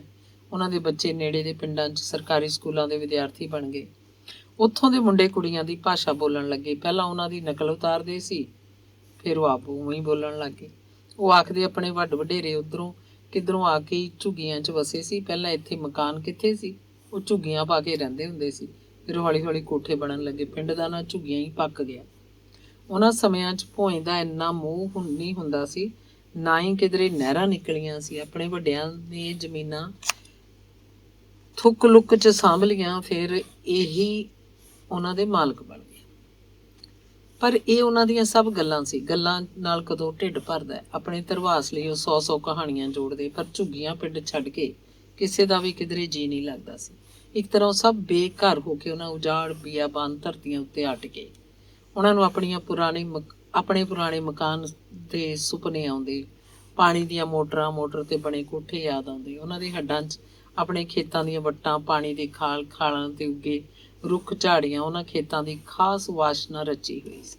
ਇਹ ਵਾਸ਼ਨਾ ਫਸਲਾਂ ਦੀ, ਇਹ ਮਹਿਕ ਉਹਨਾਂ ਦੇ ਅੰਗ ਅੰਗ 'ਚ ਬਿਰਾਜਮਾਨ ਸੀ, ਜੋ ਲੱਖ ਯਤਨ ਕੀਤਿਆਂ ਵੀ ਪਰੇ ਨਹੀਂ ਹੁੰਦੀ ਸੀ। ਜਿਹੜੇ 10 ਘਰ ਝੁੱਗੀਆਂ ਪਿੰਡ 'ਚ ਡਟੇ ਬੈਠੇ ਸੀ, ਅਸਲ 'ਚ ਉਹਨਾਂ ਦੀ ਜ਼ਮੀਨ ਇੱਕ 2 ਕਿੱਲੇ ਹੀ ਫੈਕਟਰੀ 'ਚ ਆਈ ਸੀ। ਉਹਨਾਂ ਨੂੰ ਦੂਜਿਆਂ ਦੇ ਮੁਕਾਬਲੇ ਥੋੜ੍ਹੇ ਪੈਸੇ ਮਿਲੇ ਸੀ। 2 ਘਰਾਂ ਨੇ ਤਾਂ 2 ਟਰੱਕ ਹੋਰ ਪਾ ਲਏ। ਪੁਰਾਣੇ ਟਰੱਕ ਖਰੀਦੇ ਸੀ, ਉਹਨਾਂ ਦਾ ਇੱਕ ਟਰੱਕ ਪਹਿਲਾਂ ਵੀ ਚੱਲਦਾ ਸੀ। ਉਹਨਾਂ ਨੇ ਤਾਂ ਆਪਣਾ ਇਹੀ ਕਾਰੋਬਾਰ ਵਧਾ ਲਿਆ। ਉਹਨਾਂ ਨੂੰ ਪਿੰਡ ਛੱਡ ਕੇ ਜਾਣ ਦੀ ਲੋੜ ਨਹੀਂ ਸੀ। 2 ਘਰਾਂ ਨੇ ਸੜਕ ਨੇੜੇ ਅੱਧਾ ਕਿੱਲਾ ਲੈ ਕੇ ਮੁਰਗੀ ਖਾਨੇ ਖੋਲ੍ਹ ਲਏ। ਇਹ ਮੁਰਗੀ ਖਾਨੇ ਅਕਾਲਗੜ੍ਹ ਸ਼ਹਿਰ ਤੋਂ ਦੂਰ ਝੁੱਗੀਆਂ ਪਿੰਡ ਦੇ ਨੇੜੇ ਹੀ ਸੀ। ਉਹਨਾਂ ਦਾ ਕਾਰੋਬਾਰ ਵੀ ਚੰਗਾ ਚੱਲ ਪਿਆ। ਮੁਰਗੀ ਖਾਨੇ 'ਚ ਬਿਹਾਰ ਦੇ ਭਈਏ ਕੰਮ ਕਰਦੇ, ਉਹਨਾਂ ਨੂੰ ਪਹਿਲਾਂ ਹੀ ਤਜਰਬਾ ਸੀ। ਦੂਰ ਸ਼ਹਿਰਾਂ ਤੋਂ ਟਰੱਕ ਆਉਂਦੇ, ਦੂਜੇ ਚੌਥੇ ਦਿਨ ਉਹਨਾਂ ਦੇ ਅੰਡੇ ਲੈ ਜਾਂਦੇ। 4 ਘਰਾਂ ਨੇ ਹਰਚੰਦ ਫੌਜੀ ਦੀ ਰੀਸੋ ਰੀਸ 4-4 5-5 ਮੱਝਾਂ ਖਰੀਦ ਲਈਆਂ। ਦੁੱਧ ਪਾਉਣਾ ਸ਼ੁਰੂ ਕਰਤਾ। ਫਿਰਨੀ ਤੇ ਉਹਨਾਂ ਦੇ ਖੁੱਲੇ ਮਕਾਨ ਸੀ। ਮਕਾਨ ਕੀ ਖੁੱਲੇ ਵਗਲ ਮਾਰੇ ਹੋਏ ਸੀ। ਮਰਬਬੰਦੀ ਵੇਲੇ ਇਹ ਫਿਰਨੀ ਤੋਂ ਬਾਹਰ ਆਬਾਦੀਆਂ ਕੱਟੀਆਂ ਗਈਆਂ ਸੀ। ਉਹਨਾਂ ਨੇ ਭਲੇ ਵਕਤਾਂ 'ਚ ਉੱਥੇ ਖੁੱਲੇ ਚੌੜੇ ਮਕਾਨ ਛੱਤ ਲਏ ਸੀ। ਹੁਣ ਜਦੋਂ ਉਹਨਾਂ ਦੀਆਂ ਜ਼ਮੀਨਾਂ ਖੁੱਸ ਗਈਆਂ ਤਾਂ ਮੱਝਾਂ ਦਾ ਇਹ ਕੰਮ ਉਹਨਾਂ ਲਈ ਵਧੀਆ ਸੀ। ਘਰੋਂ ਬਾਹਰ ਜਾਣ ਦੀ ਬਹੁਤੀ ਲੋੜ ਨਹੀਂ ਸੀ, ਬਸ ਕੱਖ ਪੱਠੇ ਨੂੰ ਜਾਣਾ ਪੈਂਦਾ, ਨਹੀਂ ਤਾਂ ਬਗਲ ਅੰਦਰ ਹੀ ਸਾਰਾ ਕੰਮ। 10ਵਾਂ ਬੰਦਾ ਜੀ ਦੀ ਸੋਚ ਬਾਣੀਆਂ ਵਰਗੀ ਸੀ। ਉਹਨੇ ਅਕਾਲਗੜ੍ਹ ਬੱਸ ਅੱਡੇ ਦੇ ਨੇੜੇ ਸਪੇਅਰ ਪਾਰਟਸ ਦੀ ਦੁਕਾਨ ਖੋਲ੍ਹ ਲਈ। ਇਹ ਦੁਕਾਨ ਉਹਨੇ ਇੱਕ ਬਾਣੀਏ ਨਾਲ ਰਲ ਕੇ ਖੋਲ੍ਹੀ। ਬਾਣੀਏ ਦੀ ਪਹਿਲਾਂ ਹੀ ਇਹ ਦੁਕਾਨ ਸੀ, ਉਹ ਪੈਸਿਆਂ ਵੱਲੋਂ ਟੁੱਟ ਗਿਆ ਸੀ। ਨਵਾਂ ਮਾਲ ਪਾਉਣ ਲਈ ਪੈਸਿਆਂ ਦੀ ਲੋੜ ਸੀ। ਸੋ ਝੁੱਗੀਆਂ ਪਿੰਡ ਦਾ ਉਹ ਜੱਟ ਉਹਦੇ ਚੰਗਾ ਲੋਟ ਆਇਆ। ਜੱਟ ਬਾਣੀਏ ਦੀ ਪਹਿਲਾਂ ਹੀ ਗੂੜੀ ਲਿਹਾਜ਼ ਸੀ। ਹਰਚੰਦ ਦਿਨ ਰਾਤ ਇਸੇ ਉਡੀਕ 'ਚ ਰਹਿੰਦਾ ਕਿ ਦੇਖੋ ਭਦੌੜ ਵਾਲੇ ਕਦੋਂ ਵਿਆਹ ਦੀ ਤਰੀਕ ਭੇਜਦੇ ਆ। ਉਹਨਾਂ ਦੀ ਬਹੂ ਦੇ ਬੱਚਾ ਹੋਣ ਦੀਆਂ ਬਿੜਕਾਂ ਲੈਂਦਾ ਰਹਿੰਦਾ। ਉਹਦੇ ਚਿੱਤ ਨੂੰ ਖੁਤਖੁਤੀ ਲੱਗੀ ਰਹਿੰਦੀ ਵੀ ਬਹੂ ਛੇਤੀ ਜਵਾਕ ਜੰਮਦੀ ਕਿਉਂ ਨਹੀਂ। ਉਹਨਾਂ ਦੇ ਸ਼ਰੀਕੇ ਕਬੀਲੇ 'ਚੋਂ ਜਿਹੜੇ ਸ਼ਗਨ ਹੋਏ ਸੀ, ਜਾਂ ਜਿਹੜਾ 100 ਰੁਪਇਆ ਉਹਦੇ ਮਾਮੇ ਦੇ ਮੁੰਡੇ ਨੇ ਸ਼ਗਨ ਪਾਇਆ ਸੀ, ਉਹ ਸਾਰੇ ਪੈਸੇ ਤਾਂ ਉਹਨੇ ਆਪਣੇ ਆਮ ਪੈਸਿਆਂ 'ਚ ਇੱਧਰ ਉੱਧਰ ਰਲਾਤੇ। ਪਰ ਉਹਦੇ ਸਾਲੇ ਨੇ ਜਿਹੜਾ 500 ਦਾ ਨੋਟ ਦਿੱਤਾ ਸੀ, ਉਹਨੇ ਉਹ ਸਾਂਭ ਰੱਖਦਾ। ਕਦੇ ਉਸ ਨੋਟ ਨੂੰ ਆਪਣੇ ਬਟੂਏ ਦੀ ਵੱਖਰੀ ਜੇਬ 'ਚ ਪਾ ਲੈਂਦਾ, ਕਦੇ ਉੱਥੋਂ ਕੱਢ ਕੇ ਅਲਮਾਰੀ 'ਚ ਰੱਖ ਦਿੰਦਾ। ਇਹ 500 ਦਾ ਨੋਟ ਜਿਵੇਂ ਕੋਈ ਜਿਉਂਦੀ ਚੀਜ਼ ਹੋਵੇ। ਨੋਟ ਜਿਵੇਂ ਸਾਹ ਲੈਂਦਾ ਹੋਏ, ਨਰਮ ਕੂਲੀ ਘੁੱਗੀ ਵਾਂਗ। ਕਦੇ ਉਹਦਾ ਜੀ ਕਰਦਾ ਹੋਏ ਇਸ ਨੋਟ ਨੂੰ ਆਲੇ 'ਚ ਰੱਖ ਕੇ ਨਿੱਤ ਆਥਣੇ ਜੋਤ ਜਗਾਇਆ ਕਰੇ। ਹਰਚੰਦ ਮੱਝਾਂ ਦਾ ਕੰਮ ਹੁਣ ਬਹੁਤ ਤੇਜ਼ੀ ਨਾਲ ਕਰਦਾ। ਉਵੇਂ ਮਸ਼ੀਨ ਘੁੰਮਦੀ ਹੋਵੇ, ਉਹਦੇ ਅੰਗਾਂ 'ਚ ਬਿਜਲੀ ਉਤਰ ਆਈ। ਇੱਧਰ ਉੱਧਰ ਮੂੰਹ ਦੀਆਂ ਸੀਟੀਆਂ ਮਾਰਦਾ ਫਿਰੇ। ਕਦੇ ਇੱਕ ਟੰਗ ਦੇ ਭਾਰ ਹੋ ਕੇ ਦੁੱਧ ਰਿੜਕਦੀ ਸੰਤੀ ਦੇ ਸਿਰ 'ਚ ਠੋਲਾ ਮਾਰ ਜਾਂਦਾ। ਸੰਤੀ ਬਸ ਐਨੇ ਆਖਦੀ, ਵੇ ਤੂੰ। ਇਹੀ ਕਣਕਾਂ ਪੱਕਣ ਦੀ ਰੁੱਤ ਸੀ। ਹਵਾ 'ਚ ਕੱਚੇ ਦਾਣਿਆਂ ਦੀ ਮਹਿਕ ਘੁਲੀ ਹੁੰਦੀ। ਰੁੱਤ ਵੀ ਬਹੁਤ ਸੁਖਾਵੀਂ ਹੋ ਗਈ। ਪਾਲਾ ਖੰਭ ਲਾ ਕੇ ਉੱਡ ਰਿਹਾ ਹੁੰਦਾ। ਗਰਮੀ ਚੋਰੀਆਂ ਧਰਤੀ ਦੇ ਖੰਭ ਫੈਲਾ ਕੇ ਉਤਰਦੀ। ਜੱਟਾਂ ਨੂੰ ਖੇਤਾਂ 'ਚ ਘਮਸਾਣ ਦਾ ਕੰਮ ਨਹੀਂ ਹੁੰਦਾ। ਕਿਧਰੇ ਕੋਈ ਕਣਕ ਨੂੰ ਆਖਰੀ ਪਾਣੀ ਲਾਉਂਦਾ। ਦਿਨ ਖੜੇ ਜੇ ਕੁਝ ਸਿਆਣੇ ਬੰਦੇ ਸੱਥ 'ਚ ਬੈਠੇ ਗੱਲਾਂ ਕਰ ਰਹੇ ਸੀ। ਉਹਨਾਂ 'ਚ ਕੁਝ ਪੜ੍ਹੇ ਲਿਖੇ ਲੋਕ ਵੀ ਸੀ, ਚਾਹੇ ਕੋਈ ਪੜ੍ਹਿਆ ਲਿਖਿਆ ਹੋਵੇ, ਚਾਹੇ ਅਨਪੜ੍ਹ। ਅੱਜ ਕੱਲ੍ਹ ਸਭ ਨੂੰ ਜੱਗ ਦੀ ਸੁਰਤ ਸੀ। ਪਿੰਡਾਂ 'ਚ ਟੀਵੀ ਸਾਧਨ ਹੀ ਨਹੀਂ, ਕੇਬਲ ਦਾ ਪ੍ਰਬੰਧ ਵੀ ਹੋ ਚੁੱਕਿਆ ਸੀ। ਝੁੱਗੀਆਂ ਪਿੰਡ ਦਾ ਕੇਬਲ ਦੀ ਤਾਰ ਰਾਹੀਂ ਅਕਾਲਗੜ੍ਹ ਨਾਲ ਸਿੱਧਾ ਸੰਪਰਕ ਸੀ। ਪਿੰਡ 'ਚ 2-3 ਰੋਜ਼ਾਨਾ ਪੰਜਾਬੀ ਅਖਬਾਰ ਖਾਸੀ ਗਿਣਤੀ 'ਚ ਨਿੱਤ ਸਵੇਰੇ ਹੀ ਸ਼ਹਿਰਾਂ ਵਾਂਗ ਆਉਂਦੇ ਸੀ। ਪੰਜਾਬ 'ਚ ਐਕਵਾਇਰ ਕੀਤੀ ਜ਼ਮੀਨ ਦੀਆਂ ਗੱਲਾਂ ਹੁੰਦੀਆਂ। ਕਿਸਾਨ ਯੂਨੀਅਨ ਦੇ ਨਿੱਤ ਬਿਆਨ ਛਪਦੇ। ਸਰਕਾਰਾਂ ਦੇ ਬਿਆਨ ਸਭ ਫੋਕੇ ਨੇ ਯਾਰ, ਤੇ ਕਿਸਾਨ ਯੂਨੀਅਨ ਦੇ ਸੰਘਰਸ਼ ਨੂੰ ਵੀ ਕੀ ਆਖੀ। ਜ਼ਮੀਨਾਂ ਐਕਵਾਇਰ ਹੋਣ ਦਾ ਸਿਲਸਿਲਾ ਚੱਲਦਾ ਹੀ ਰਹਿਣਾ। ਇੱਕ ਸਿਆਣੇ ਬੰਦੇ ਨੇ ਨਿਰਣਾ ਸੁਣਾਇਆ, ਕਿਉਂ ਬਈ ਇਹ ਕਿਉਂ ਹੁੰਦਾ? ਸਰਕਾਰ ਚਾਹੇ ਤਾਂ ਰੋਕ ਨਹੀਂ ਸਕਦੀ। ਕਿਉਂ ਰੋਕੂਗੀ? ਵੱਡੀਆਂ ਪ੍ਰਾਈਵੇਟ ਕੰਪਨੀਆਂ ਦੇ ਸਹਾਰੇ ਤਾਂ ਸਰਕਾਰਾਂ ਚੱਲਦੀਆਂ ਨੇ, ਪਾਰਟੀ ਫੰਡ ਕਿੱਥੋਂ ਆਊ ਫਿਰ? ਉਹ ਨਾਲੇ ਭਾਈ ਇਹ ਅੰਗਰੇਜ਼ਾਂ ਵੇਲੇ ਦਾ ਕਾਨੂੰਨ ਬਣਿਆ ਹੋਇਆ, ਉਹ ਕਾਨੂੰਨ ਕਾਇਮ ਹੈ, ਉਹਨੂੰ ਕਿਸੇ ਸੂਬੇ ਦੀ ਸਰਕਾਰ ਨੇ ਵੀ ਤੋੜਿਆ ਨਹੀਂ। ਬੰਗਾਲ 'ਚ ਕਾਮਰੇਡਾਂ ਦੀ ਸਰਕਾਰ ਹੈ, ਨੰਦੀਗ੍ਰਾਮ 'ਚ ਦੇਖ ਲਓ ਕੀ ਹੋਈ ਜਾਂਦਾ। ਅੰਗਰੇਜ਼ਾਂ ਦਾ ਇਹ ਕਾਨੂੰਨ ਮਾੜਾ ਨਹੀਂ ਸੀ, ਇਹ ਤਾਂ ਲੋਕਾਂ ਦੀ ਭਲੇ ਖਾਤਰ ਸੀ। ਦੇਸ਼ 'ਚ ਨਵੀਂ ਜਾਗਰਤੀ ਆ ਰਹੀ ਸੀ, ਜਰਨੈਲੀ ਸੜਕਾਂ ਕੱਢਣੀਆਂ ਸੀ, ਨਹਿਰਾਂ ਕੱਢੀਆਂ ਅੰਗਰੇਜ਼ਾਂ ਨੇ। ਫਿਰ ਭਾਈ ਰੇਲਵੇ ਲਾਈਨ ਦਾ ਲਾ ਲਓ, ਜ਼ਮੀਨ ਕਿੱਥੋਂ ਆਉਂਦੀ? ਕਿਸਾਨਾਂ ਦੀ ਜ਼ਮੀਨ ਹੀ ਸੀ ਉਹ। ਪਰ ਉਹਨਾਂ ਦਿਨਾਂ 'ਚ ਕਿਸਾਨਾਂ ਨੂੰ ਜਿਹੜਾ ਮੁੱਲ ਮਿਲਿਆ ਜ਼ਮੀਨ ਦਾ, ਉਹਨਾਂ ਨੇ ਗਾਹਾਂ 10 ਗੁਣਾ ਜ਼ਮੀਨਾਂ ਖਰੀਦ ਲਈਆਂ। ਉਹ ਤਾਂ ਸਰਦਾਰ ਬਣ ਗਏ ਭਾਈ। ਇਹ ਕਾਨੂੰਨ ਉਦੋਂ ਚੰਗਾ ਹੀ ਸੀ। ਇੱਕ ਬਜ਼ੁਰਗ ਬੰਦੇ ਨੇ ਕਾਨੂੰਨ ਦਾ ਖੁਲਾਸਾ ਕੀਤਾ। ਅੰਗਰੇਜ਼ ਤਾਂ ਯਾਰ ਫਿਰ ਵੀ ਚੰਗੇ ਸੀ, ਉਹਨਾਂ ਨੇ ਕਿਸੇ ਪ੍ਰਾਈਵੇਟ ਕੰਪਨੀ ਨੂੰ ਜੱਟਾਂ ਦੀ ਜ਼ਮੀਨ ਐਕਵਾਇਰ ਕਰਕੇ ਨਹੀਂ ਦਿੱਤੀ। ਨਹਿਰਾਂ, ਸੜਕਾਂ, ਰੇਲਵੇ ਅੰਗਰੇਜ਼ਾਂ ਦਾ ਆਪਣਾ ਕੰਮ ਸੀ। ਇੱਕ ਹੋਰ ਬਜ਼ੁਰਗ ਬੋਲਿਆ, ਹੁਣ ਤਾਂ ਯਾਰ ਸਾਰੇ ਹੀ ਅੱਗ ਲੱਗ ਗਏ। ਆਪਣੇ ਵਾਂਗੂ ਗੁਜਰਾਤ ਤੇ ਉਧਰ ਤਾਮਿਲਨਾਡੂ ਦੀਆਂ ਸਰਕਾਰਾਂ ਵੀ ਇਹੀ ਬਿਆਨ ਦਿੰਦੀਆਂ ਨੇ ਕਿ ਕਿਸਾਨਾਂ ਦੀ ਮਰਜ਼ੀ ਬਗੈਰ ਜ਼ਮੀਨ ਨਹੀਂ ਲਈ ਜਾਏਗੀ, ਪਰ ਅਮਲ ਜਾਰੀ ਹੈ। ਜ਼ਮੀਨਾਂ ਫਿਰ ਵੀ ਉੱਥੇ ਐਕਵਾਇਰ ਹੋ ਰਹੀਆਂ। ਆਪਾਂ ਕੀ ਨਹੀਂ ਜਾਣਦੇ ਯਾਰ, ਸਭ ਜਾਣਦੇ ਆ। ਵੋਟਾਂ ਵੇਲੇ ਸਾਰੀਆਂ ਪਾਰਟੀਆਂ ਦੇ ਵੱਡੇ ਵੱਡੇ ਲੀਡਰ ਕਿਸਾਨਾਂ, ਮਜ਼ਦੂਰਾਂ, ਮੁਲਾਜ਼ਮਾਂ ਦੇ ਹੱਕ 'ਚ ਵਾਅਦਿਆਂ ਦੇ ਪੁਲ ਉਸਾਰ ਦਿੰਦੇ ਆ। ਕਿਹੜਾ ਤਾਂ ਮਾਰ ਫੜ ਕੇ ਭਾਖੜਾ ਡੈਮ ਬਣਾ ਦੇਣਗੇ। ਜਦੋਂ ਜਿਹਦੀ ਸਰਕਾਰ ਬਣ ਜਾਂਦੀ ਹੈ ਫਿਰ ਸਭ ਭੁੱਲ ਜਾਂਦੇ ਆ। ਫਿਰ ਤਾਂ ਬਸ ਅੱਖਾਂ ਹੀ ਪੂੰਝਣਗੇ, ਜਾਂ ਫਿਰ ਫੋਕੇ ਬਿਆਨ ਜਿਨ੍ਹਾਂ ਦਾ ਕਿਧਰੇ ਕੋਈ ਅਸਰ ਨਹੀਂ, ਕੋਈ ਅਮਲ ਨਹੀਂ। ਜੱਟਾਂ ਦਾ ਤਾਂ ਕੋਈ ਨਹੀਂ ਦੁੱਖ ਸੁਣਨ ਵਾਲਾ। ਇੱਕ ਪੜ੍ਹੇ ਲਿਖੇ ਮੁੰਡੇ ਨੇ ਤੱਤਸਾਰ ਗੱਲ ਆਖੀ, ਕੋਈ ਵੱਡਾ ਰਾਜ ਪਲਟਾ ਹੀ ਸਾਡੇ ਦੁੱਖਾਂ ਦਾ ਦਾਰੂ ਬਣੇ ਤਾਂ ਠੀਕ ਹੈ, ਨਹੀਂ ਤਾਂ ਫਿਰ ਸਾਰਿਆਂ ਹੀ ਪਿਆ। ਇਹ ਇੱਕ ਬੁੜਾ ਬੰਦਾ ਉੱਠਿਆ ਤੇ ਮੋਢੇ ਦੇ ਸਮੋਸੇ ਨਾਲ ਤੇੜ ਦੇ ਕੱਪੜੇ ਝਾੜ ਕੇ ਘਰ ਨੂੰ ਤੁਰ ਪਿਆ, ਤੇ ਫਿਰ ਸਾਰੇ ਹੌਲੀ ਹੌਲੀ ਕਰਕੇ ਸੱਥ ਨੂੰ ਸੁੰਨੀ ਛੱਡ ਗਏ।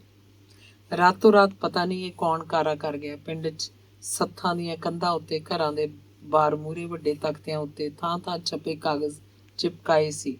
ਇਹ ਨੋਟੀਫਿਕੇਸ਼ਨ ਸੀ ਸਰਕਾਰ ਦਾ।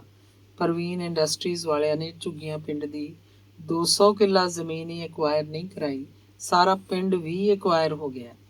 ਤੜਕੇ ਨੂੰ ਸਾਰਾ ਪਿੰਡ ਆਪਣੇ ਘਰਾਂ ਤੋਂ ਬਾਹਰ ਆ ਖੜਾ। ਇਹ ਸੁਪਨਾ ਨਹੀਂ ਸੀ, ਇਹ ਤਾਂ ਸੁਪਨਾ ਵੀ ਨਹੀਂ ਸੀ। ਧੰਨਵਾਦ।